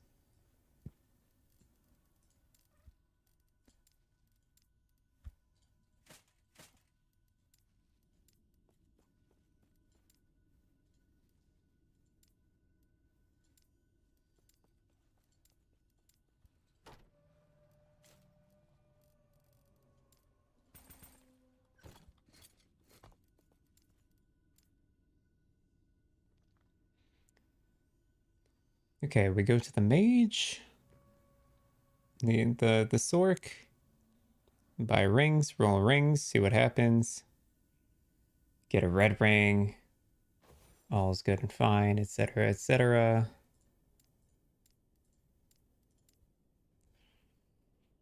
Come on, baby. Let these 61 runes get me there.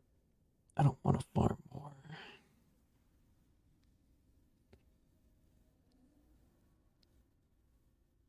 I really don't want to pay 90 fucking million for it.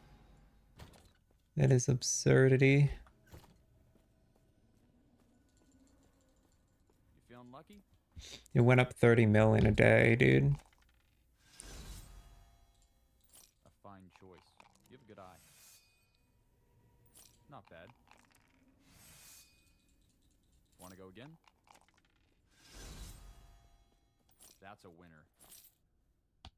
Oh, whoops, there was more rings in that shop. Well, Not bad. Interested in another try? Excellent choice. Looks powerful. That's a winner. Not bad. Excellent choice.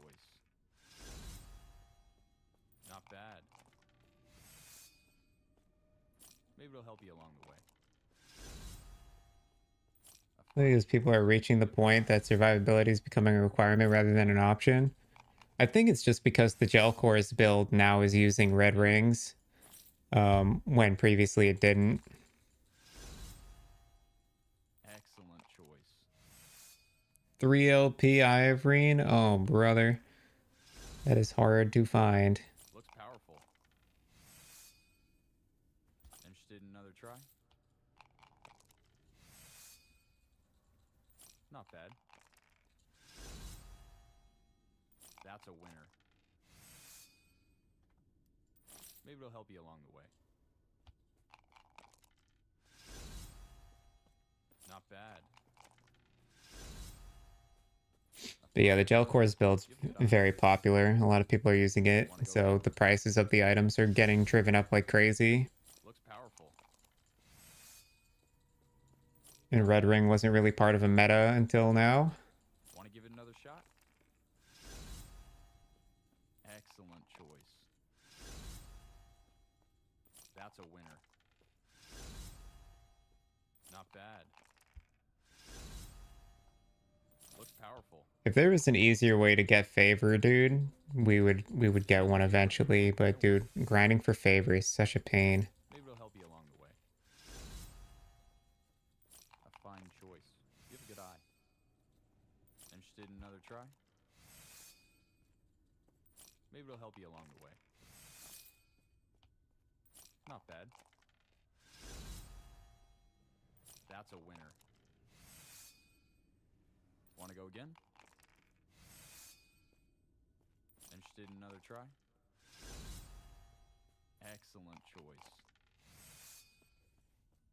Not bad. Looks powerful. Not bad. Looks I powerful. think your COF reputation is bugged. Maybe it'll help you along the way.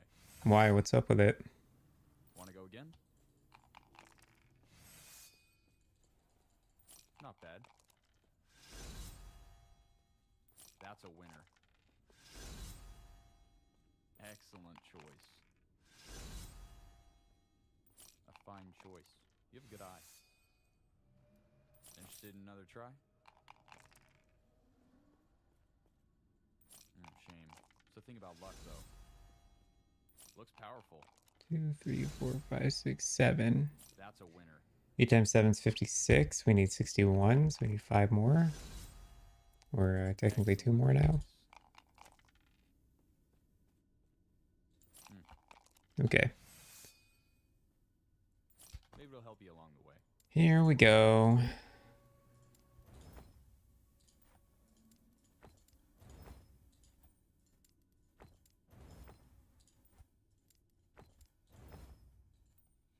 Just hit 30 echoes today, plus a shade fight, 2 of the bone dragons. Your reputation hasn't changed any from last night. It is weird.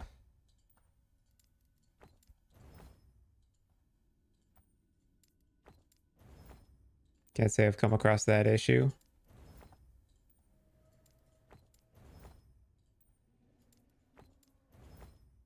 Got another Ocarian. Ocarian's great and all, dude, but like, give me what I want.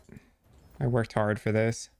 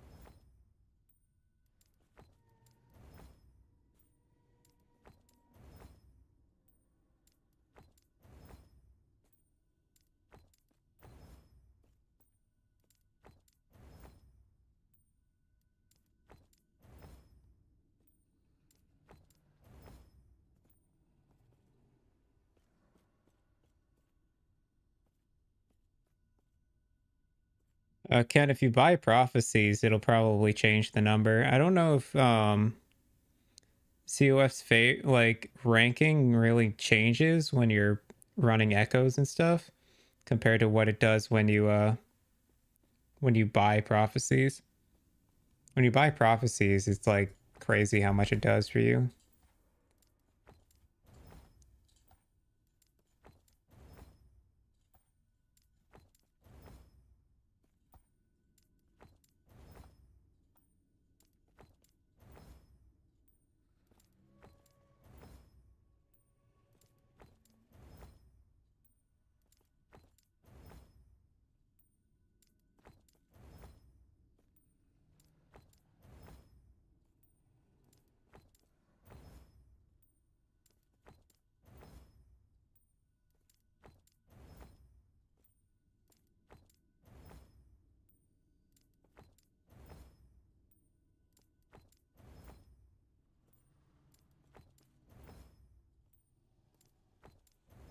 Sad, bro. Ah. These items might be your best bet.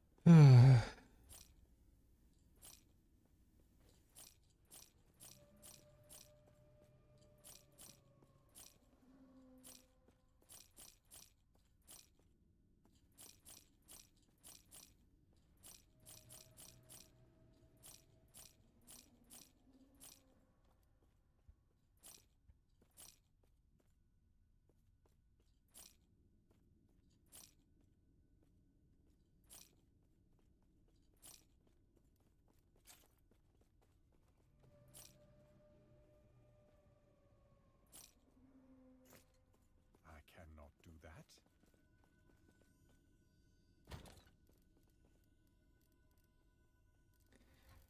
And there you have it, folks. Absolutely no red ring.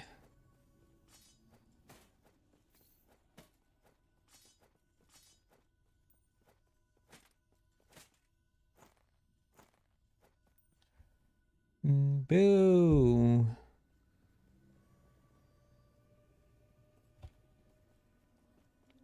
Boo, you stink. Wow, this rolled really badly. Boo, boo, boo, boo. Shitty, shitty, shitty. You crossed the 1K ring marker yet? No, I think that was like 400 total. 4 or 500 total. The 3LP peak is nice, yes.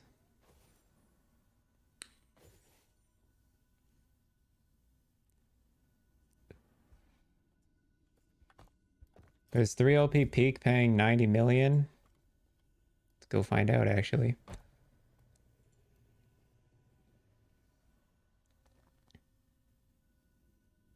There is 3LP peak of the mountain worth 90 million gold.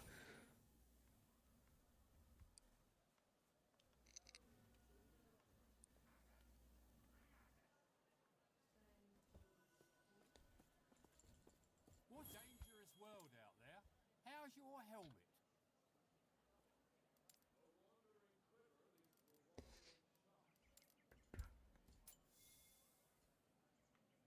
It's worth 10 million.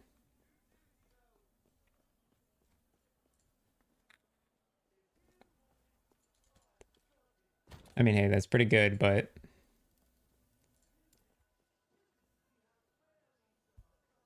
good rolls on it too. Hopefully it hits well. Oh, gosh darn it, man.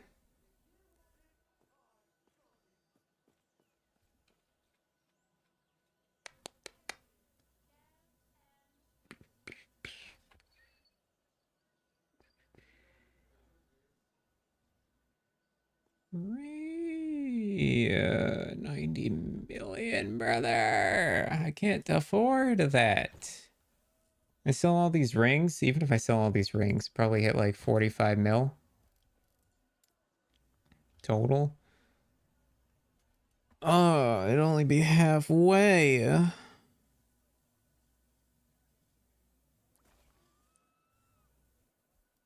gonna have to figure out what ring to use instead.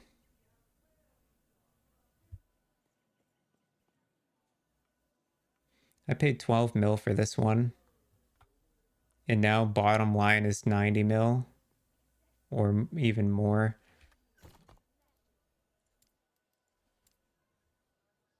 And now I have to fucking level up my rogue to level 80. At least. Before I can swap the build. The build I'm playing on it right now sucks.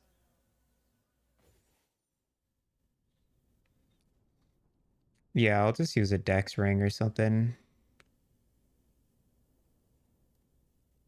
I'll just use a dex ring until I can farm for it. I'll focus on other stuff first.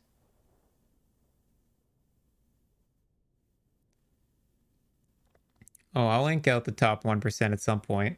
Just won't be today. We have one red ring. We do have one. But, don't got to, sadly.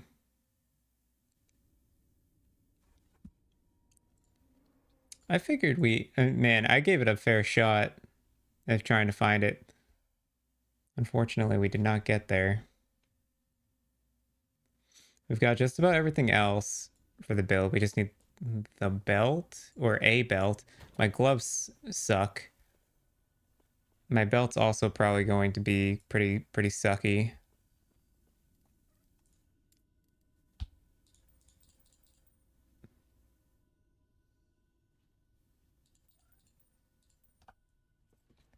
But yeah, I don't know. Take care. Should just roll for red rings to sell at this point. Why would I do that? I need one for my build. I got one right here.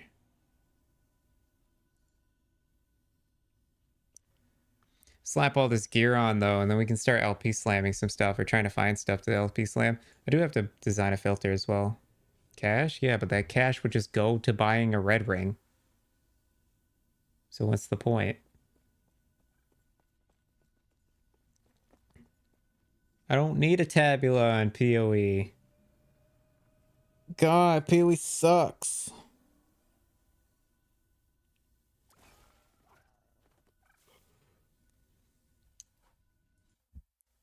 Oh well. Anyways. Thanks for watching today, guys. I am going to take a break, take my dog out, go eat a meal, and then I'll come back and probably level to 80 and try to get something done for tomorrow. Eddie, hit me up when you get home if you want to hang out. And yeah, I'll see you guys later. Take it easy on the chocolate eggs. Yes, I will. I gotta put these away, man. Yeah, you're right, dude. Yeah. All right. Anyways, thanks for watching. I'll see you guys tomorrow. Peace. Oh, you know what? Hold on.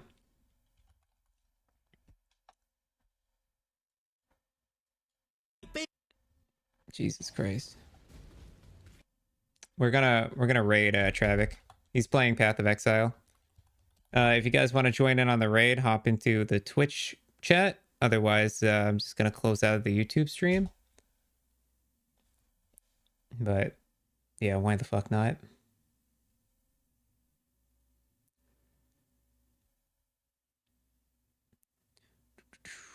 All right. Peace out, y'all.